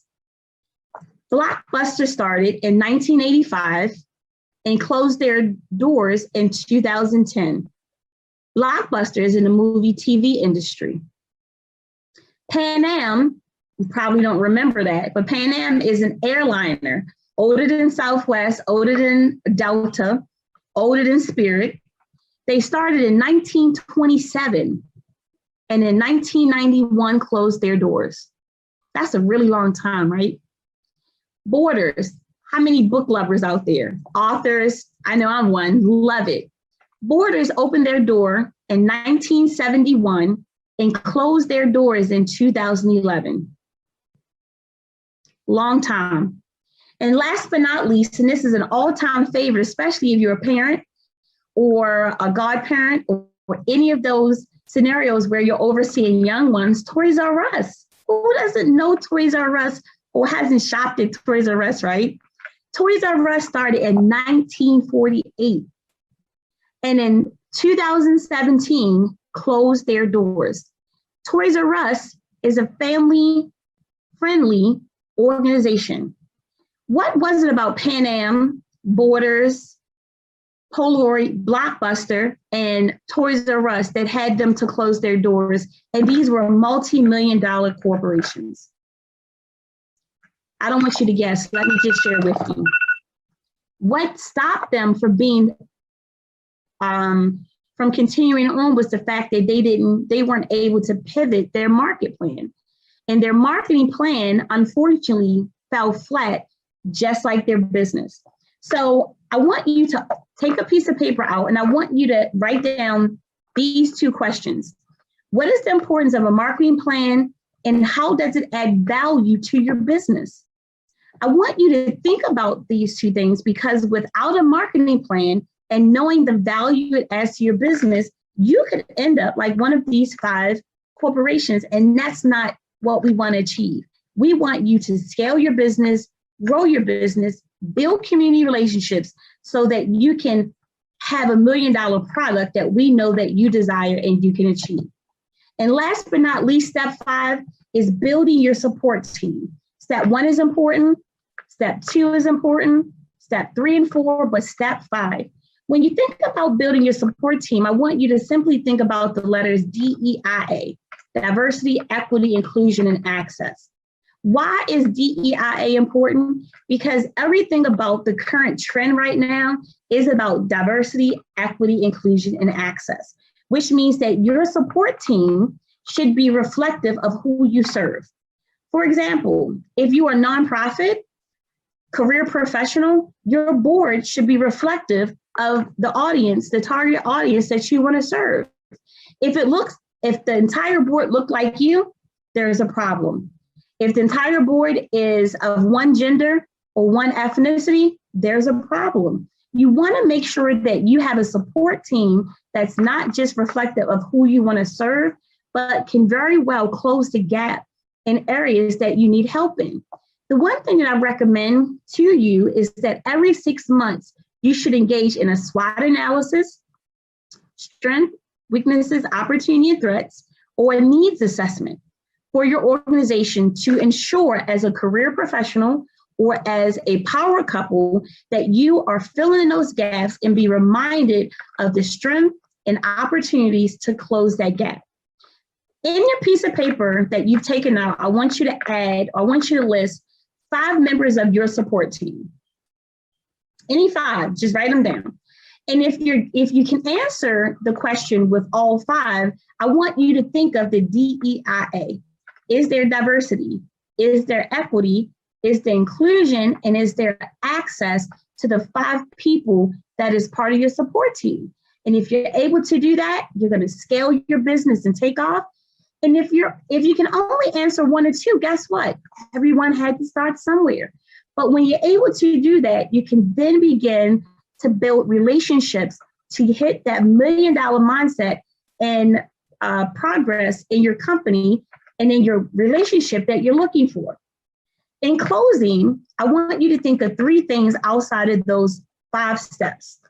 Define your purpose, identify your targeted audience, what is the value proposition, having a marketing plan, and building your support team. Nothing changes if you don't change your mindset. So put in your mind that you have $1 million business, that you have $1 million product, and that you are $1 million individual. And then from that mindset, you should have an automatic change in behavior. We just went through a 5-step process. And even if you can only answer part of the questions, you are starting with a blueprint that's going to take you to the next level and that you can see results right away, because that's what we're here for, results. And last but not least, take action. Don't allow this information through this powerful summit to sit stalemate. You're here for a reason. The question is, what are you going to do differently tomorrow? And in closing, I want to leave you with a few thoughts. This could appear extremely overwhelming, which is why the free gift that I have for you is a blueprint so that all you have to do is to fill in a blank. So text 443-267-8783 and put deep dive blueprint, and we'll get that framework right over to you so that you can begin to work on your 5-step process to make sure that you're hitting the goals that you want to. Or you may decide that I don't want to wait until tomorrow. I want to do it today. And that same text, or in a new text, just put makeover. 443-267-8783. In life, nothing will be given to you, but everything is available for you. So whether you're a career professional or a power couple that's willing to take that next step, just understand that your dreams can be your reality. And with this 5-step program, With a change in your mindset, a change in your behavior, and putting forth action, you will improve your personal growth through personal development, which starts with you. My name is Dr. Takima Dorsey, Senior Consultant at DTD's Urban Multi-Sport Consulting Firm. And what do I do best? I go deep. It's been a pleasure. Have a great day. And make sure that you are not just living the $1 million dream, but you are acting on it right away. Thank you.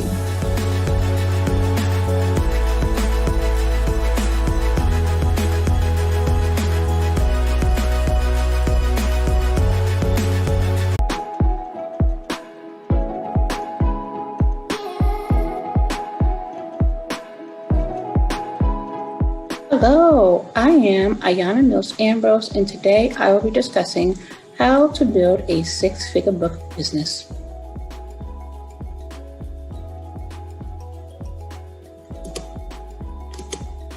So, you've been wondering, how do I write a book when I have no spare time? How do I become a best-selling author or an author if I don't have a large following? Can I really turn a book into products and services? How do I get the book published anyway? If any of that applies to you, then this is the meeting for you.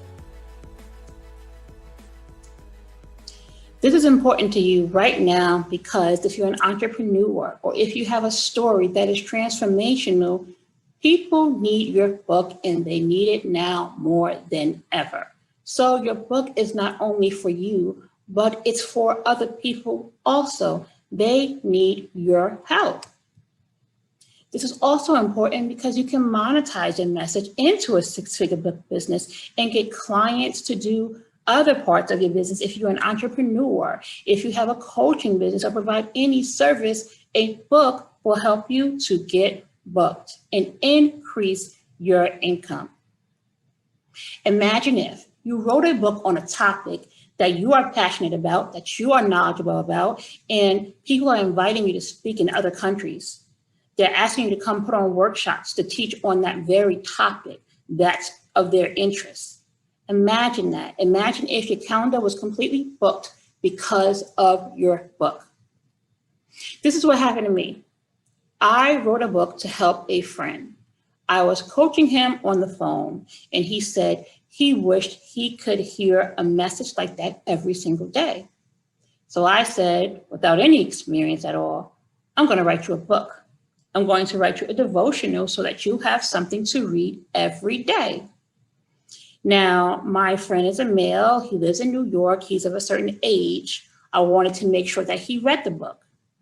He was in a rap group back in the day, and I am a hip hop enthusiast. So I said, I'm going to call the book God and Hip Hop, a 21-day biblical devotional inspired by hip hop, so that him and other people like him within that target group will read the book. Well, I wrote God and Hip Hop in 46 days because I had to. He needed the book, and it was published within 60 days. So the whole process was 60 days from when I began writing until the book was released. Since then, I have written and published 18 other books of my own, and I have helped over 150 other authors become best-selling authors. I went from having 300 followers on Instagram to over 11,000. I had the chance to speak on OWN TV. I was in the news on Fox, CBS, Channel 2, Channel 3, and more. So the one book took me from someone who wasn't well known to increasing my following. I now have over 4,500 followers on Facebook when I originally had 1,900. And now I'm selective of who I accept because they only allow 5,000. That's what happened to me. That one book turned into an entire business. So I not only helped my friend, I helped myself and started a business. This is also what happened to me. After the book was released, I was in the magazine and on a billboard, and I went on a book tour. After that, I gathered a team and helped them to write a book. And then they were in the magazine with me, and they were also on a billboard. So writing a book allowed me to help other people to write their book.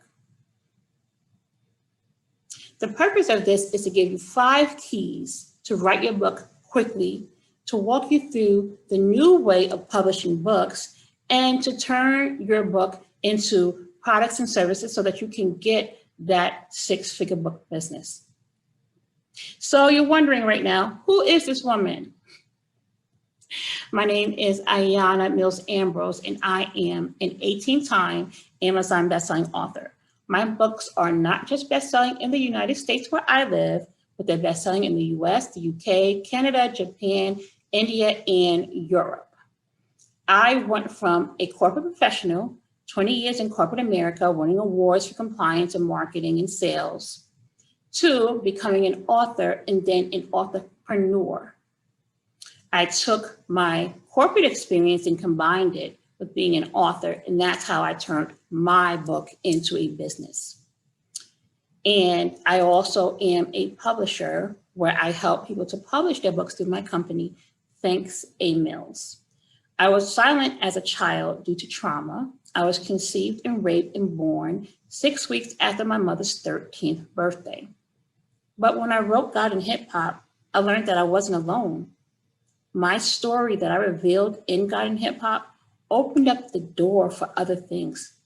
It gave me so much peace and freedom and new people because I found out that I was amongst 1% of babies conceived and raped. So now I have a separate group of people that can actually relate to me when I thought I was all alone. So I found my voice when I wrote the book, and that's why I'm so passionate about helping other people. They said, you find your purpose when you would do something for free. I would laugh and say, I wouldn't do anything for free. However, book business is something that I did sign on to do for free, and now I absolutely love it. So this is also me. I like to watch CNN, deconstruct manuscripts, join Facebook groups, and listen to gospel and hip hop music with my 2 tween sons. Today, I'm giving you the tea. I am going to tell you how to build a 6-figure book business.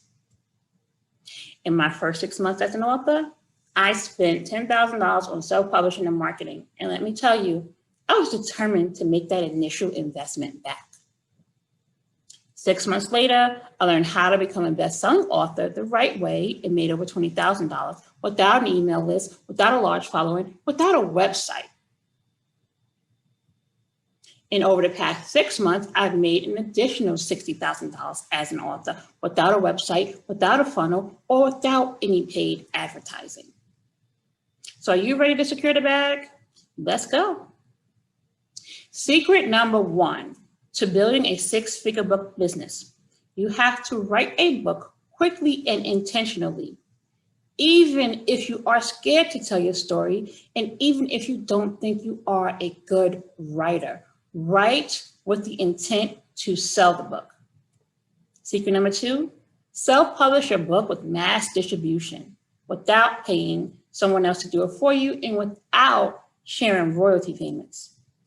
Number 3, launch your book and companion products and services with a team.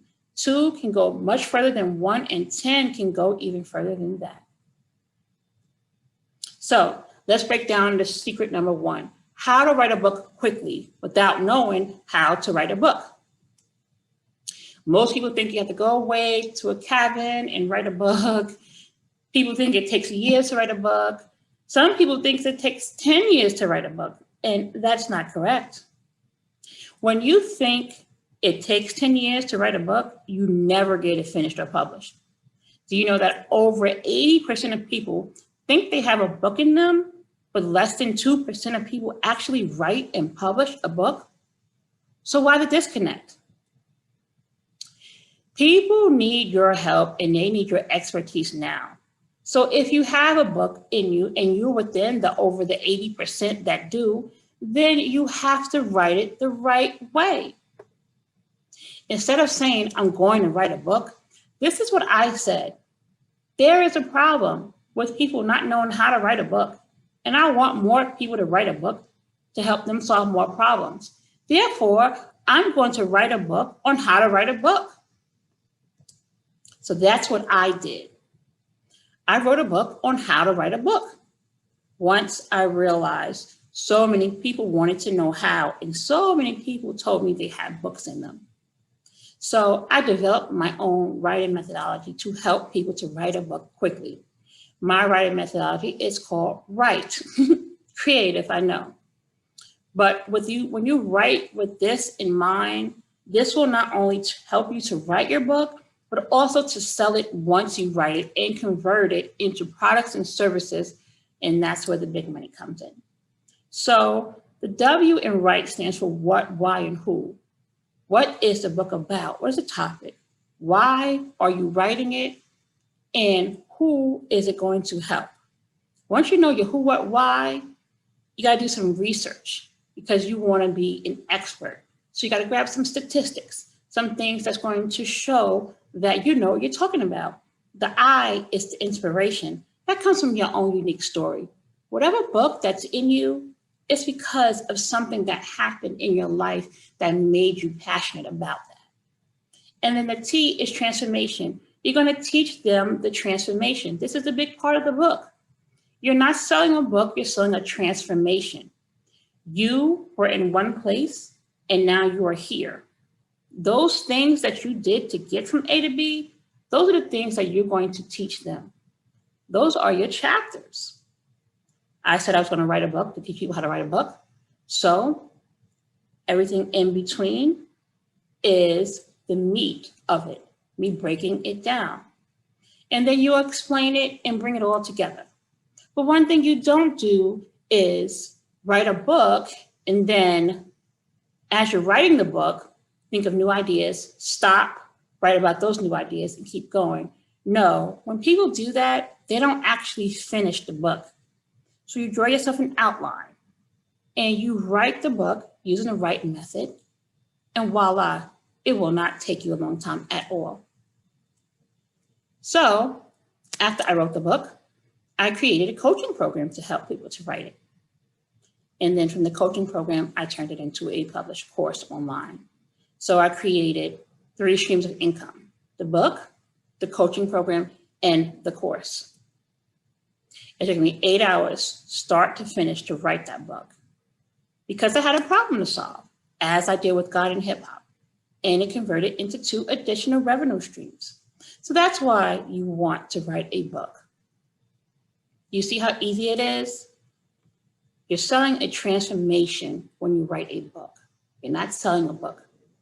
Your book will not only help you, but it will help other people as well. When you think about how you can help people, then you will write your book that will turn into a business. Let's recap. How to build a 6-figure book business.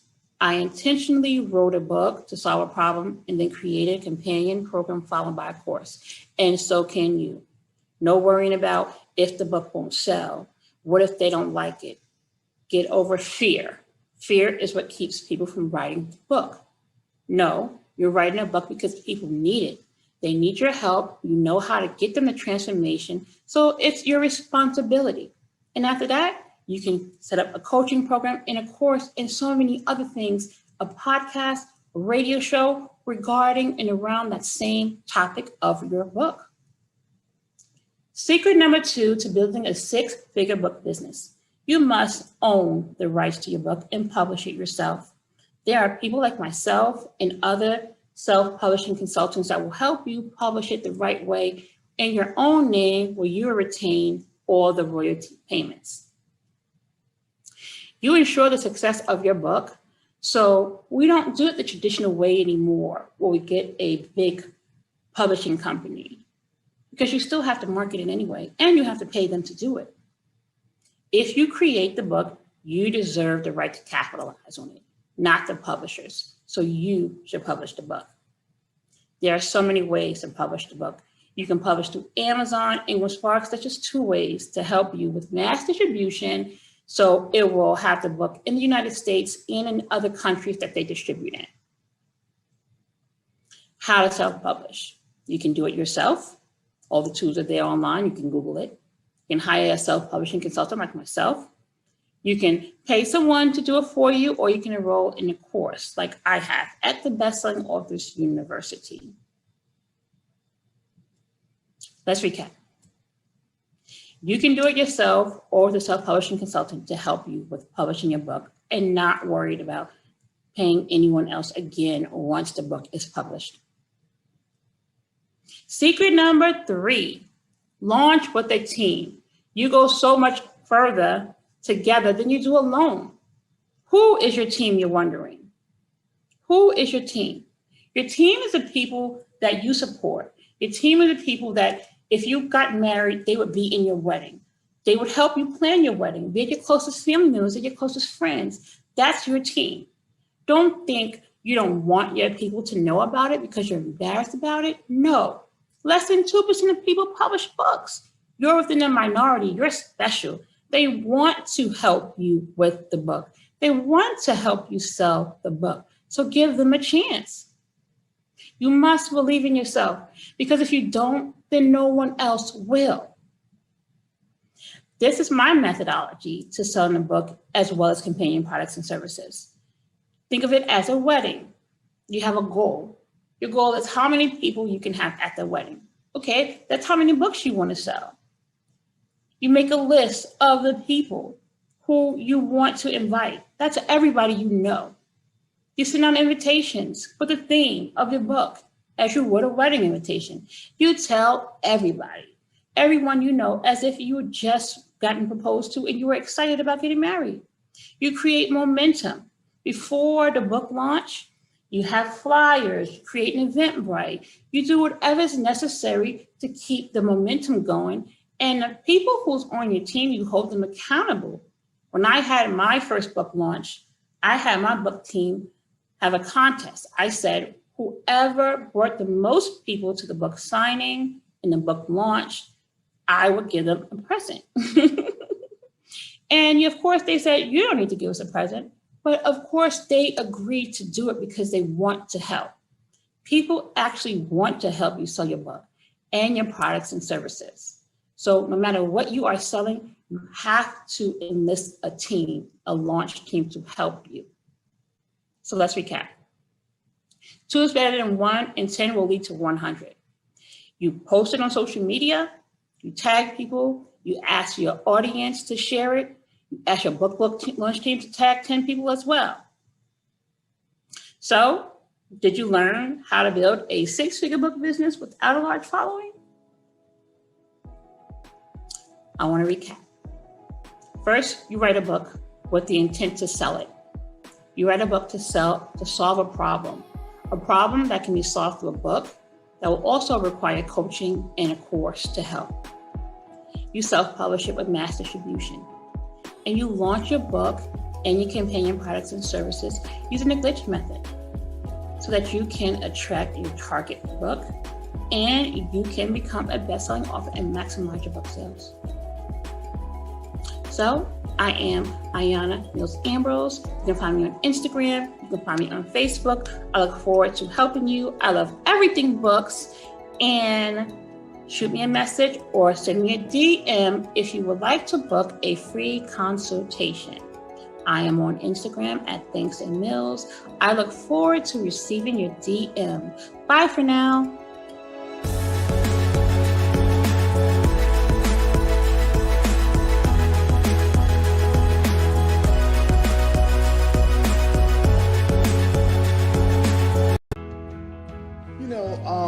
One exercise that we normally use is because when you're sitting here and you're going backwards and forth, you're trying to get your point across, and like she was talking about in the earlier, that you're so busy trying to, you're thinking about what you're going to say, you're not listening to the other, your spouse. So here's a tool that we use, in the exercise that we use, is that both of you write down 3 different objectives or issues that you're having in the relationship, and then you have to lay down some ground rules.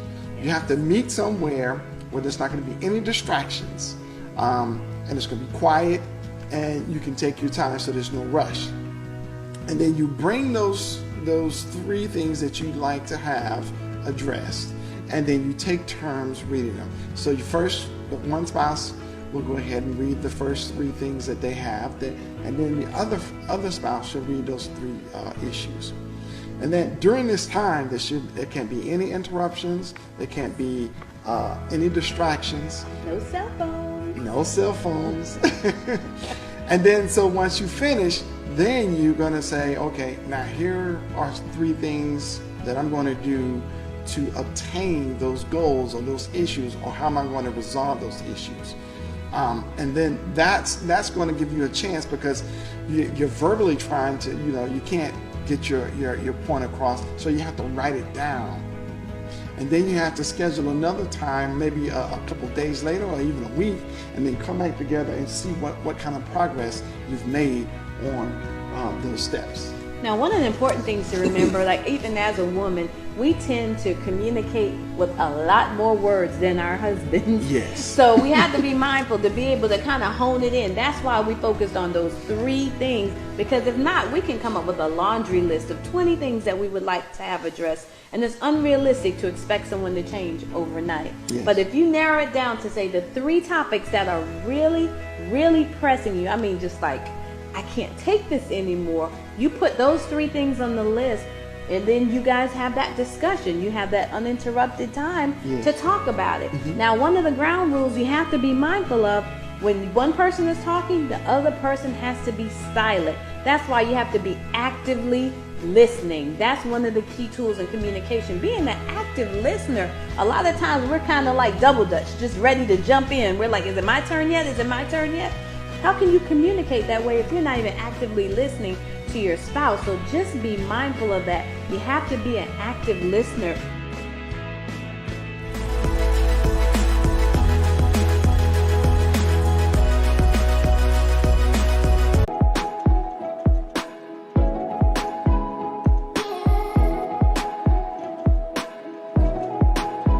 Joining us, Tina Torres. She's a client retention expert. She's been recognized as a top performing sales associate. She's awarded #1 in her region, and she's a top income producer using her proven system for building strong customer relationships. She's the best-selling author of The Gratitude Journal and the founder of Connection to Client Blueprint. It's a proven follow-up method to enhance relationships with clients and potential customers.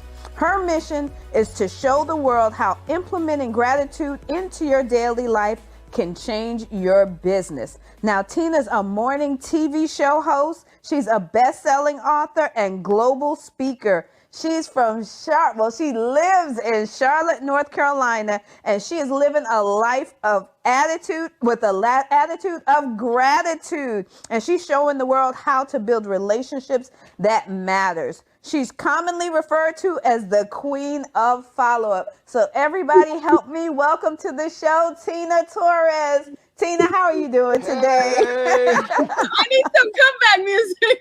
Oh. I need some comeback music. Just come out music.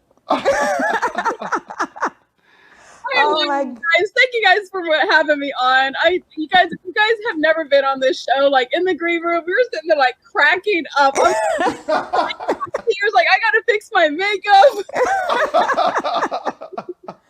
But you know what? It's all about relationships and having fun. I know we talk about the personal relationship side, but the business relationship component is just as important. And we're super excited when I heard that she's the queen of follow-up. And it started making me think about how many people are struggling in their businesses today because of a lack of follow-up. We're missing some key strategies here that can help us take our businesses to the next level. And I know any kind of tips or strategies that I can get or you can get to make your business go to the next level and bring in the revenues. I want to hear. I want to implement. Follow-up is like the biggest thing that people have struggled with. It is, you ask any business owner, what's one thing that you struggle with? And they're like, follow-up. To stay consistent, to follow up with leads, those current customers, the past customers, and future customers. And so every time I see that, I'm like, oh, you need my system. You need my system. But so many people the backside of it, Yeah, because it's like when you're a busy entrepreneur, you're always busy and busy and busy. And if you don't have any automations or anything, it's hard to follow up. And it's very easy to allow clients to fall through the cracks when you are not following up, because a lot of them will assume that you're just either not interested or not serious, This is right? true. Yeah, All because right, tell us. people are not going to come to you and say, "Hey, I need what you have.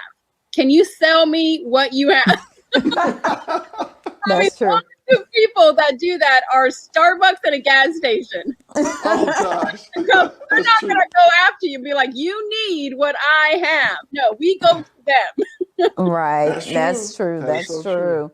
So And when I started doing this, and I started doing this about 14 years ago, just teaching people how to build relationships. wow. Relationships are built one-on-one. Mhm. Follow-up you can do to one-to-many, but relationships are built one-on-one.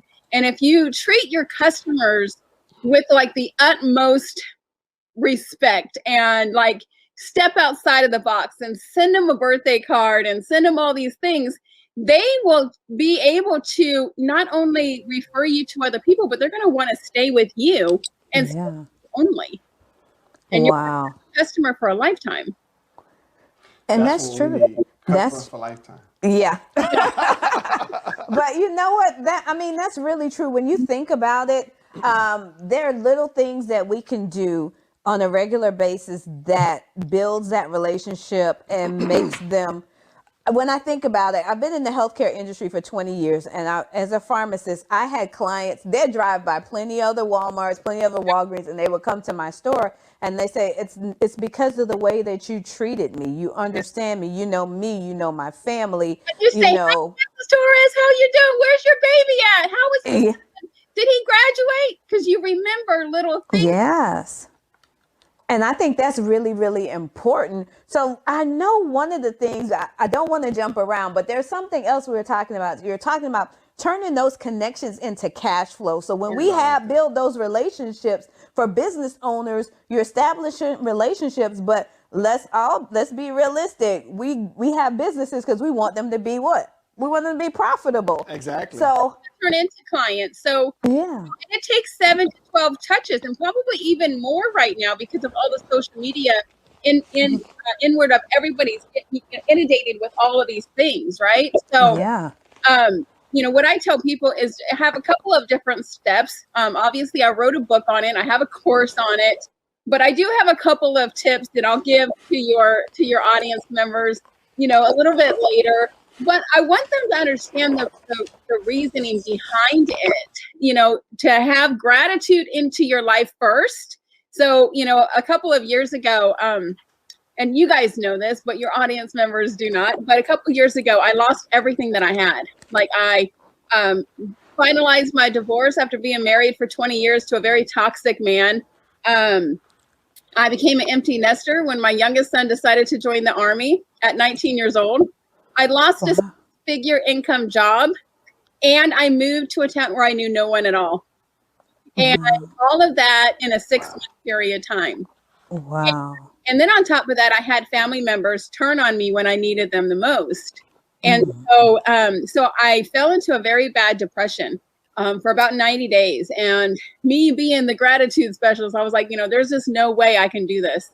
I was praying to God, okay, I'm done. Take me, like I'm done. Can you just take me? I'm done. I'm done here on this earth. Like I'm done. And one morning I decided, you know what? Enough is enough. I grabbed my journal and I grabbed my Bible and I said, I'm going to write down everything that I am grateful for.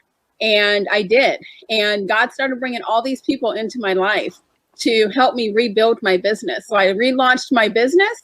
I launched my coaching career again. I wrote a best-selling book, not only one, but 2 best-selling books. I started the morning talk show. I, speak all around the world and, was able to do that and rebrand myself in the last 2.5 years. Wow. Yeah. Now that is phenomenal. That is phenomenal. Now you mentioned that you had 2 best-selling books. Why don't you share with our listeners the name of their books? Because I'm sure they're like, oh, wait a minute, she's talking some good stuff now. Do I have my other one? I don't know if I have my other one. Okay, so I have the gratitude journal. which is a 365-day morning and nighttime gratitude journal. So I always tell everybody to do a 90-day gratitude challenge. And in fact, I have a couple of people in my 90-day gratitude challenge now. And we're going to, after the 90 days, we're all going to go to Vegas. Oh, wow. But I like that challenge. Yeah. It's like, yeah, let's do it. So what I tell them is to get up an hour to 2 hours before they get up now. So if they get up at 8 o'clock, get up at 6 o'clock and start a whole morning routine, starting with writing in your gratitude journal. The first thing you do, well, actually, the first thing I do is grab a cup of coffee. And then I get my gratitude journal. So I do my gratitude journal. I do a visualization process of what I want my life to be in 5 years. I close my eyes. I decide, my house, the car, how much money I want in the bank, my future husband, all of these things of what I want my life to be in 5 years. And then I meditate, I pray, and then I work out for 30 minutes. So all of that is about an hour to an hour and a half morning routine. And when I started doing that, I started my whole mindset was able to shift. I was able to think positively. I was able to get things done. I make my bed every single morning, which I usually don't, but I do now because it's one thing that that was checked off your list that that you accomplished that day. And then I do my gratitude at nighttime as well. And gratitude is like one of those things that people are like, oh, it's just gratitude. I'll do it tomorrow. It's just 5 minutes. I'll do it tomorrow. But what they don't realize is it is such a powerful thing. And it's such an easy thing, but it's so powerful. And if you just do it for 90 days, your whole entire life can change. Wow. Now, I love that. You said something. You said it's some people may consider it to be a little thing, but it has such a tremendous impact on you once you set the tone for your day. And, we talk a lot about habits, but this is something, it's more like a healthy lifestyle change. And then to commit to it for 90 days, that's phenomenal because what you do now, you've set your body up to continue it. Past 90 days, it's hard to kind of go back because you kind of got into that rhythm, right? After about 21 days, you're just like, hey, I can do this. I can do this. I can do this. And a couple of the girls who are in the gratitude challenge right now with me, they're like, oh, Tina, I stayed up too late. I just could not get up. And I said, do I have to start over? And I was like, yeah. And they're like, oh. But I said, if you just do it for 90 days, you can do anything for 90 days. Do anything. But the benefits that's going to come out of it, and I have it in my book, it's health benefits. You're going to increase your energy. You're going to elevate your mood. You're going to increase your patience. You're going to boost your self-esteem, reduce toxic emotions, sleep better, sleep longer, clarify your perspective, increase your optimism, you'll multiply the good in your life, you improve your relationships, increase your resiliency, and it'll make you happier. I mean, and it's like I said, they say it's such an easy thing. Oh, I just don't, I can't do it. But if you just implement gratitude into your life, it can change your life. And that's what it did for me. It completely changed my life. And it, because I was in a very, very, very bad, dark place in that time. And I made that decision and turned it around and changed my trajectory a little bit and was able to do all the things that I have now. Not where I want to be, obviously, but with time and, building these relationships with people, it's going to happen. And then you have it in your life, in your personal life, then you push it into your business life. Yeah. Well, I'll tell you, I don't know about most people, but it's when you've gone through something serious in your life, I could think of a lot of ways of being grateful every day. I know that's part of your routine, you're being grateful of some of the, just life itself, Absolutely. Somebody asked me one time, Tina, if you weren't grateful for the things that you were grateful for today, and you weren't grateful for them tomorrow, and you lost them, what would you be grateful for today? And I'm like, That's good. in my kids, my health, so That's true. because so many things, I don't know. What could I be grateful for? I don't know. Well, you woke up, right? You opened your eyes, you got out of bed. So that means that you're moving, that you're not paralyzed, that, but then I had to go to my stupid job. I said, oh, but you have a job. Thank you. That's right. Income. And, and then I had to pay the mortgage. Oh, but you have a house. There you go. You just have to change it. And I hate it. It's Monday. I'm like, I love it because it's Monday, because now I get to be able to get on the morning show and do all these things. Yes, I hate getting up. I'm just like everybody else. I hate getting up at 5 o'clock in the morning. But you have to. You know what I mean? And you get to. Instead of your to-do list, it's your get-to-do list. Right. That's true. I like that. You get to do it. And and it's so much easier. And there, you just turn it around. Oh, I had to pay the mortgage. I had to pay all my bills. I said, but you know what? You had enough money to pay your bills today. Mm-hmm. Because there's some people who do not have the money to pay their bills. There's some people who do not have a house that they can pay their mortgage. There's some people who don't have a husband, Eric, that, to be grateful for. Yeah. It's just those little things. You're like, oh, what should I be grateful for today? But you can be grateful for anything. And you just do 2 in the morning, 3 in the evening, first thing you do in the morning, last thing you do before you go to bed, and it'll change your life. Yeah. And I can understand about the fact that it improves your sleep, because if not, how many people are sitting there kind of twiddling their thumbs, worrying about what happened today, what you're going to do tomorrow. But if you shift that mindset to, being grateful for what you have today, when you go to sleep at night, it's going to be a different type of rest, a more peaceful type of rest. So it really it may not be that first night or that second night. Right. I tell them to do it for 90 days and to track it for 90 days. And you don't have to buy my journal to do it. You can do it in any journal. Go get a journal for $3 at TJ Maxx or, whatever. But just track it and write it down, and your feelings and how you were feeling. I'm sluggish today, and I had a lot of energy today. And the things that are coming to you, these girls that are in this challenge, they're like, oh my God, I had 2 closings today. I had this, and just all these things that are coming to them. And they're like, do you think it was a coincidence? And I'm like, well, you're expecting it now. Mm-hmm. That has shifted. You pushed out gratitude to the universe and to the world. And so gratitude is going to come back to you. Mm-hmm. More things to be grateful for are going to come back to you. Because what you send out, you get back tenfold. That gives me a perspective now. What you said earlier is that, okay, yeah, so today we have a home, we have a job. But then tomorrow, if you don't have a job, you're like, oh my goodness, I had one yesterday. Right. And I didn't complain yesterday when I was complaining about the stupid job that I had. You took it granted. I don't have a job at all. Right. And then when it's time to pay the mortgage and you don't have that job, you're like, ooh. You start to value. You're like, ooh, I really should have appreciated that. It may not be the perfect job. And it's the same thing with your marriage, Yes. And your guys' story, so I know, many years ago, you guys struggled. So yes. imagine if you guys split up. I mean, oh my gosh. I don't want to imagine it.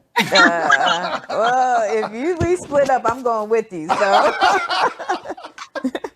I can't imagine being without my JB. I told him years ago he was stuck with me, so that's it. Hello, I'm here. Oh, okay, yeah, we on the show. Yeah. Oh yeah, back to we Tina. live, right? I said she's gonna come out of the trunk. Hello, I'm here. Get rid of me, baby. Where did she come from? That's right. But I mean, so even in your marriage, right. Nags me, or oh, I hate when he leaves the toilet seat up, or oh, he leaves toothpaste in the sink. But if you lost him, yeah, then you'd be like, oh, I wish there was toothpaste in the sink. I wish Yeah. that there was a toilet seat left up. Yeah. That's true. You know, That's true. And this just teaches you to appreciate what you have. And I know with the pandemic, it caused people to start shifting their mindset because of things that were we took for granted, like 6-figure incomes, things like that. That was no longer guaranteed. People who thought, oh, I'd never get laid off from their job. That job is not there anymore. So the one you Man. complained about and didn't want to go to, it's not even there for you to go to anymore. And you kind of like, I could deal with the customers hollering and screaming now. I That's missed true. that paycheck. And it's the same thing, whether it's a business relationship or a personal relationship. Right. So I even encourage the couples out there that are listening or that are watching that you start to appreciate, you know, the relationships that you have, whether it's a business relationship, a family relationship, a personal relationship, because tomorrow is not promised to anyone. And it some of really isn't. yeah, it's like, you know, when you think about it, you'd be like, was it really worth all of that arguing, fussing, and fighting? You know? For him leaving the toilet seat up, Yeah. for her, I don't even know, because women do everything perfect. I don't know what we do. Oh my goodness. I think that's the problem. Oh, no. It's always perfect for women, but what about us? Oh, goodness. Well, it has to be perfect. What would be one thing that if something, God forbid, happened to your wifey, what would be one thing you would miss? That you, Everything. and you got to remember we're live on TV, but and that you complain about now. Oh, that I complain about. Did you say that on TV?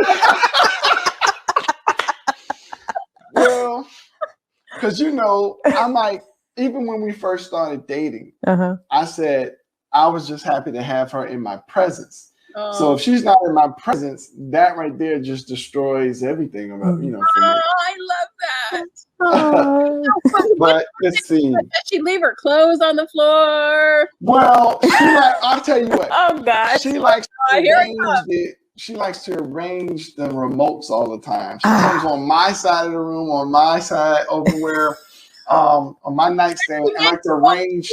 She organizes your remote, your side of the thing, and that's what you complain about? Yeah. Because it's like, okay, or like if I have put something out, like, my toothbrush, or I leave out my cologne and my deodorant, she always puts them underneath the sink, or what she calls tidying it up. And I'm looking for them, like, where happened to it? I left it right here. She puts it in its place.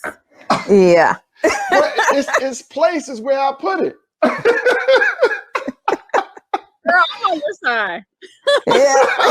It's like I had to learn over the years. Certain things just warrant a response, and certain things you just kind of give him that eye and be like, look, not today. It's I just let her do whatever she wants to do. If something, God forbid, ever happened to her and you had your, cologne on the thing, you'd go like this. Yeah. Oh, I'm used to it now. Absolutely. I just put it where she normally puts it. No, you don't. Okay. Well, I don't complain when you do it. Sometimes. Sometimes you do. And I forgot, to all of our viewers, put in your city and state that you're watching from in the chat box, or if you're watching the replay, type in #replay. We love it when we talk with Tina, because it's just like sitting down with a friend and just chatting. And so, that's just our mode here. We're not super uptight. We like to have fun. We like to learn and like to just encourage everyone here. And also put in, what's your greatest takeaway? These are some great tips here. Yes. If you're thinking about it. So those business owners, wow, if I need to increase my follow-up, if I need to do a 90-day challenge, put your greatest takeaway in the chat box. Let Tina know that these tools and strategies are helping you. So I'm like super excited. What about you? I am too. I'm just loving this. So tell our audience a little bit more about your books. Okay, so that was my first book, was the Gratitude Journal, and I knew that I needed it, right? So I was like, okay, so if I need it, then I know other people will. And then I started sharing my story, and people were coming up to me going, oh my gosh, me too, and me too. And I was like, okay, other people need this. And so I wrote the gratitude journal. And then last year on my birthday, on our 200th episode of the Angel and Tina Morning Show, I launched the Beyond Gratitude book. And it hit bestseller in 2 hours. Wow. And there's strategies to attract, connect, and convert more prospects. And it's, my life, how to implement gratitude in there, how your mindset can change, and then things to do in your business to create those lifetime customers. And one of the biggest things is to send cards, actual physical greeting cards in the mail, birthday cards every other month. Send them something in the mail, because personal mail is a 100% open rate. Wow. I like that one. 100% open rate. If you get something in the mail, and I don't know if you guys have a mailbox or whatever, but when I'm going out to the mailbox, before I'm even getting to the door, I'm ripping open a card, who is this? True. True. Yeah. You know what I'm thinking looks about. Like a check. Oh my goodness. Money I feel in there. My husband used to laugh at me when open up the card and you act like you didn't see the money fall down. You're like, dear birthday, love grandma. And you're like, she gave me $50. Oh yeah. See, that's how it was with my dad. When he would go to the mailbox, he'd open it up, shake it out. If there's something in it, he'd look at it. If nothing, he'd just throw it on the side. And I'd be like, really? But everybody wants to feel loved and appreciated. Yes. So whether you're in a relationship, whether you're in a marriage, or you're in a business, people want to feel loved and appreciated. And through cards, you can do that. So I tell them to send a card 7 times a year, every other month, and on their birthday. So you can recognize their birthday. So you can, like today is April Fool's Day. And I don't know if you guys watched the Angel and Tina Morning Show this morning. What happened? We said that we were changing the name of the Angel and Tina Morning Show to the TNA Show. Oh no! Okay. No. It's the Ty Show. No. Wait a minute. Baby, Eric, think TNA. Eric, think TNA. TNA. I guess I'm missing it. Oh my goodness. Oh, okay. All right. I like that. Well, our ratings would go up for sure. Oh, yeah. We're just going through like, yeah, do it. Oh my God. Joking. But, so just little things like that. Next month is Mother's Day. Yeah. Many of your clients are mothers. And how many of your clients that would probably be the only card that they get in the mail if you sent them a Mother's Day card. That's true. Wow. They remember. Right? You have no idea what people are going through in their personal life. And if you sent a card saying, hey, I'm thinking of you. If there's anything you need, please let me know. And they go and they get that card on a day where they would have done something horrible. Wow. Yeah. Sure. Got that card in the mail, the right time, for the right reason, and you helped turn their life around. Yeah. That's true. That's true. Really... so it's such a huge project that, and I have everybody doing it, to send a card a day to somebody you're thinking about, to do the gratitude challenge and to send a card a day. But when I tell my business people to do that and to send a card every other month, and then on their birthdays, the amount of responses that they get are overwhelming. Wow. So Tina, so the people that are watching, they're like, oh, well, how do I get that done? I mean, what services that you provide that you can do that for? I'm so glad you asked, Eric. So I have a service called Mailbox Power. That it's actually an automated service that I have. Every year I go through and say, okay, what cards do I want to send this year? What 6 cards do I want to send? is it a 4th of July card, a happy spring card, and a, happy fall card and a Christmas card? What cards do I want to send? I pick out the 6 cards. I get my 100 VIP clients in that list, and I have it all automated. So you can automate that part. But on the other end, you want to also, if you wake up one day and say, you know what? I loved being on Eric and Sakisha's show the other day. I'm going to send them a little card and gift. And you wake up thinking and having you on your mind or on my mind, then I want to go ahead and send you something because there was a reason why you're on my mind. All right. And 9 times out of 10, you're going to call me and say, oh my God, Tina, I was having the worst day ever when I got the card in the mail. Wow. It's such an amazing feeling to do that. So, to send those cards. So Mailbox Power is what I use. In fact, you can go to mailboxpower.com/gratitude attitude. You'll get my link. It's like $49 a month. You get unlimited postcards to send. You get 50 cards that you can send. And it's an amazing service. You can, do it one by one or whatever. But the cards these days are at Target like $5 and $6. You got to go pick it up. You got to go to the mailbox, the post office, and get, stamps. So, this is just an easy service. They're very, nice cards too. So they're very, nice cards. You can put your signature in there, all that kind of good stuff. And I love to get the responses back.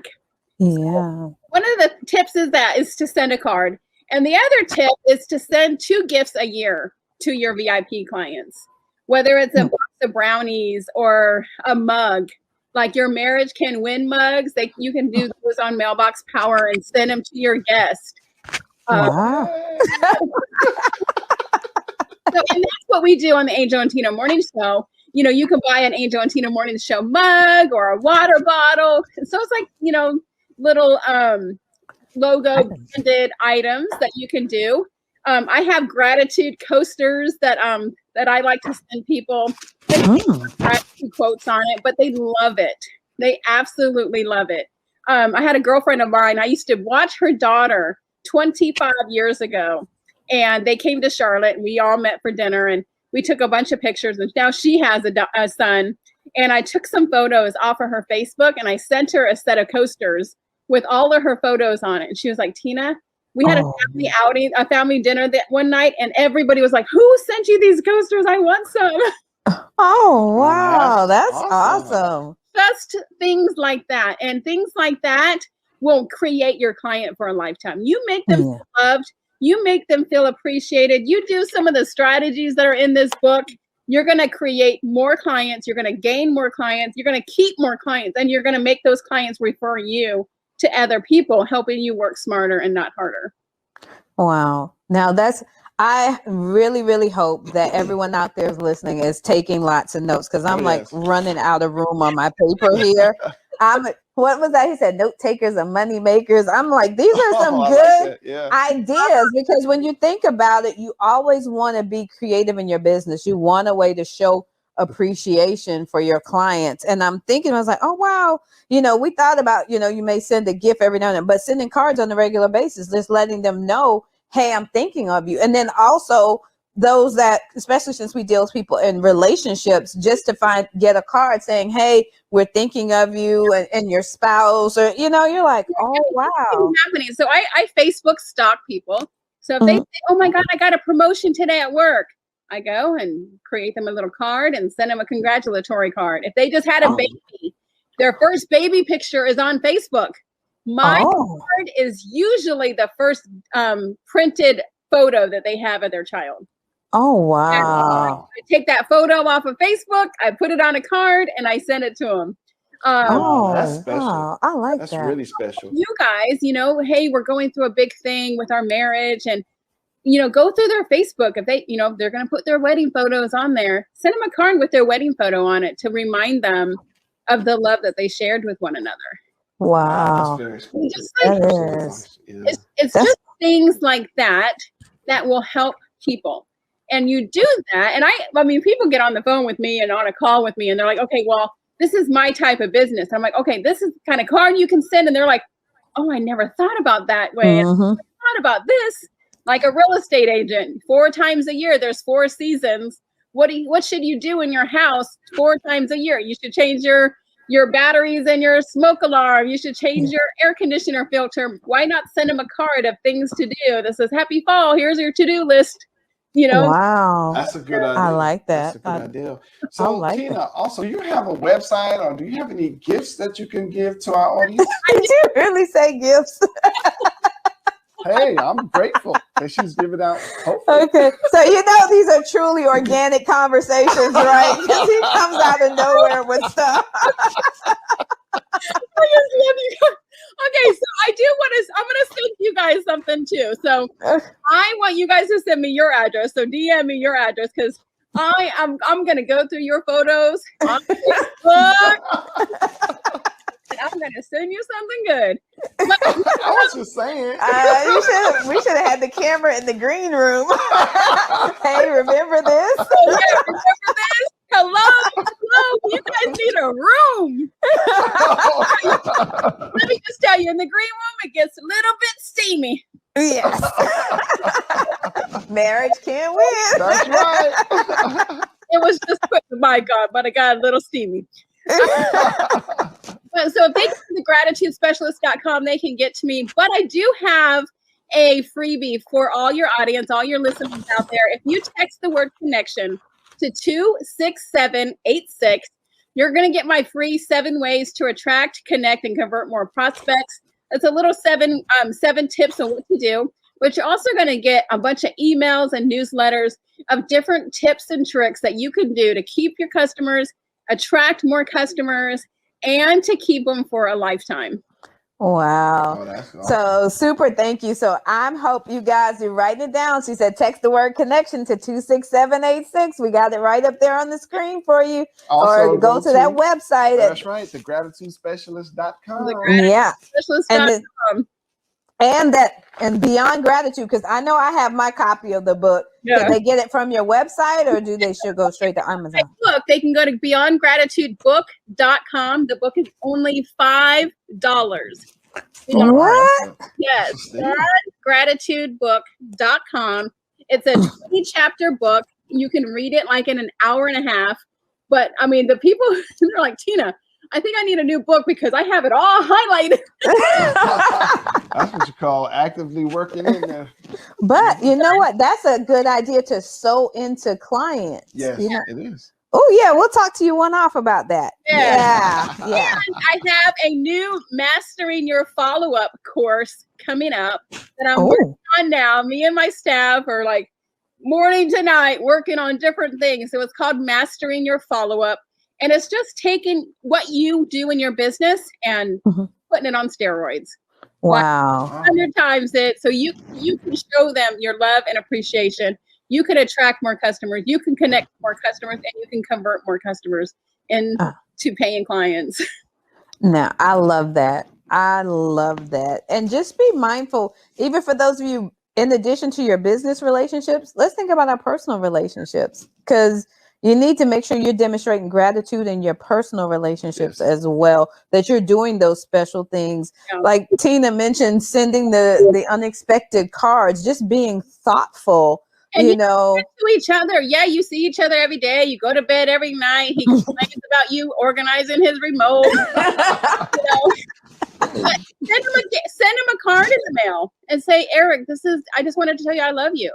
And thank you for being my rock, because then he's going to get it probably on a day. I mean, you sent it 5 days ago. He's going to get it today, and probably he had a day, and he gets a card in the mail. It's so crazy. A couple of years ago when I first started, this was like 12 years ago, I sent a card to a friend of mine. She was going through a divorce. And I sent her a picture of a bra and said, thank you for all your support. And inside of the card said, hey, I just wanted to tell you, thank you for always cheering me on. We were in a direct sales company together, and I knew she was going through her divorce. And she called me crying. And I said, did you get your card? And she goes, yes, Tina, but you know what? I found out today that I had breast cancer. Oh my goodness. Not only was I like bawling my eyes out when I rolled into my driveway. I went to the mailbox to get the card and I undid it. And she goes, I have tears in my eyes, but I'm chuckling because it's a picture of a bra on the and you just made me laugh. And wow. tell you thank you. But I sent it like 5 or 6 days ago. How did I know that she was going to find that out that day? Yeah. It's story after story after story that I get. And I send a card every single day to somebody that's on my mind. I'm like, oh, why is she on my phone? Let me see if I can get her address. Or, you know, and I just tell people, hey, I love to send birthday cards. What's your address? And they're like, oh, here you go. And that's how I get their address. Everybody's like, well, I don't have everybody's address. Send them a Facebook message. Hey, I love to send birthday cards. What's your physical mailing address? They're going to give it to you. And and that 9 times out of 10, you're going to get stories like that you've changed somebody's life. Wow. No, that's great because that's wisdom, but it has that personal touch. And I, like you said, that card is going to be right on time. It's going to really hit home. And even if you're married, do it to your partner, because words, you telling them is one thing, but them reading it and on words and in a card that they can put in their nightstand forever. For me to arrange, right? To arrange every single night. Yes. Like, I wrote this card for you. It's going to stay here. We might as well just frame it. Put it in his nightstand. He's going to put it in his nightstand. And she's going to go. There you go. Right there.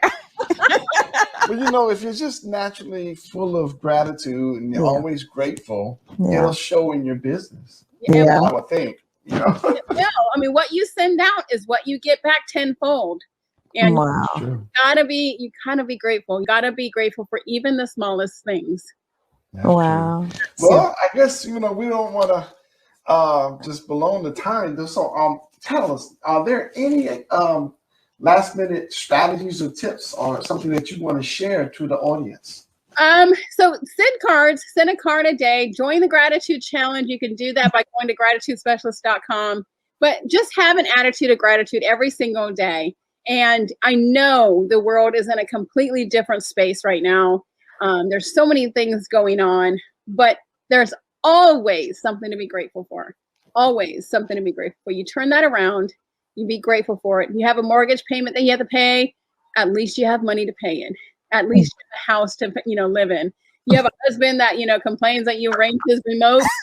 At least you have a husband. I've got to learn to have more gratitude, right? Yes, more gratitude. And Eric, don't push it though. Yeah. You said to have gratitude. Yeah. Because, it could go way over to that field. Yeah.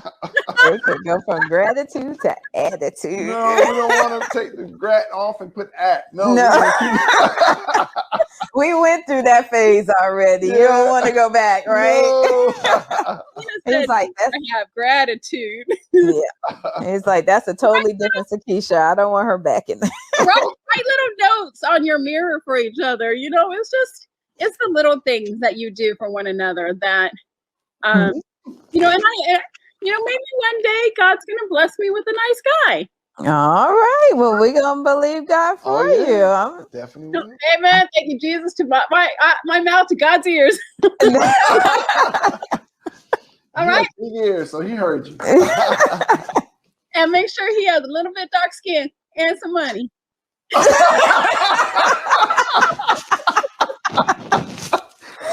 Oh my goodness! I mean, Tina, might as well customize those requests. Hey, we have that because we asked mine. That's true.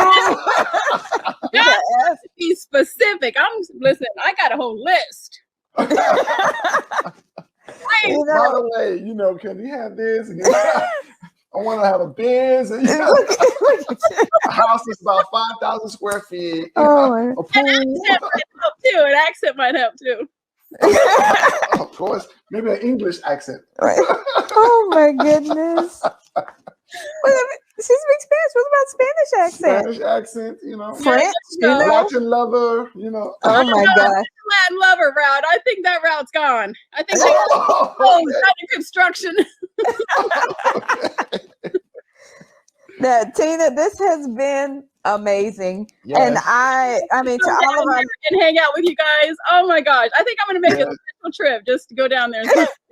Well, you have to. You absolutely have to. And now we know we're like 10 minutes away from Angel. Yes. So we can all We can get all have- together. Yeah. I mean, What a day. Orlando would Yes. be the same. Oh my goodness. Hang out by the pool. Yeah. Well, Yeah. well, it might just have to be a girls' day, I though. was just thinking this will probably have to be a girls' trip. Yeah. Y'all go hang out at Disney somewhere. Oh, yeah. Disney. Yeah. You Okay. going Disney? Yeah, we're going to Disney. Yeah. Yeah. Right. So I'll track you.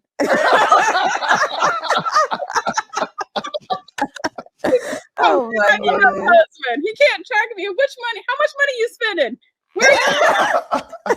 Track me, baby. Limit. Oh my goodness. My face hurts from laughing. Oh my gosh. Thank you guys so much for having me on. I just All right. Oh, yeah. All right. Well, thank you again, Tina. Thank you to all of our listeners. Make Yes. sure you guys stay connected with us on all forms of social media, Facebook, Instagram, YouTube, and Twitter.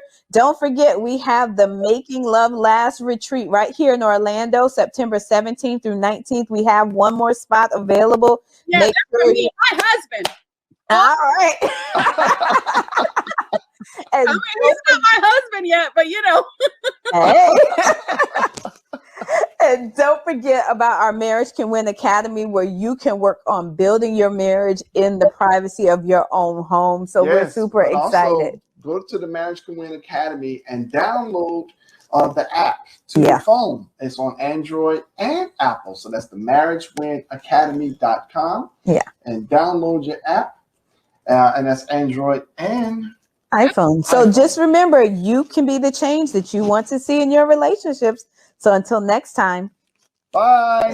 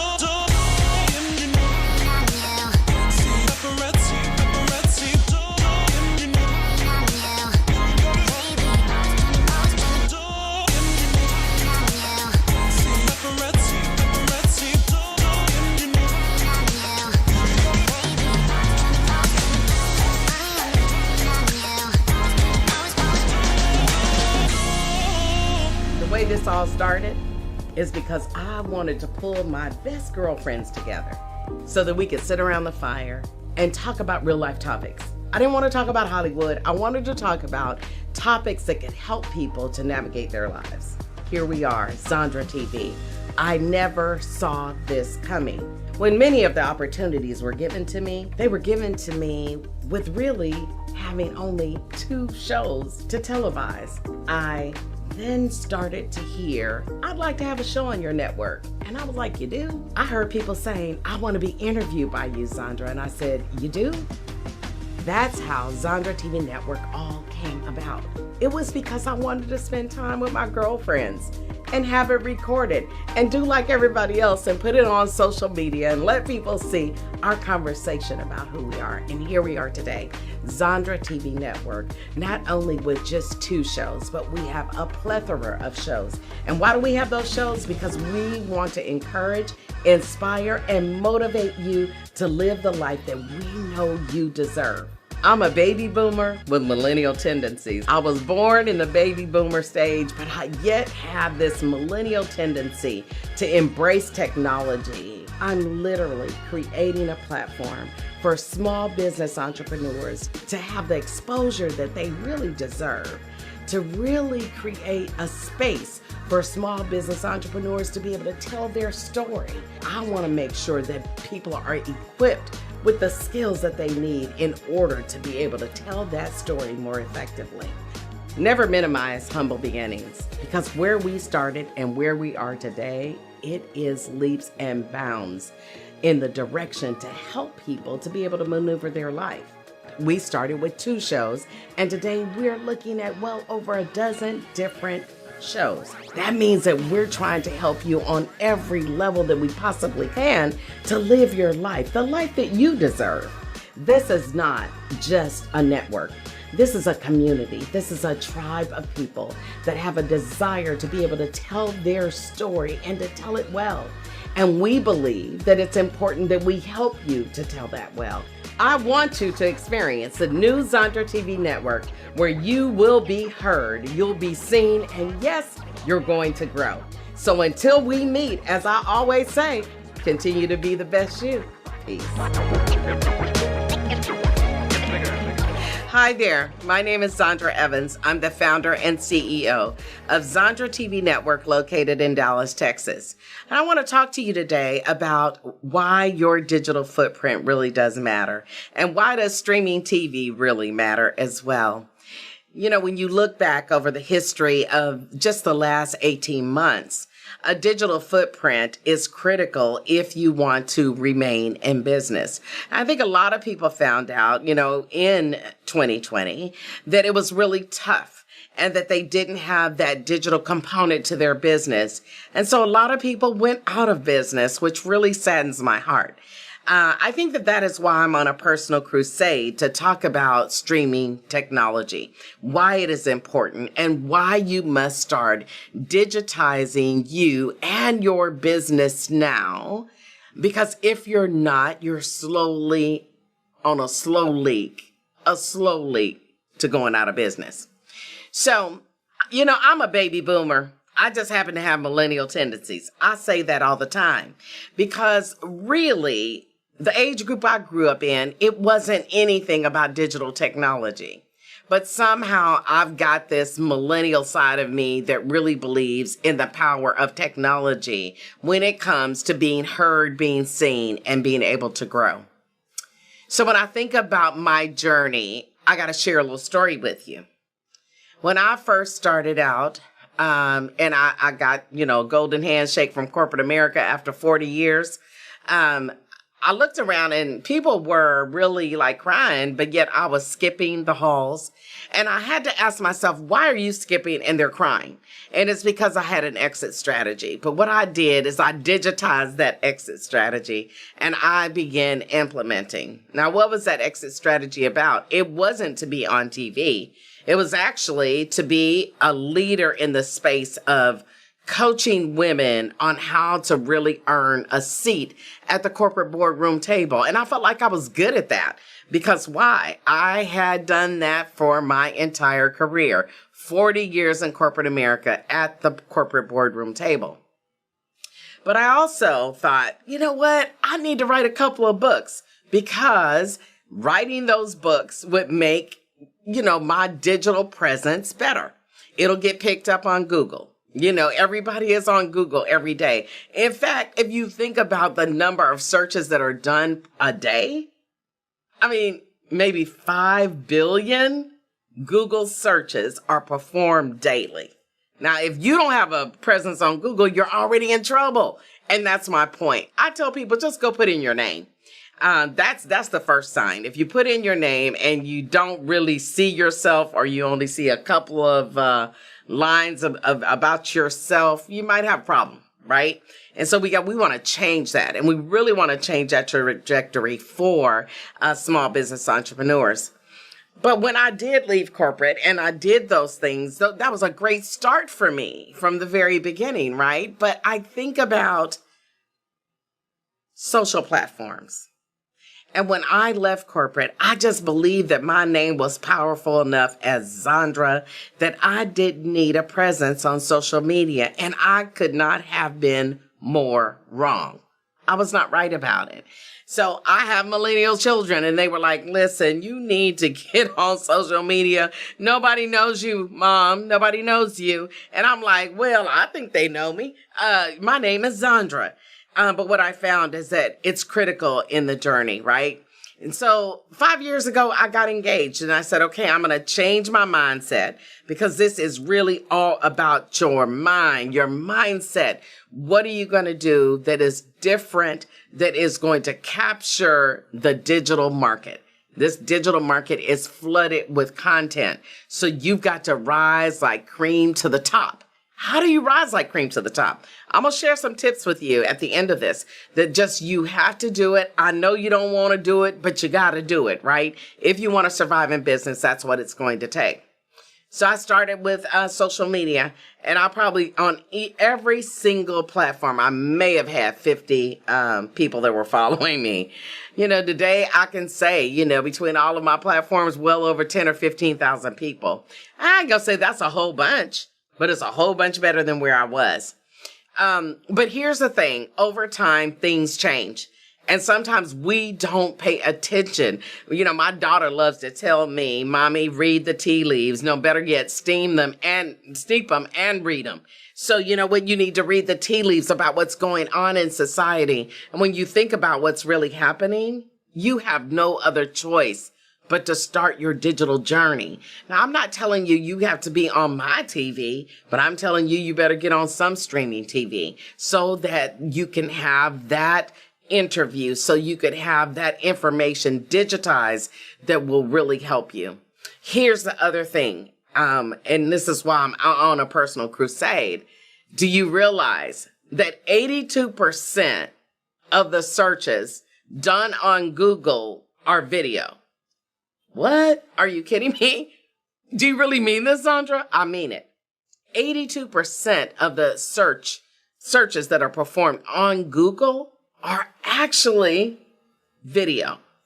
Now, when I started out on Google, there was nothing other than news. It was just some information and you could see the lines, and it was all about, you know, if somebody had been in a magazine or if they had been in the newspaper. But have you looked at Google lately and all of the different compartments and topics in Google? One of them is video. Go check out your video. If you don't have at least 12 good videos that rise to the top for you, you're already in trouble. Go look at the news. If you don't have some news articles about you, you're already in trouble. Okay, so I tell people, when you put your name in, if the first thing that pops up is maybe one of the social platforms instead of some newsworthy information about how you actually are changing the landscape as an entrepreneur, you might be in trouble. So here's what I believe to be right, just, and so. Is that you've got to figure out how you're going to play. You have to figure out how you're going to play in this digital society. Social media is not enough. And so, do you need it? Yeah. Is it all that you need? No. You need much more. The way people are ingesting television today is through streaming technology.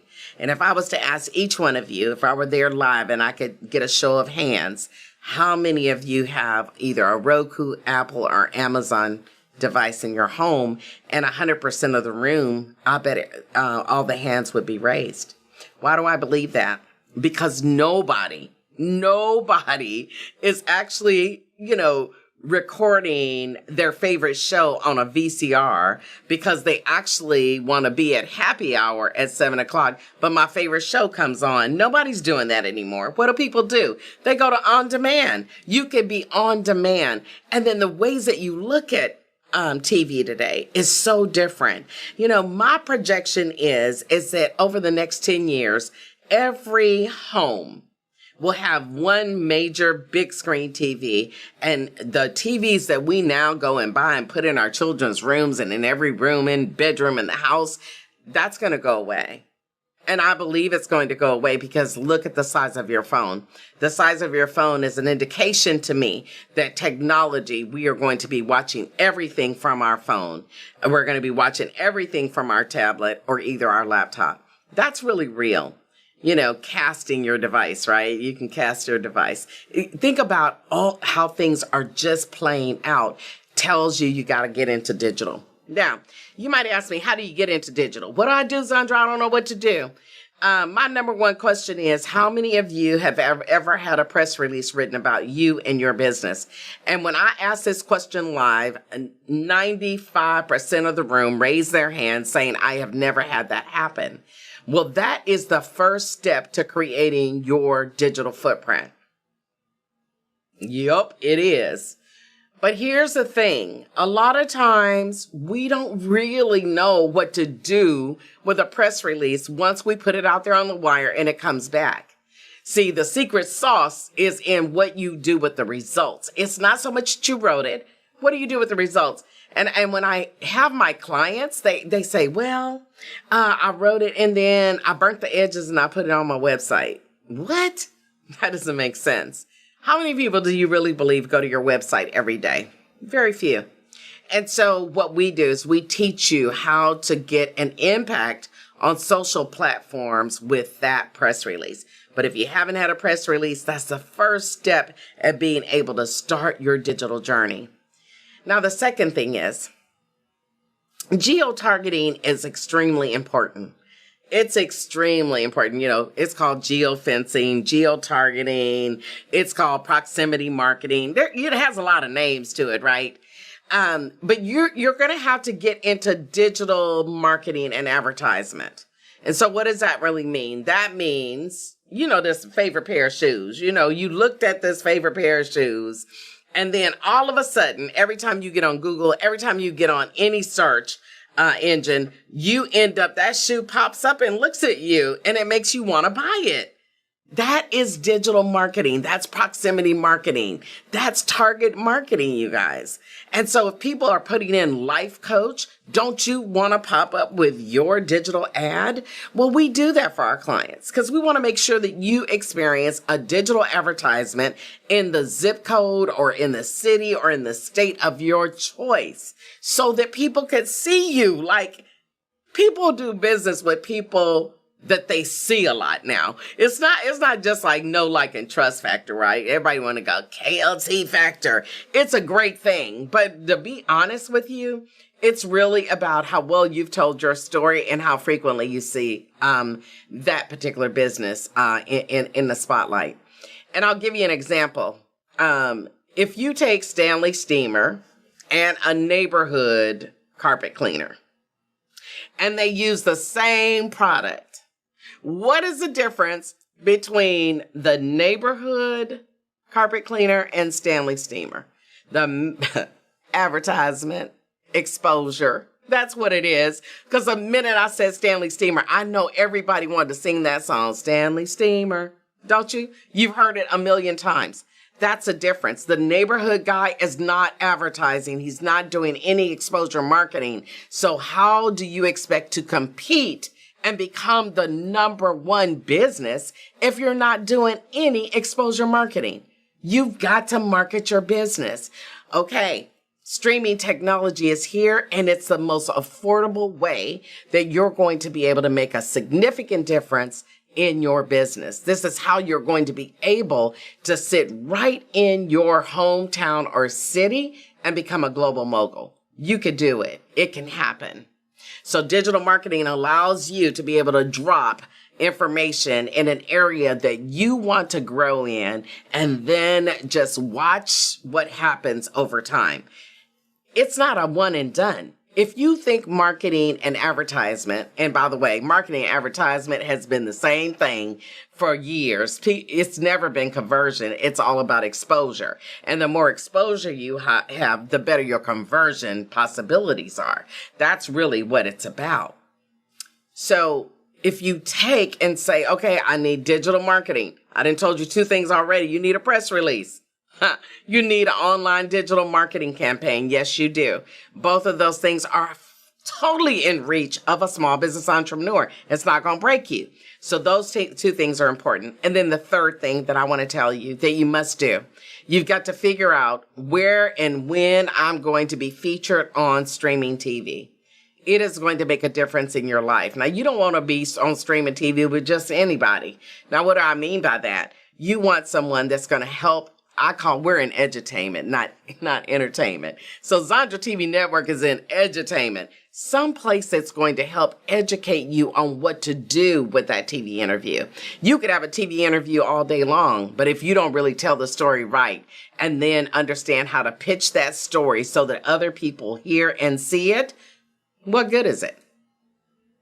I'm finding more and more that people are doing business with people, not because of the color of your logo or your website, or it kind of don't make no difference. People want to do business with people that have built a relationship with them. And one way to build a very good relationship is by having good exposure, marketing, and advertisement as a part of what you do as a small business entrepreneur. It is not an option, it is a requirement. So I want to impress upon you today to understand, get engaged in marketing, get that interview on TV, but do it in a place that's going to help you to understand how to really take that interview that is digital. Remember, this is digital. This digital interview and repurpose it in a way that is going to give you maybe a year's worth of marketing and advertisement with the same content. Sometimes I'll say, I think I'm the female version of Gary Vee without the profanity. I believe that we need to learn how to repurpose content, use it effectively, and last but not least, this is my last tip. I know that you think posting every other day is a lot, but you really need to be posting every day. And here's the thing. You can post the same content that you post this week, a week and a half from today, you could post it again. Why do I say you can do that? Because the algorithms change on social platforms. And because the algorithms change, people are not seeing you. You wonder why you don't see, oh, I didn't see that post about my girlfriend. You didn't see the post because the algorithms change. And so you've got to be on it, and that's something that you have to be doing. So again, top 4 things, get a press release if you haven't gotten one. The second thing is online digital marketing is a must for you. The third thing is that you got to get an interview somewhere on TV. And if you don't want to be interviewed, get you a custom commercial on TV. On streaming TV, have you noticed? These days, you're not able to fast forward through those commercials. Why? Because streaming TV understands that that is the way they are monetizing and being able to keep themselves in business. So those advertisers want to be seen because they want to be heard and they want to grow. So listen, get you a commercial on TV. And then the fourth thing, I just think that, at this point in time, you cannot afford not to really super invest in marketing and advertisement exposure for your business. It's a must. It's not an option, but it's a requirement. And so I thank you for listening to why a digital footprint really matters for you and really why streaming matters. And I look forward to maybe seeing you again in the near future. Peace. If you want to go deeper and learn why streaming matters, then join Zandra the first Wednesday of every month at 6 p.m. Central. Go to beonztv.com. That's beonztv.com.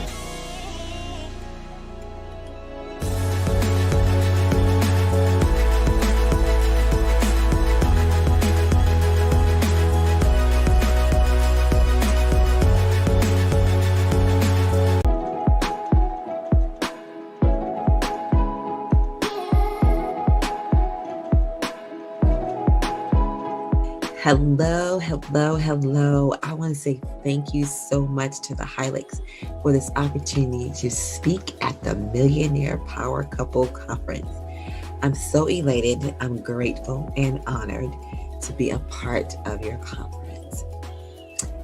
I am Elisha Brooks, and I am the CEO of Brand Equally You and Brand Equally You Academy. And today I want to talk about the power of your personal brand. But first, I want to share with this. The power of your personal brand comes from the power within. I'm going to say that again. The power of your personal brand stems from the power from within. That is because you control your personal brand. You control your destiny. You control how others perceive you. You control everything about your personal brand, unless you allow others to do it for you. Again, my name is Elisha Brooks, and I want to talk to you about the power of your personal brand.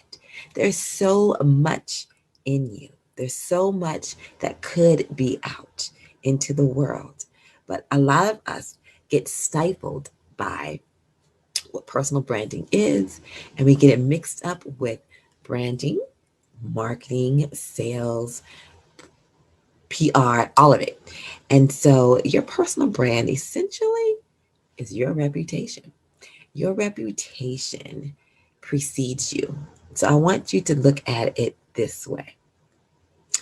Your personal brand includes your area of expertise, your character, the colors, yes, the patterns and all that. But it does match your personality. It does match your integrity. It matches everything that you associate with.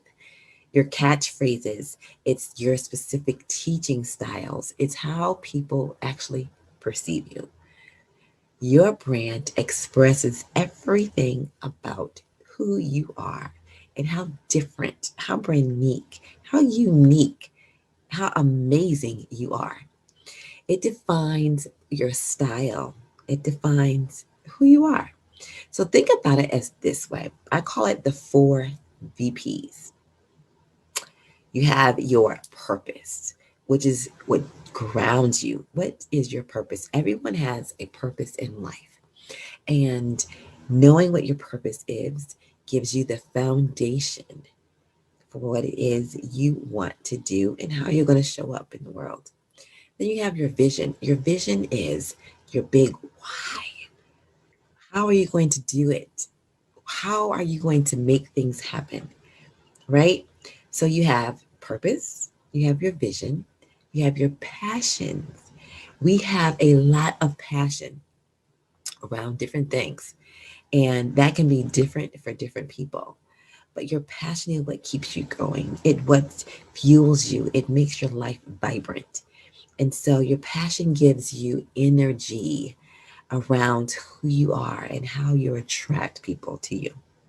And then you have your voice. Your voice sets the tone for your brand, whether it's going to be vibrant and lively, or is it going to be soft and subtle and quiet? Whatever your temperament is, whatever voice you want to put out there, it all must be incorporated in the 4 VPs. Your purpose, your vision, your passion, and your voice. That is how you are going to build your personal brand. That's the foundation for it. Now, I can tell you that your personal brand is going to evolve. Just as you are human, you evolve too. So your personal brand is going to evolve with you. So think of it like this. When I first started, oh gosh, about 30 years ago, my love, I have several of them, but when it came to business, I love everything marketing, everything branding, everything business, everything entrepreneurship. I love that. Leadership, personal mastery. All these are my passions. I get excited when I hear about it. Like, I love it. But then I also love event planning. And so I couldn't decide how I wanted to show up. I knew I wanted to do all of these things, but how in the world was I going to do that? That had to go back to the clarity of the vision because we can do a lot of great things, but the clarity of your vision is where it's going to keep you going, either in a straight line or a squiggly line. However it is, it's a life. Okay. Sometimes we have the plan, but it's not how we always plan it to be. And so my first company was an event planning company. It was called Planning Unlimited. I love everything planning. When I moved to Charlotte 21 years ago, I couldn't decide if I was going to do both. I knew that it was time to do something different. And so I called my company Creative Planning and Marketing. After I got my degrees in marketing, I absolutely love it. I could not decide. So I evolved into event planning and marketing and branding and all of that good stuff. But as time evolved, I found out quickly sometimes what I did and did not like about what I did offer and who I worked with and how I wanted to show up. And so my experience has now been I got to choose because it's my purpose, it's my destiny, how I want to show up and how I can show up and be my best self, not just for me, but for others who need me. Okay. And so now I do branding, brand development, personal brand development. I speak, I do all of it. I teach on it every day.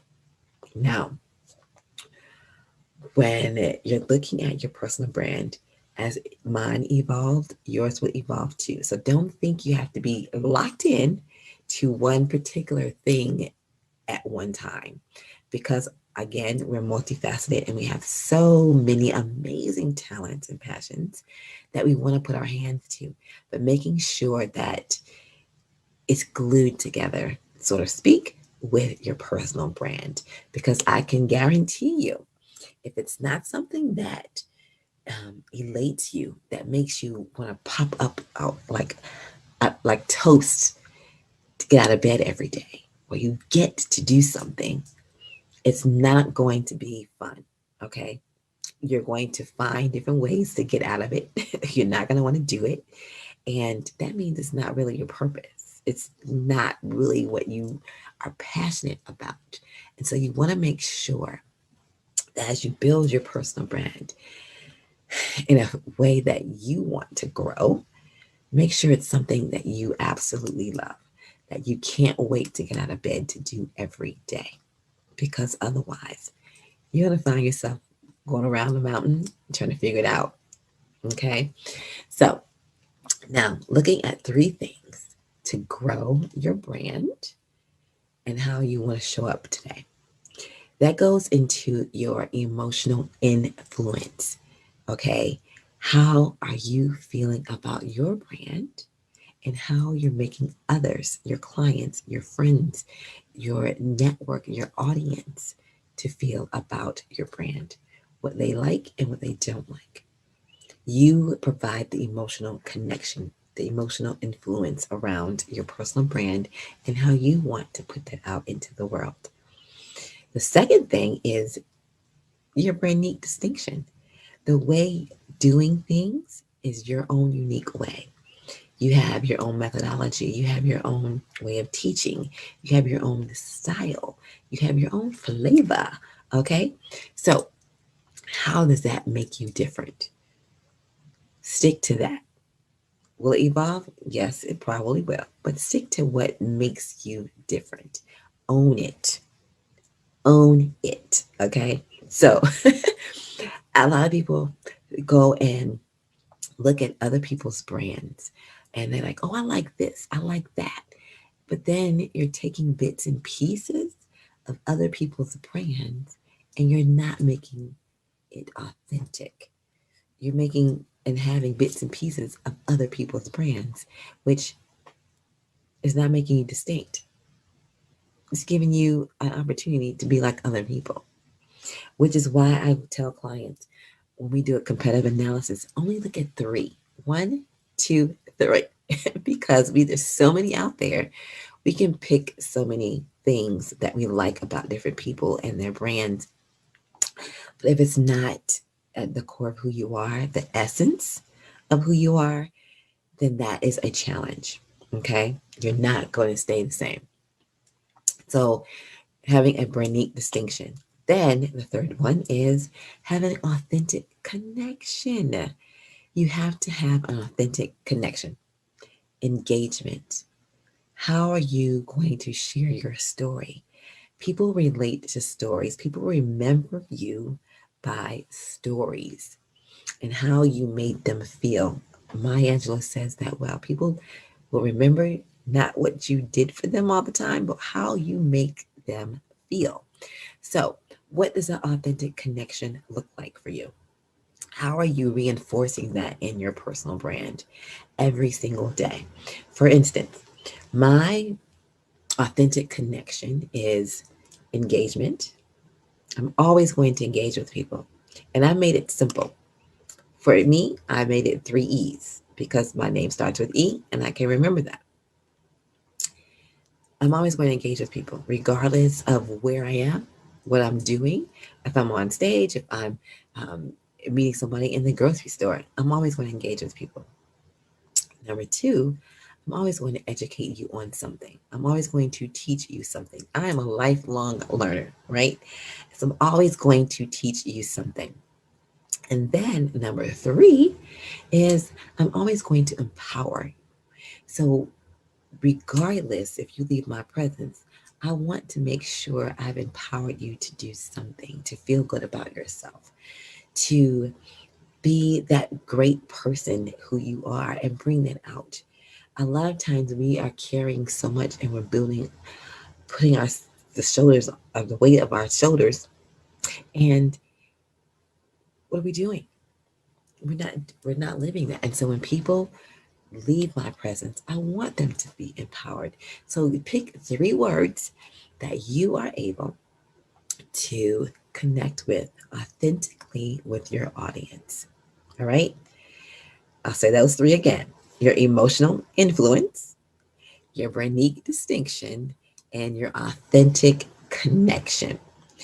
Now, looking at how that works for you, you're looking at your professional side, the vibrancy of your personal side. You're bringing all that in with your personality. And how does that make you feel on and off your resume? Because I can guarantee you now that your resume, regardless if you're looking for a job or for your business, people are going to Google or you. And so you want to make sure you're presenting your best self. A lot of times we don't do that all the time because we are human. But looking at your hobbies, what makes you unique, your skills, revealing your passions, revealing the the challenges we've had, because yes, our stories make us who we are. And so that brings about our expertise. That brings about our niche, how we relate to individuals, how we invent our own products and services in the marketplace. And so you want to demonstrate your expertise within your personal brand. And that is going to bring connection to who you are and draw people to you. You want to attract and not repel. Again, you want to attract people to you and not repel, especially if you are a business owner, a power couple, an individual, a corporate professional. You want to attract and not repel. All right. Now, looking at all of this in terms of your personal brand, looking at being true, being real, being authentic, which goes back to sometimes revealing some things that you have not gotten right, some failures. This makes you human. This makes you approachable. A lot of times we are not totally putting ourselves out there because we feel like we're going to get judged, which people do judge. But guess what? When you build your personality, you build your personal brand and you are growing and you're evolving, we're going to have some failures. We're going to have some tried and true tribulations, and we're going to have some things that our audience will connect to. And so this shows the human side of who you are and how you want to be treated, how you want to connect. For me, I'm always authentic. What you see is what you get. You get the good, the bad, the greatness, the brilliance of me. And I own all of it, just as you should. Now, I love talking about personal branding because I can talk about this all day. When it comes to your personal brand, you want to be powerful in the way you show up. A lot of times we can look and see the worst side of ourselves and what we're getting wrong and what we can't get right and what we're challenged with. But I want you to look on the inside and look at the strength of who you are. Look at those things that you bring to the table that you do amazingly well. And you focus on those things, because when you get to do that and you focus on the strength that you have and you're building upon that, you're investing in yourself, you're investing in your brand, you're investing in your business. Because when you do that, you're owning all of you. You're owning, I got some great things about me. I know that I got this going on and I want to enhance it more. And so you invest in your personal mastery, the inside, and then you invest on the outside as well. This gives people the opportunity, your audience, your clients, to know she's serious or he's serious about what she does and what she's doing and how she's going to show up. And they're expecting that. And so that's why I go back to owning your personal brand, not allowing others to own that and control that for you. When you are investing in yourself and your personal brand, you're looking at how you are going to put yourself out there in terms of brand development, understanding that it is a long-term investment. It's not something that you can just think is going to happen overnight, which we all like instant gratification sometimes. But when you're dealing with your personal brand and developing your personal brand, that's not always going to happen. So patience is a virtue, especially when you're growing a brand in your business, because it takes time.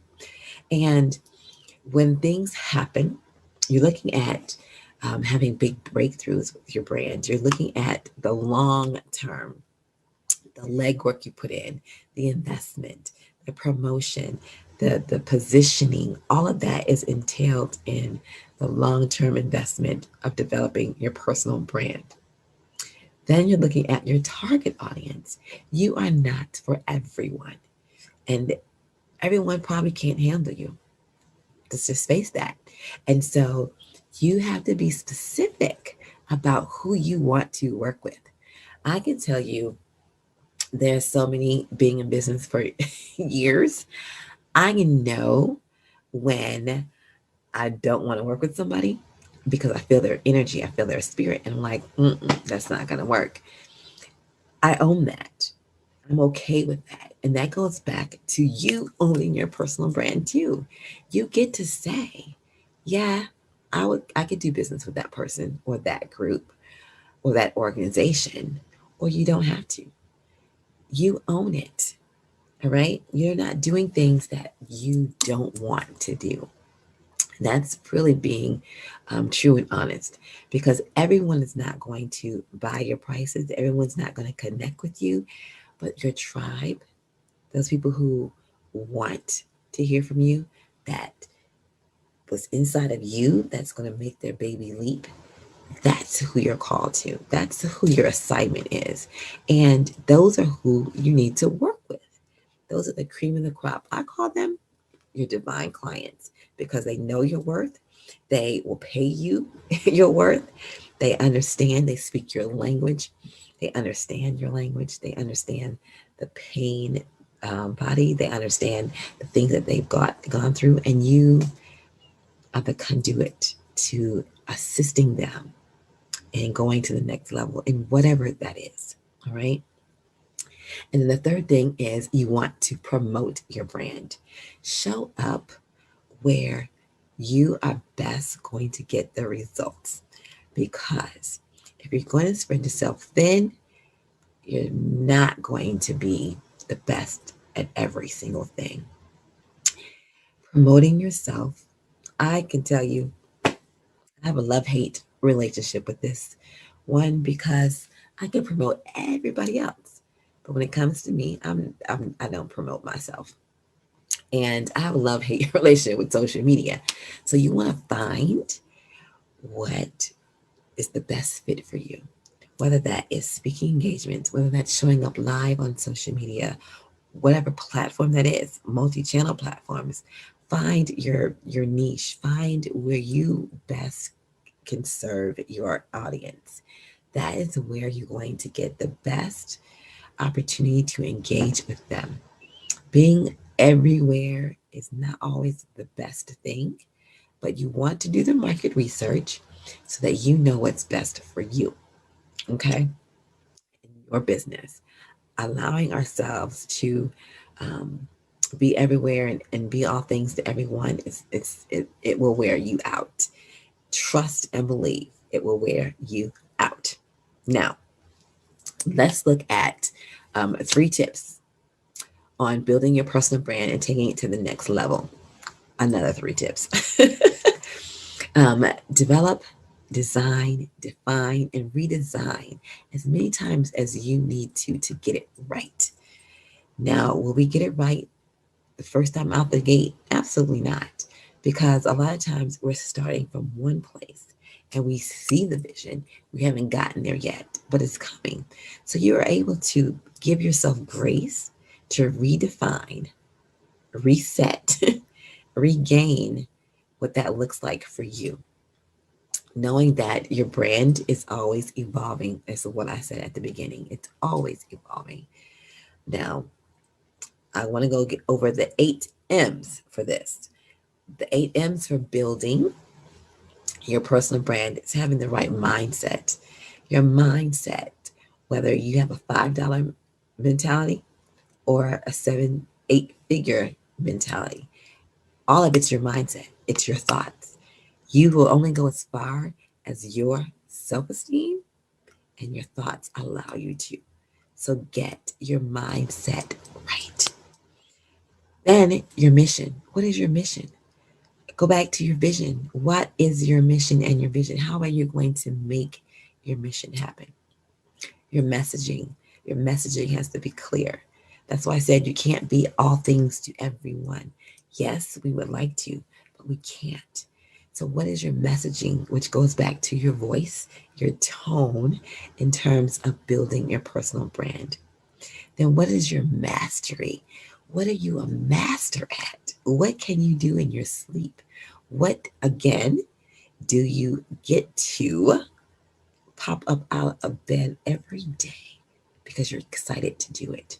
What's your mastery that you get to teach, that you're passionate about, that you love researching, that you love finding ways to build and grow and empower others to do something different in that particular field?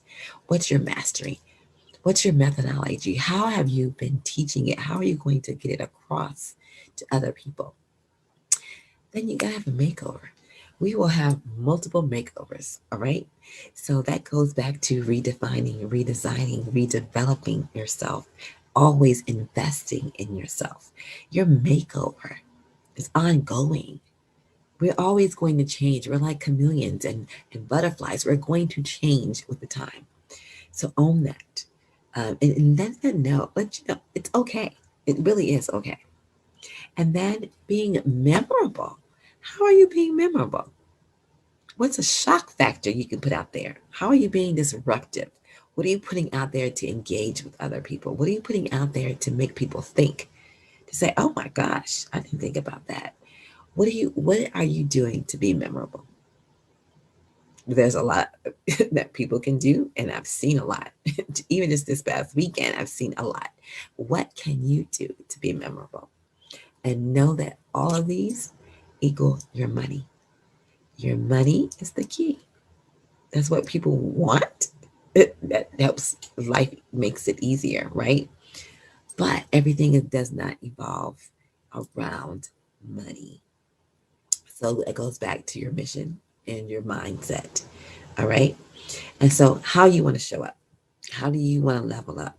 You have to know what the power is inside of you so that you can bring the power out in your personal brand. But knowing all of this helps you to grow and evolve and be disruptive in your own right, in your own expertise, in your field, in your industry, whatever that looks like for you. Own it. Walk in the bigger, bolder you and own your personal brand. Now, I hope I've assisted you in giving you tidbits of what the power of your personal brand is. Because when you have the confidence, you have the mindset, you have the mission, you have the vision, you have the passion behind it, you know what your voice is and how you want to show up. All of this is powerful. All of this is your personal brand and you're owning it. You're driving the car of how people are going to see you and how you're going to be perceived. So, if you would like more of a deep dive with me, by all means, go to brandneagleyou.com. Find me on Instagram or any social media, which is Alicia Brooks. And I look forward to connecting with you, to serving with you, and to growing with you as well. Until next time, don't forget to be and live your brand. Have a great and awesome day because you totally deserve it.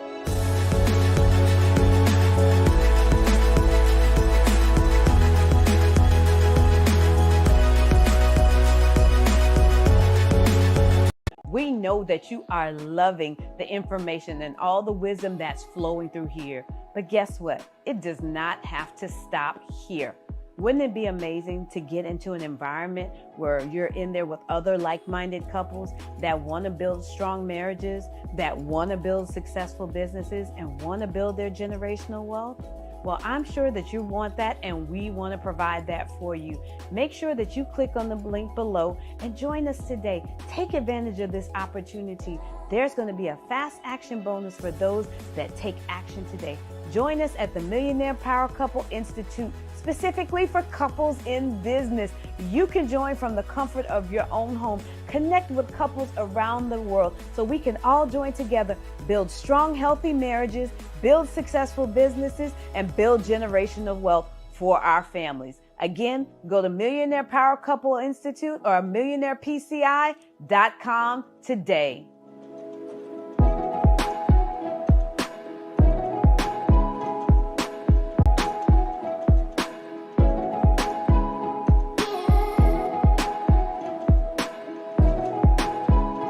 Hey everybody, it's Eric and Dr. Sakisha Hylick, and we're so excited that you are joining us right here at the Millionaire Power Couple Summit. And we are super excited about this next guest. Let me tell you one thing. We know that we've been here focusing on helping to build strong and healthy marriages, helping to build successful businesses, and helping to build your generational wealth. But we also want to talk about our degree of financial education. We want to talk about how families and marriages are being impacted, because we know finances is one of those challenges in what we refer to as the great divide in marriages, right, honey? Yes, it is. All right, so we're bringing you an expert in her field, and this lady is dominating. I really can't begin to tell you enough about her. And she's the author of a book, The Financial Cures. Now tell me, once you hear that title, you're like, oh, I'm ready to hear what she has to say. Because to be honest, some of us need some help in that area. I'll be the first to raise my hand to say, when we first got married, we didn't have an idea about making sure our finances were on track. So we are so blessed and so excited to be able to connect with speakers, with authors, with people that are dominating in their fields, that are willing to bring about some information that some of the top 1%ers know about. But guess what? We've got her right here in our midst today. Are you excited? What about you, honey? Yes, I am. All right. So we are going to be bringing before you none other than Dr. Wendy Labat, author of The Financial Cures. Dr. Wendy, how are you doing today? I'm doing great, and thank you so much for having me. I'm so excited to be a part of this event, and thank you. All right, Dr. Wendy, can you take a moment or so and just tell all of our listeners, let them know a little bit about Dr. Wendy Labat, because I'm over here bubbling. I'm excited because I know the wealth of information you are about to bring to this platform, but I want to make sure that they know what you're about to bring before them. Okay, well, what I'm going to talk about today is, there's a lot of focus on mental health and physical health, but there's no emphasis on financial health. And a lot of people confuse financial literacy with financial health. But the problem with that is you can be financially literate and still have poor financial health. People are suffering from anorexic income, mindset and knowledge deficiency, overweight expenses, obese debt, spending addictions, and other financial ills. So my whole crusade is to help people or empower people to overcome those things, to be able to take control of their finances, make their money work for them, have the proper protection to prevent financial ruin, and, build a financial legacy and generational wealth to live the life they desire.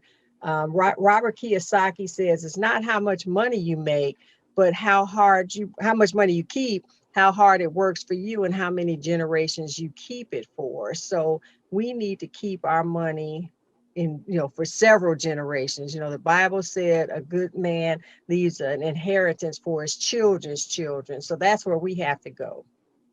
Now, did you just say anorexic income? Because, I'm in healthcare, so certain words just start tickling my ears. And you said anorexic income. Can you just take a moment and just break that down for us? Let's talk about this anorexic. Sound like some people need to learn how to eat the right food and stop, No, but she said anorexic income. So I'm sitting here, I'm like, okay, Dr. Wendy, financial guru, you got to break that down for us. Can you share with our listeners a little bit more about what an anorexic income is? Well, it's just like with anorexia, people, they eat, but then they go throw it up. So with your income, you make a lot of money, but you spend a lot of money, which is like throwing it up. So you're just like your body shrinks and you lose a lot of weight, your bank account, your finances shrink because you don't know where your money went. You just, you're making it, you're not controlling it. So it's just going away. So that's like the anorexic income. Wow. Now that's something right there. You make a lot of money, but you don't know where it went. And that happens a lot with some of the couples that we interact with. I know we did a teaching a while ago. It says we make six figures, but we still feel broke. Right. And you have people that are bringing in these huge amounts of income, but not necessarily knowing what to do, how to invest it, how to make that money work for you. We're so busy working for the dollar, but are we making the dollars work for us? And I just think that's really, really important. You just brought out a tremendous key when you said that. Now, I know we want to get really, really deep into this, but can you take a moment and just share with the listeners, what was your aha moment that made you said, hey, you know what? Helping people get the information that they need in regards to their finances is what I'm called to do. Can you share with them a little bit about your story? Well, my story, I'm going to do it quick. I started my entrepreneurial journey almost 4 decades ago, and I can't hardly believe I'm saying that. I guess I was 2 when I started. But I was, starting an office equipment company. I had no business experience. I was new to the area. My finances were limited, but it was what I was called to do. So I ended up, going for the big contracts, but in order to be considered for them, you had to have a certain image. And that meant, the brick and mortar, the employees, the inventory, and all the overhead that goes with it. Now, this was a time when there wasn't any internet, there was no social media, and the only thing you could do with a cell phone was make an expensive phone call. So what happened is I started, I learned how to network. I ended up getting that shot of knowledge and transformation of my mindset, because like I said, I didn't know about business. I was a scientist. I didn't take business courses in college. And it ended up, because it was my calling, because God gave me that vision to do it. When he gives you the vision, he gives you the provisions to make that happen. Even though you can't see it, it all, comes into play. But the problem was that my income was anorexic.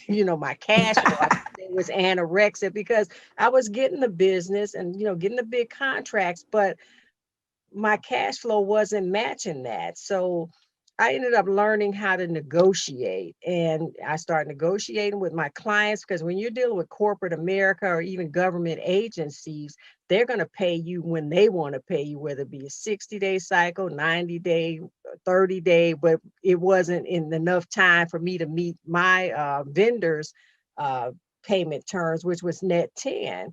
So I negotiated with them to get paid sooner. And sometimes, as a matter of fact, at a certain point, they started, kind of advancing me for bigger contracts, because they knew I was a small, female-owned business. Now, I started negotiating with my vendors because I was getting business that they couldn't get. This was during a time where being a female and minority-owned business was really what was, the thing. In order for the bigger companies to get the government contracts, they had to have a certain percentage of participation with minority businesses. So my vendors weren't minority or female. So I was getting them business because I was getting the business. So they started, I negotiated with them, and it all ended up being a mutually beneficial relationship, because, my clients were doing business with a minority female-owned business. My vendors were getting business that they wouldn't have normally gotten, and we all benefited from it. So they gave me better terms, they gave me better pricing.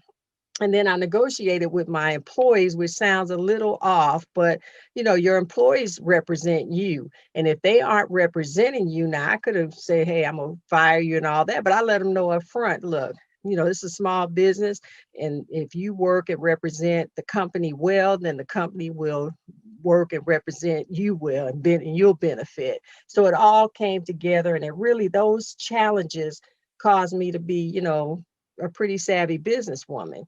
But let's fast forward. I stayed in that business about 15 years, and then I transitioned to a tax preparation business. And that was really a good business. So I love the tax business, especially back then. But in 2014, the Affordable Care Act mandated that everyone have health insurance.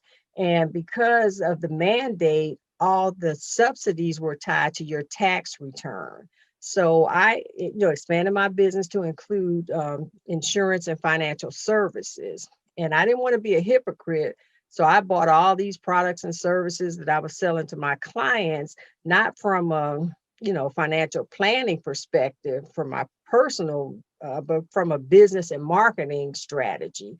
And thank God I did, because in 2017, I was diagnosed with an aggressive form of breast cancer. And and so I chose an aggressive form of treatment to battle and I wanted to conquer this disease. I wanted, nip it in the bud. So I ended up having to do chemotherapy every 3 weeks for a year, at a price tag of $67,000 every infusion, which calculated out to like $1.1 million. And even though now I think about it, it's like 67,000 sounded expensive enough, but when I think about 1.1 million, I was like, dang, that could have ruined me financially. Yeah. And then I also had 5 surgeries. I had all the CAT scans, MRIs, mammograms, lab tests, everything that you can imagine that it would take to, battle the disease. And that totaled over 300,000. So, thank God I practiced what I preach, because my health insurance paid all of that, and that could have ruined me financially to have those kind of medical expenses, plus my business and personal expenses on top of that. And I don't know about you, but that really could have been a stressful situation on top of a stressful situation.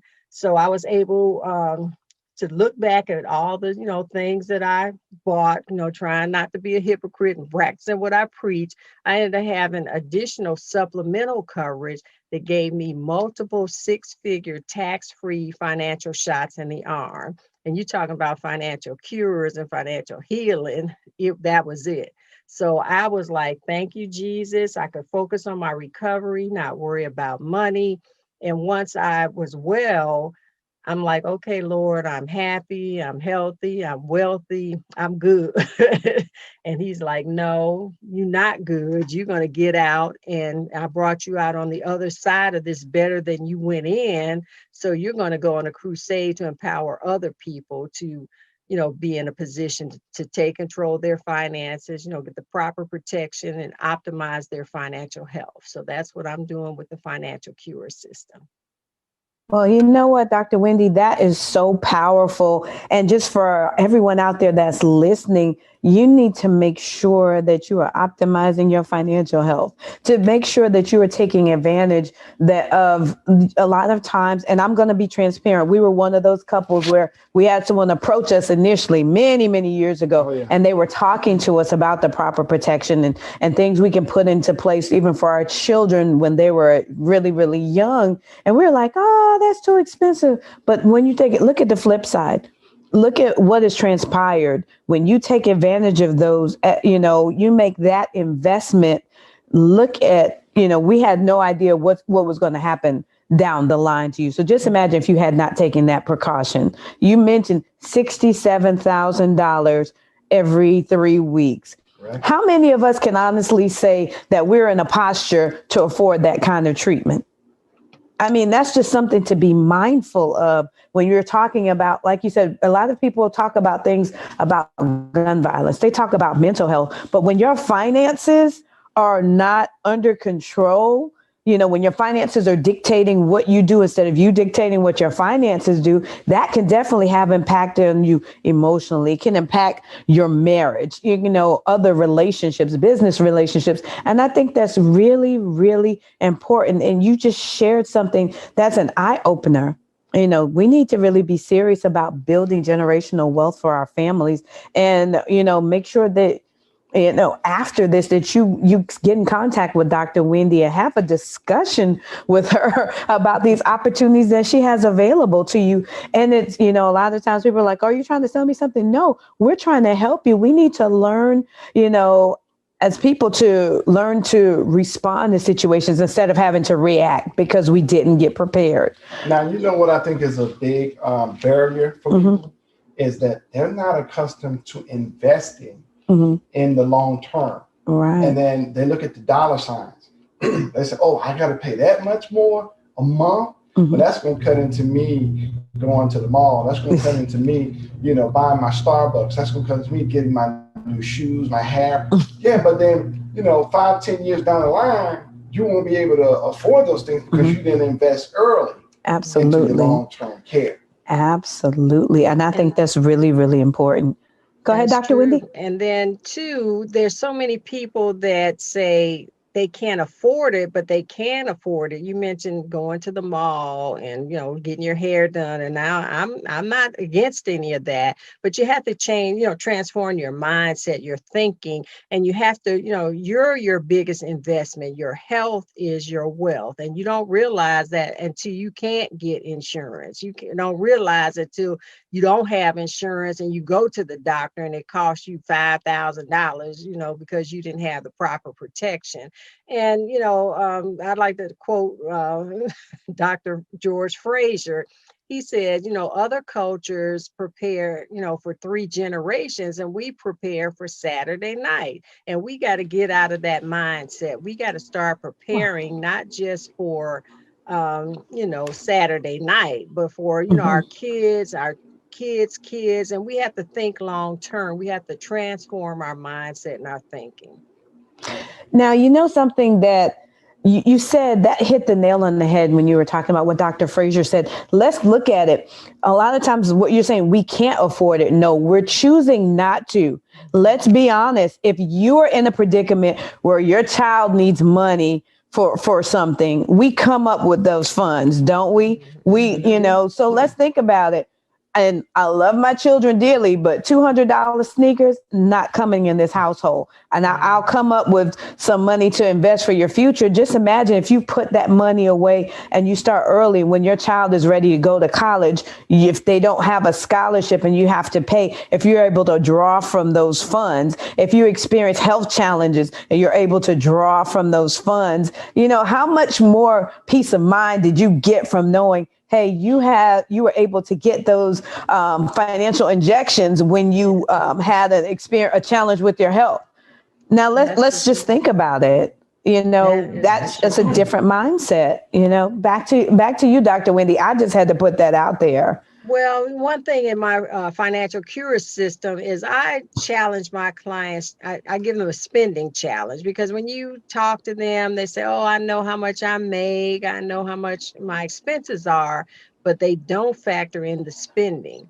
So I have my clients, track their spending. I don't care if they buy a stick of gum, you put it down, you track it, and I get them to transform their thinking about their wants versus their needs. Because a lot of people say, I have one session I did with a lady at my church, and I said, okay, give me some wants, give me some needs. You know, people were saying for the needs, you know, you got your mortgage, you got your utilities, you got food.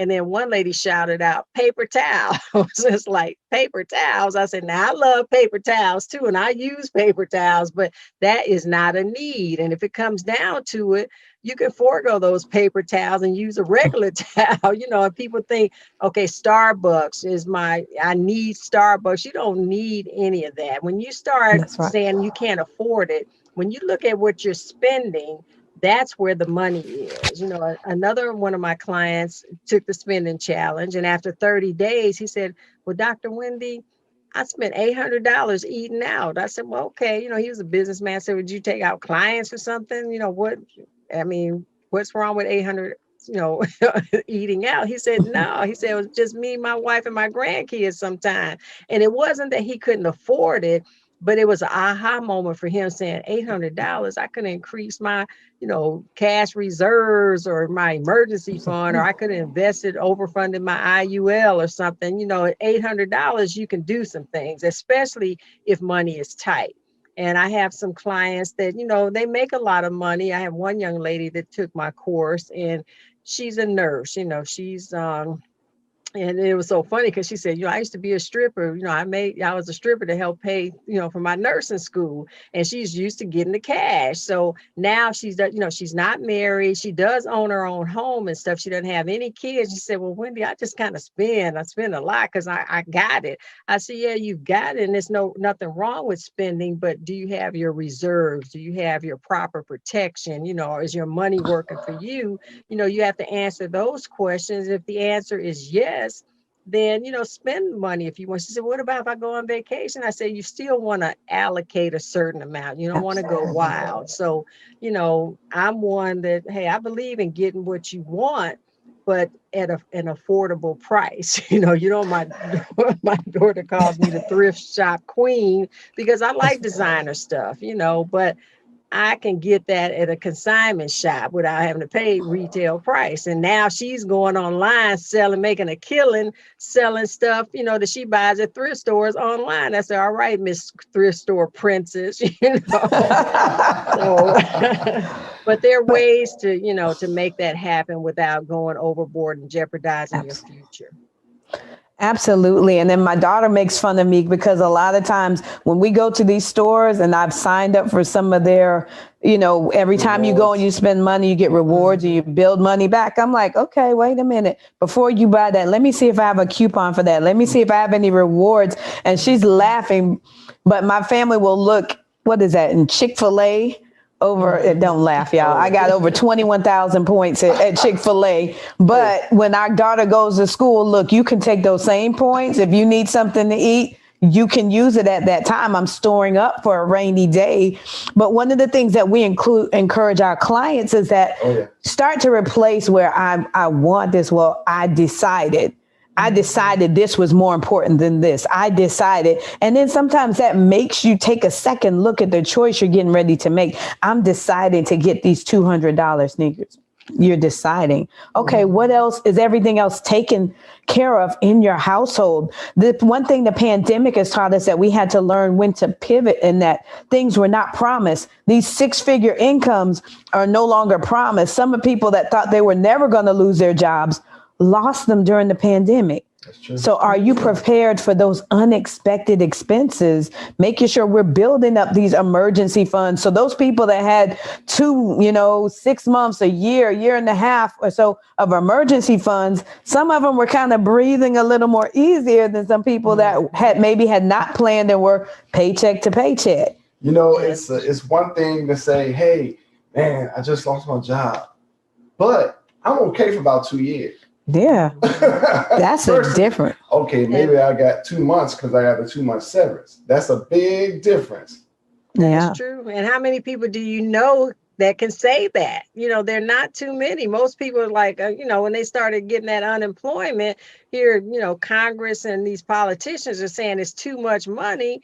But hey, they getting their pay, that we're paying. But, people are struggling and, getting $600 a week when you're making minimum wage is a step up, but it's still not enough, because they were already living in poverty. So, you have to, like I said, change that mindset, even though there are times that, I can afford to buy certain things, but I'm a clearance person as well. When I go in a store, I look at the clearance rack first to see if there's anything that I want.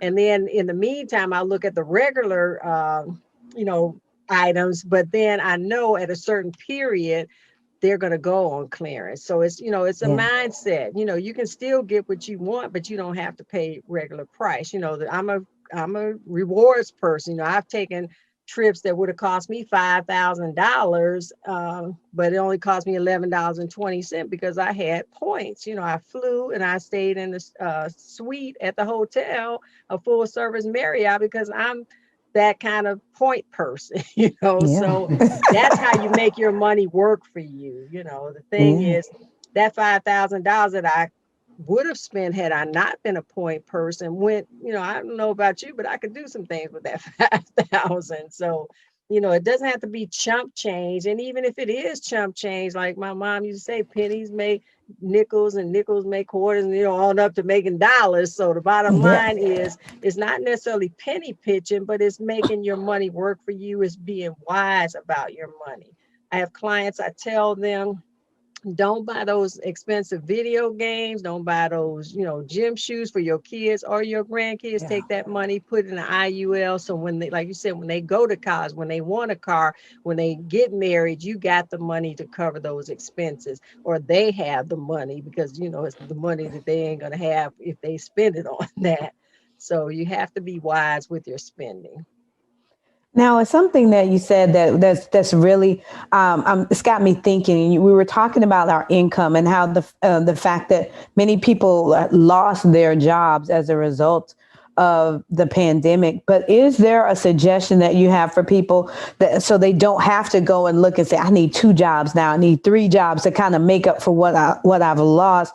Do you have suggestions on ways that people can increase their income without having to get that second job and the third job? And in addition to this, they're like, oh, I need to drive Uber, and no, I need to do Instacart, and I need to do all of these things now. So I have nothing wrong with that. You got to do what you got to do to take care of your family. But are there some tips that you can offer for our listeners? That multiple streams of income, but you want to have it smart income that you don't have to go and kill yourself. And that's called, you want to have passive income, because a lot of people overlook that. And even folks that have multiple sources of income, even if they do have passive, when they're doing their budget, they don't factor that in. They just factor in traditional things like your paycheck or Social Security, retirement.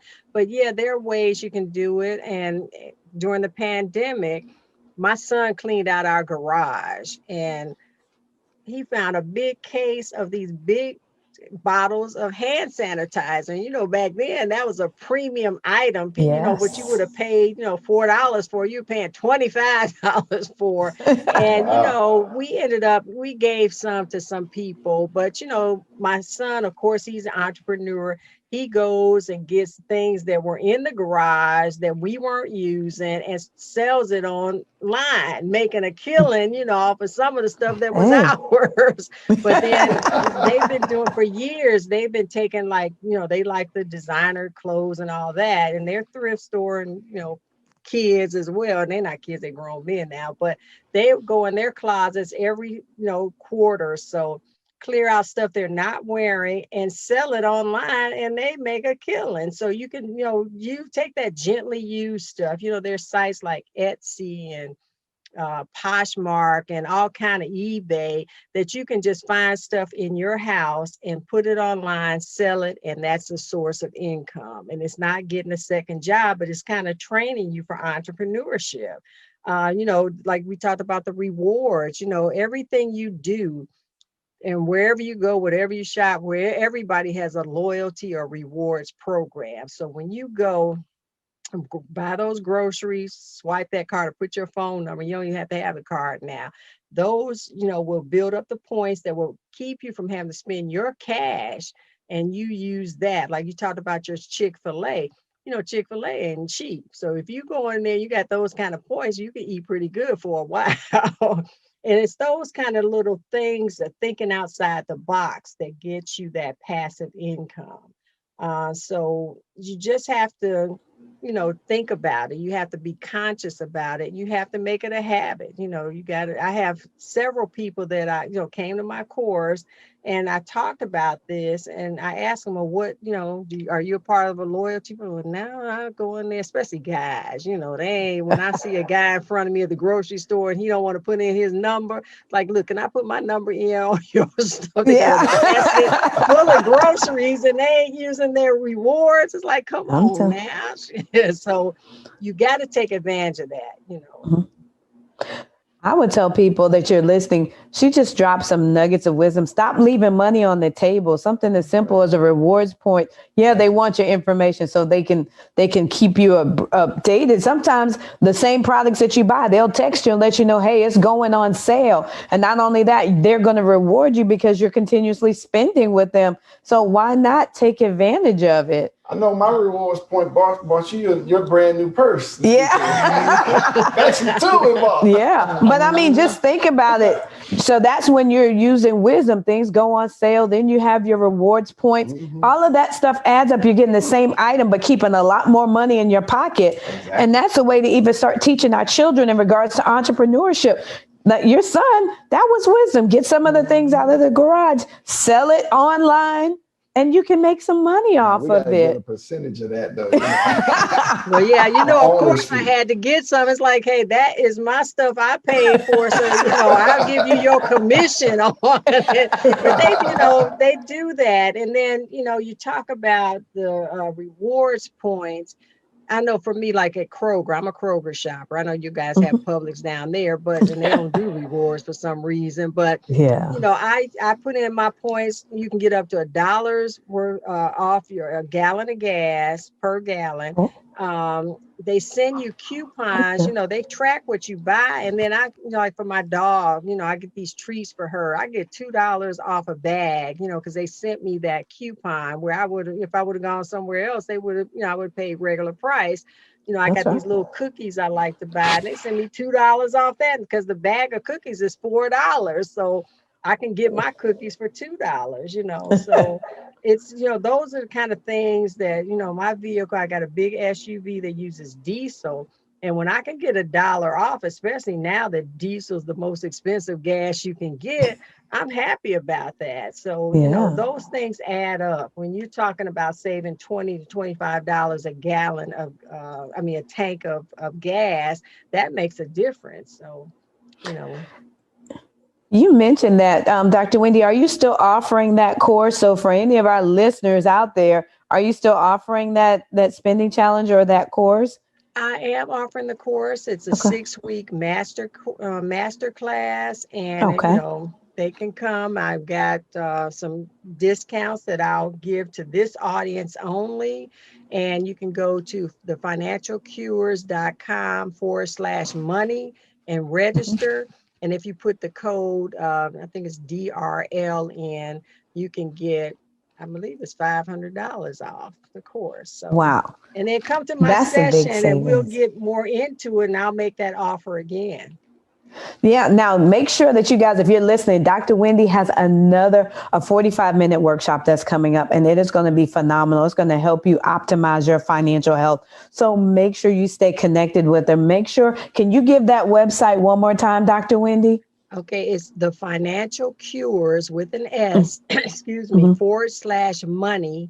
And you put in the promo code DRL and you'll get, I want to say it's $500 off the price. So it's very affordable because, you know, even though you'll get that money back probably the first week of the course, but, you know, it's worth it. And it, like I said, people need to get their minds right and get their money right, excuse me, because poor financial health can cause poor mental health and poor physical health, and definitely put a strain on a marriage.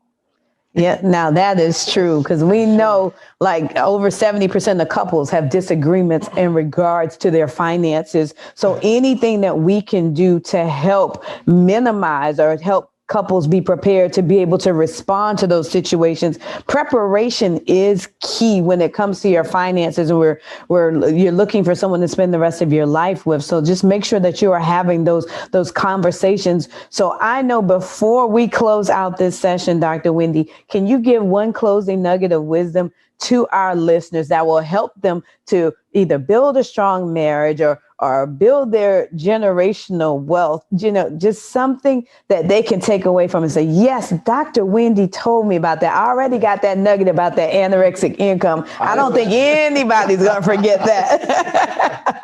Well, I kind of coined this little slogan, and it says, if you think right, speak right, and do right, things will flow right to optimize your financial health. And that really applies to anything in your life, but I'm focusing on optimizing your financial health. But you got to think right, you got to speak right, and you have to do right in order for things to flow right. Wow. I love it. I love it. I love it. I thank you so much, Dr. Wendy. Honey, did you have anything else? Because, you know, I love talking to Dr. Wendy. We can be here for a while. Well, you know, I'm just sitting here just gleaning from everything that she's saying because, you know, hey, you can never get too much nuggets or too much wisdom. Yeah. And that's something that, especially, I love the anorexia health. You know, because I don't want my wealth to be anorexic. I want it to be fat and full. I want all my vats to be full. You know what I mean? Yeah. No, this has been great. Yeah, this has really been a great session. So for all of our listeners, make sure you stay connected with Dr. Wendy Labatt. Make sure that you take advantage of her 45-minute workshop that's coming up, and make sure that you're just staying tuned, because there's so many nuggets of wisdom that's flowing through this summit. Remember, we are here to help those couples build strong marriages, build successful businesses, and build generational wealth for their family. We want to thank you again, Dr. Wendy, for joining us. And we want to say to all of our listeners, just stay tuned. Have your pen and paper ready so we can make sure we help you take your marriage and your business and your finances to the next level. Honey, you have anything else you want to say? No, that's it. All right. We'll talk to you soon. Thank you again, Dr. Wendy. Thank you. All right.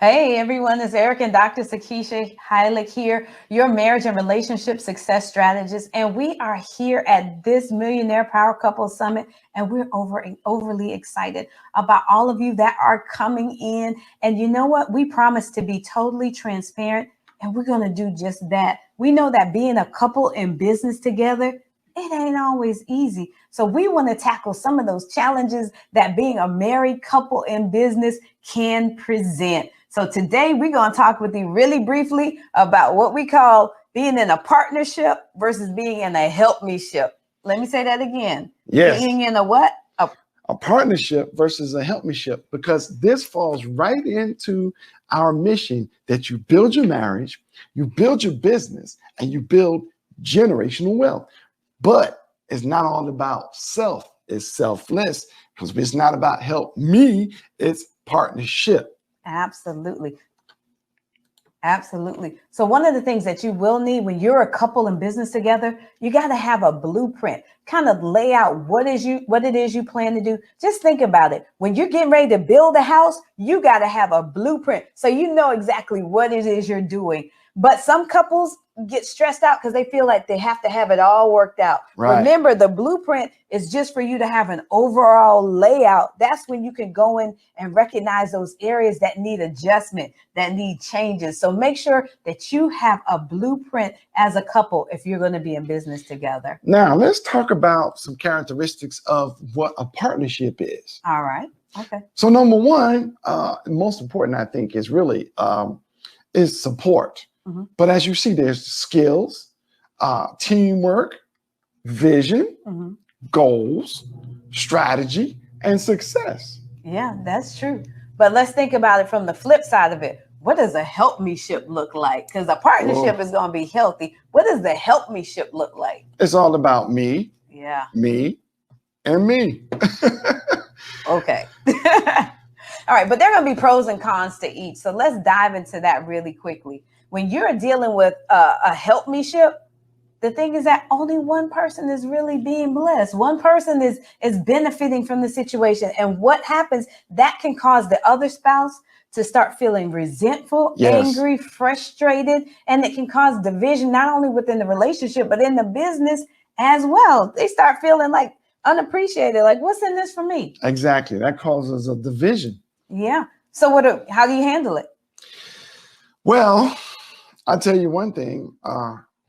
We got to do something about that. We can't have that division because it's just going to lead to a breakup in the marriage and in the business. Failure. Yeah, just think of it this way. We know that you might be listening and you're like, look, Sakisha, I'm a corporate, I'm a 9-to-5 type person. My wife, entrepreneur. Some of you might be different. Both of you might be entrepreneurs in the same business, and some of you might be entrepreneurs in separate businesses. That's right. And we understand that, but the principles are going to be the same. You know, both of them have benefits, but you got to have what? Got to have goals, right? Right. Got to have goals. When you're going into business, you've got to have an idea of what it is you want to do, what it is you want to accomplish.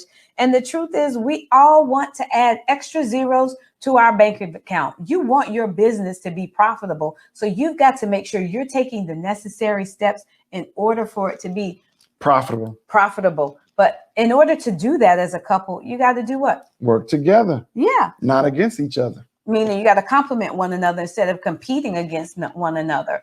Now, for some of you, you may not have heard that, and this may sound interesting to you, but let's be real. Marriage isn't the only place that you have vows. And I'm sure you're wondering, like, what vows? are you talking What do you about? mean? Yeah, you have vows in business, especially when you work together. You know that you got to vow to appreciate one another and each other's skill sets. You got to vow to respect and honor each other. You also got to have a partners. vow to understand one another's perspectives, right? And then also to listen to one another, not always just talking, because that's where communication is a two-way street. Yeah, and you got to vow to respect each other's roles. Now, of course, there are more vows in there, but those are some of the ones that we just really want to tell couples. Just remember, your wedding day, that was just your first set of vows. If you're a couple in business together, you're going to have additional set of vows. Oh man, all these vows. My goodness. All right. Well, look, you got to vow to appreciate one another, vow to respect one another, and just be mindful that you guys are going to be equals when it comes to business. But being equals, meaning that you don't have to do the same thing, if that makes sense. Right. Because I mean, you know, you may handle the bills, right? And I may handle something else. Like, you know, I may do all the household chores, I may do all the handiwork, and you just manage the bills and work on the business aspect of it. And then I may work on the technical aspect of the business. Or you may handle the bills and I handle the technical aspect of it. I'm just saying. Yeah. But then you also have the aspect of being a helpmeet. Remember, we're all, you know, familiar with it in the Bible. They talk about the woman being a helpmeet for the man. But in businesses, we need to be a helpmeet for one another. Whether you're in business together or business separately, we need to help each other meet the needs of our businesses. It doesn't mean everybody has to be in the forefront or take the front seat. Someone one spouse may actually just provide support, you know, from the back end. You might provide the technical support, but you've got to be mindful that conflict and challenges may arise, and you've got to know how to have those conversations when you may feel like I'm not being heard in this situation. So you got to say some things like, okay, baby, when is it a good time to talk? Right? And then once you talk, you have to speak concisely, right? And also not only talking, but you got to be able to listen. And you have to learn how to pause between statements and ask your partner to repeat it back. Remember the repetition spot? Yeah. The skill, repetition. So you make sure you know what I heard is not what you heard, but you actually need to know what I said. Okay, so let me get this straight. You want to make sure that what I said is what you heard, right? Right. Okay, there you go. That's that teamwork thing. And just understanding that because you have an opinion when it comes to the business, it does not equate to a level of disrespect, because that results in shutdowns and stonewalling and division in both the relationship and in the marriage. And that's exactly what we want to avoid. So I have questions, I have concerns, but it doesn't mean that I'm 100% in. That you're not 100% in. All right. I mean, one of the things that I support you, but there are going to be times where I might have questions about something you're doing because I process things differently. True. Men, you guys want us to understand that you may think differently, you may see things differently, but want us to respect that. That doesn't mean you want to support us, but you want a greater understanding. So we have to make sure that takes place on both sides. If that makes sense. Yes. So yes, it's not always the right answer. Now, you need a business partner and a helpmeet. That's going to be true. And be honest with you, Right. We're not always meant, just because you have a wife or just because you have a husband, it does not mean you always have to say yes. Now, let me say that again. Just because you're married does not mean you always have to say yes to your partner. And we're not trying to cause division, but understanding what is going to be the right answer or what's applicable to that situation. Now, I know sometimes men fall into that. Well, I'm just going to go with whatever she says, so I don't have to hear her fussing and talking about all this.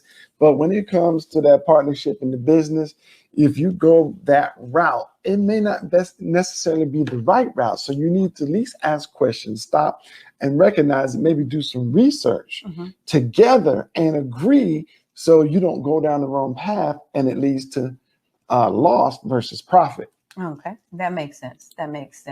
But you got to be able to disagree with one another without it impacting your relationship.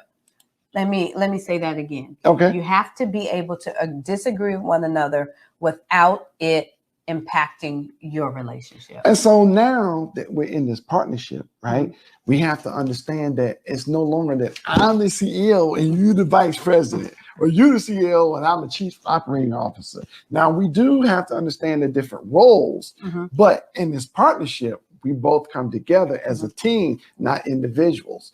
Individuals as a team, but not, okay, that's you and this is me.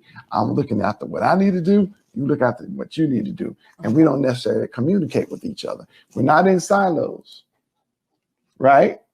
Okay. Silos is like our tunnel vision. Okay. We're not doing that. All right. So make sure in those instances, understand that you answer to one another when you're in business together. And it's also, you're going to provide a perspective. Just remember, your perspective isn't the only perspective. You know, we have to answer to each other. And I know sometimes I've fallen into that point where I'm like, okay, rather than have to go back and forth, I'm just going to go ahead and do this. And I know that upsets you, right? And so now I've learned that I'm not in a help me ship and I can't be tunnel vision. I have to include my wife on these decisions because, it turns out that she actually has better ideas than what I'm thinking. So I have to make sure that I'm accountable with her and also include her on the decisions because she has great creativity and she's great organization. All right. But understand this, a partnership is going to require both parties to be on board, not just one. Two people making decisions.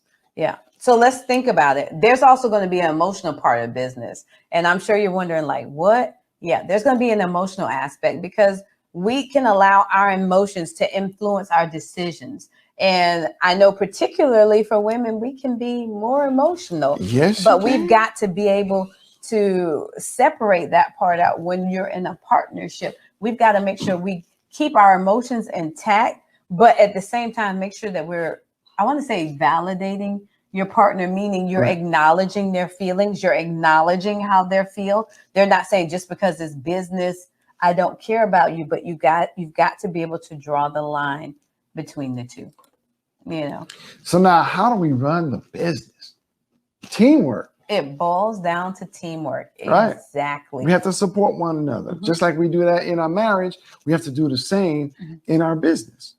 Yeah. But one of the steps in order to realize that is that you are both going to be equal when you are in this business together. When you're equal, meaning that it's not like, oh, this person's above this person. No, you guys are both equal when you're partners in a business aspect.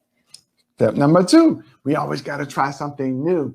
Time for something new. Now, what got you to one point in your business might not be the same thing to take you to the next season. So you've got to be willing to try something new sometimes in order to take your business to the next level. Yes. And step number 3, learn to focus on how to work together. Right. It's really, really important because if there's a push and a pull, that's going to result in division in not only the marriage, but also in the business. So that's going to be a huge challenge.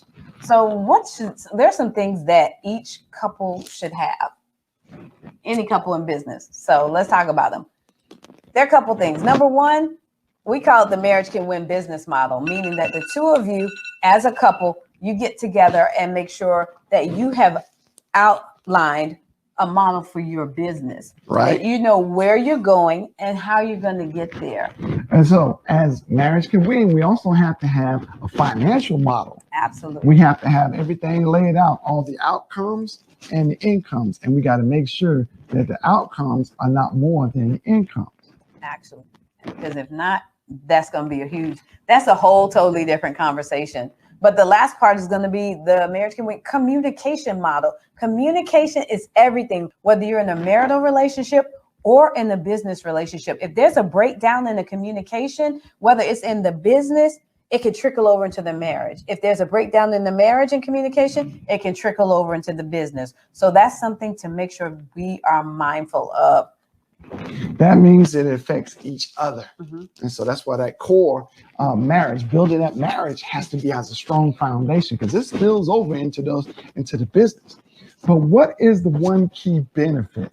Now, just be mindful when you have that business model that there are going to be times there might be clients that he can reach. Right. We have the same ideal client, but because of our personalities, we're totally different. So we make sure, if these are the clients that you connect with and these are clients that I connect with, allow your partner to be able to flow in their gifts and talents because that's going to benefit your business and it's going to benefit your marriage. A quick example, right? So I bring home the groceries, right? But I don't necessarily know how to do anything with the groceries, but stack them up. She knows how to make that groceries turn it into dinner and make it into a home. So there's always food and we can live and sustain ourselves. So what are the rules? There's always rules. Yeah. All right. One of the rules when you're a couple in business together, you got to learn to work with what you have, not necessarily what she has or what he has. What do the two of you have together to put into the business? Well, we both have to put 100% into the business, not one of us putting more in it than the other. All right. So the second rule is just comparison is the fastest way to kill a partnership, because you don't want your partner to feel like they're being judged or they have to measure up to someone else or someone in someone else's business. You've got to make sure that you respect them, respect the gifts and talents that they bring to the table, and then making sure it's an effective partnership. Right, because what you do is you actually put undue stress on your partner if you're trying to measure up to things. Now, this is one of the things that I really I started to realize that a lot of times men will go into the business and it becomes their life, meaning they're so focused, they're so driven, goal-oriented to get to where they want to be in business. Right, but women, they like to go shopping. Anyway, women get into business to have a better life. So, I mean, don't get me wrong. There are going to be some women that are equally as driven, as focused. I'm not going to negate that point, but we want to have a better life.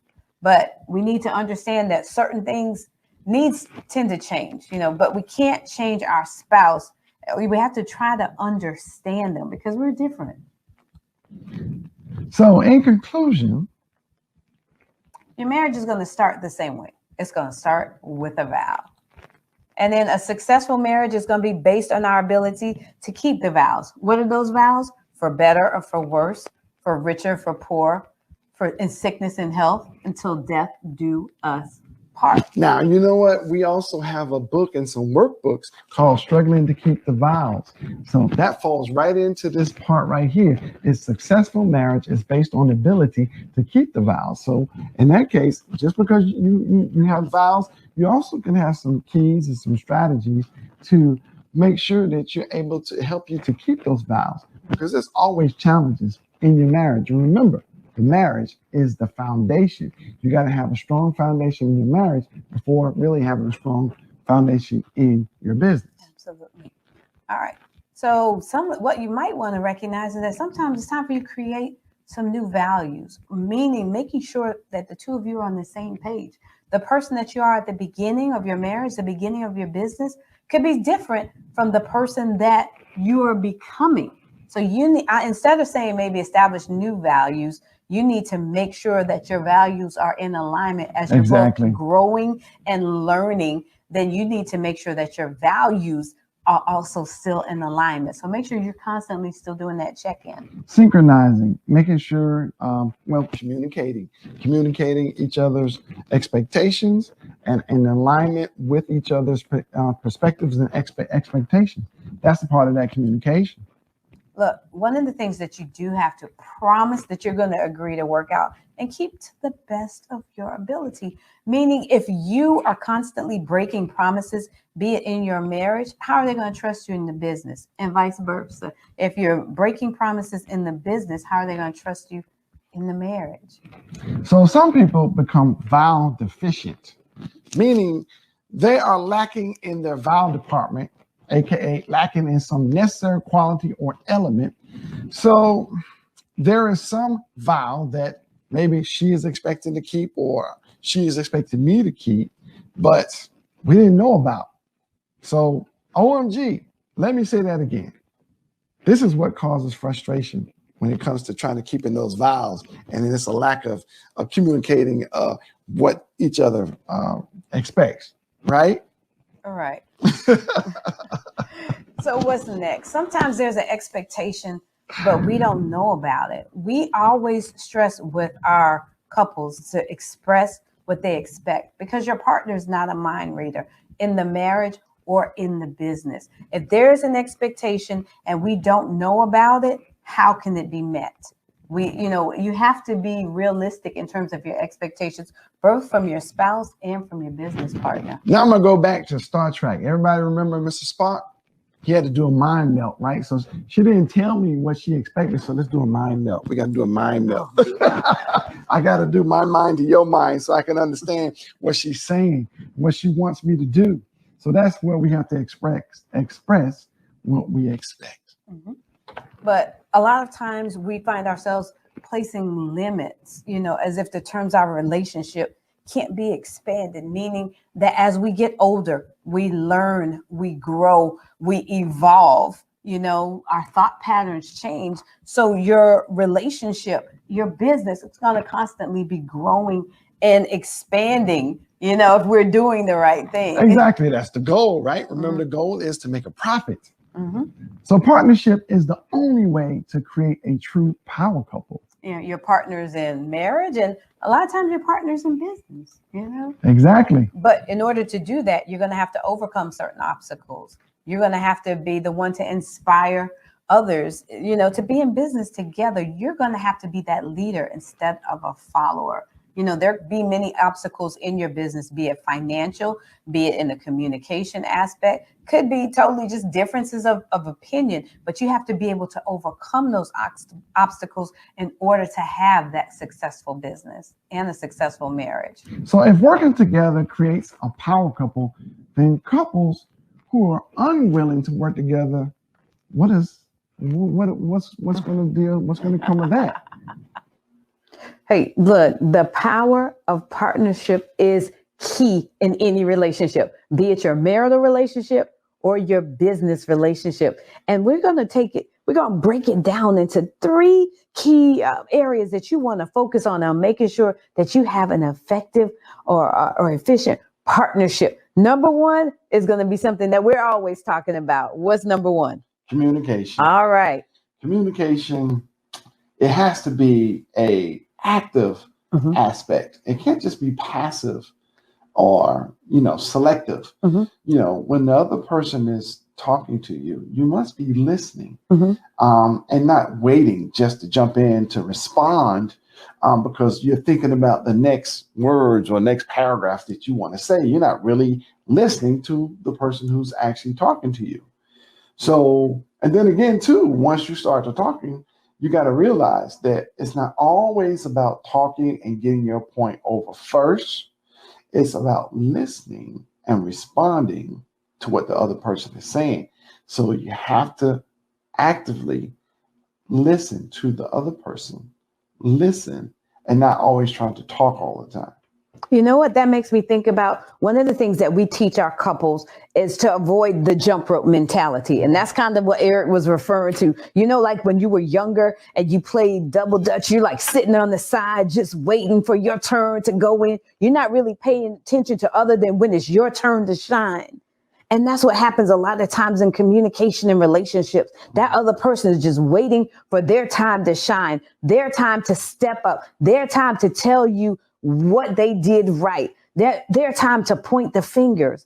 But sometimes we forget we're pointing our fingers at the other person, but how many fingers we have pointing back at us? That's true. We're doing a lot of talking, but not necessarily being as effective as listening. We got 2 ears and 1 mouth for a reason. So if we want to maintain and establish these positive partnerships, be it in a relationship with our spouse or a business relationship, we got to make sure that we're effectively communicating. And while you're doing that, that leads me to my second point, was making sure that you demonstrate compassion. Exactly, because that compassion has to be in the marriage as well as in your business, because compassion will unlock the trust factor for that person to share with you and to work with you and rely on you. Yeah. And trust me, when there's no trust, that partnership crumbles. Do you see how many businesses have shut down because there was an issue in the relationship? There was an issue with the partnership. That trust crumbled because they allowed different things like breakdown in communication to destroy it. And how many of you want to bet that there was pretty much a lack of compassion involved with that? Just one person thinking, I want my way, and not thinking about, the long haul, the entire vision, right? And that leads me to my third point, which is something we frequently talk about. It's the cash flow.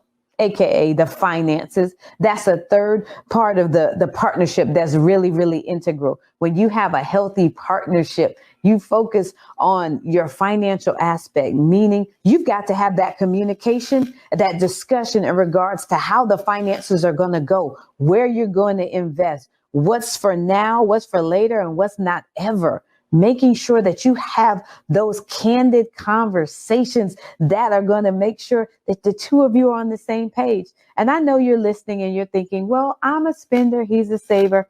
I got that part. We're all going to have different perspectives, but did you have that conversation? I understand you're a spender and I'm a saver. So what we're going to do to make sure that we don't damage this partnership, we're going to have two accounts. One account where the money goes in to pay the bills. Then we're going to have a second account where you have some money allocated so you can be the spender that you truly are without compromising the bills for the house or the money for the business, if that's making sense. Mm-hmm. So I know there are lots of other things that can drastically impact a partnership, be it a marital partnership or be it a business partnership. But three of those things that we wanted to focus on: number one, communication; number two, that compassion, which helps build the trust; and number three, that cash flow, AKA the finances.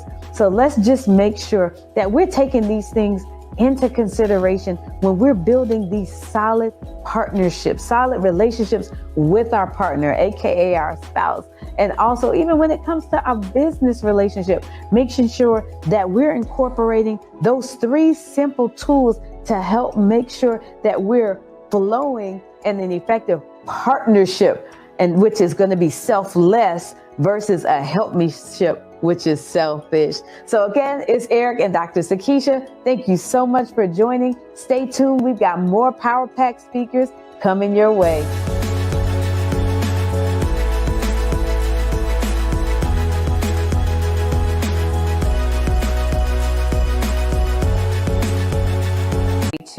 Wasn't that powerful? It was powerful. I mean, those nuggets of wisdom were flowing.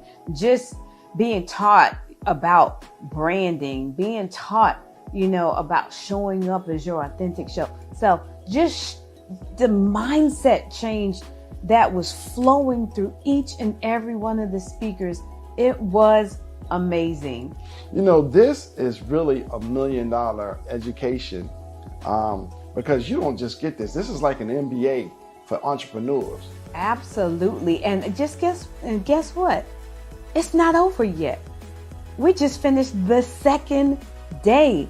I really wish couples would understand everything that is being provided to them on today. And you might be watching and say, well, you know what? I'm not married.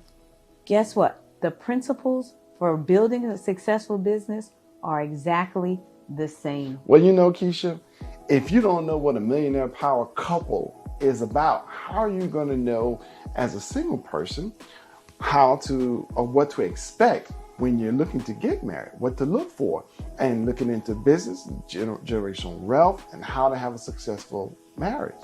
That's really, really true, Eric.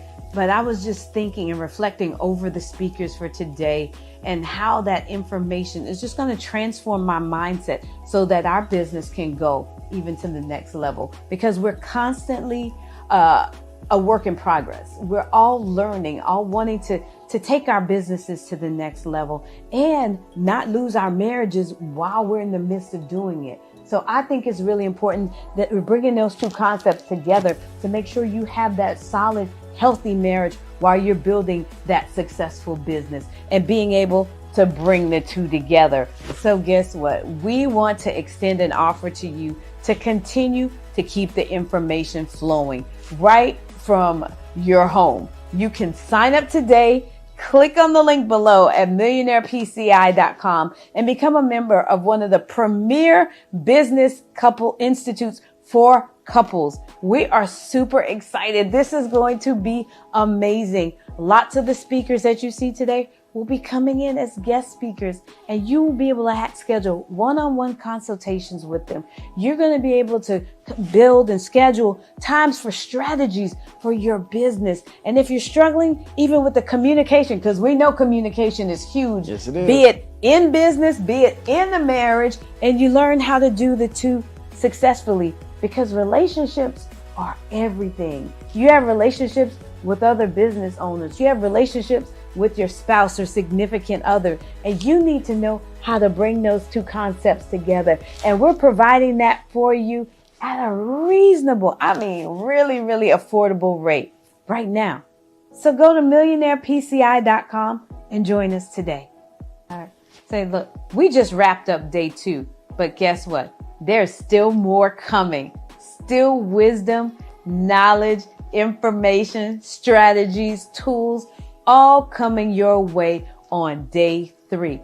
But don't forget to join us tonight at the Millionaire Power Couple After Dark session, because we're not stopping here. We're just pushing the pause button, giving you a break to go grab something to eat, check on your family, and hop right back in to our Millionaire Power Couple After Dark session, where you can gain even more insight, even more wisdom, even more knowledge on how to generate a successful business. Also, you get to network with some of our top speakers that you saw today.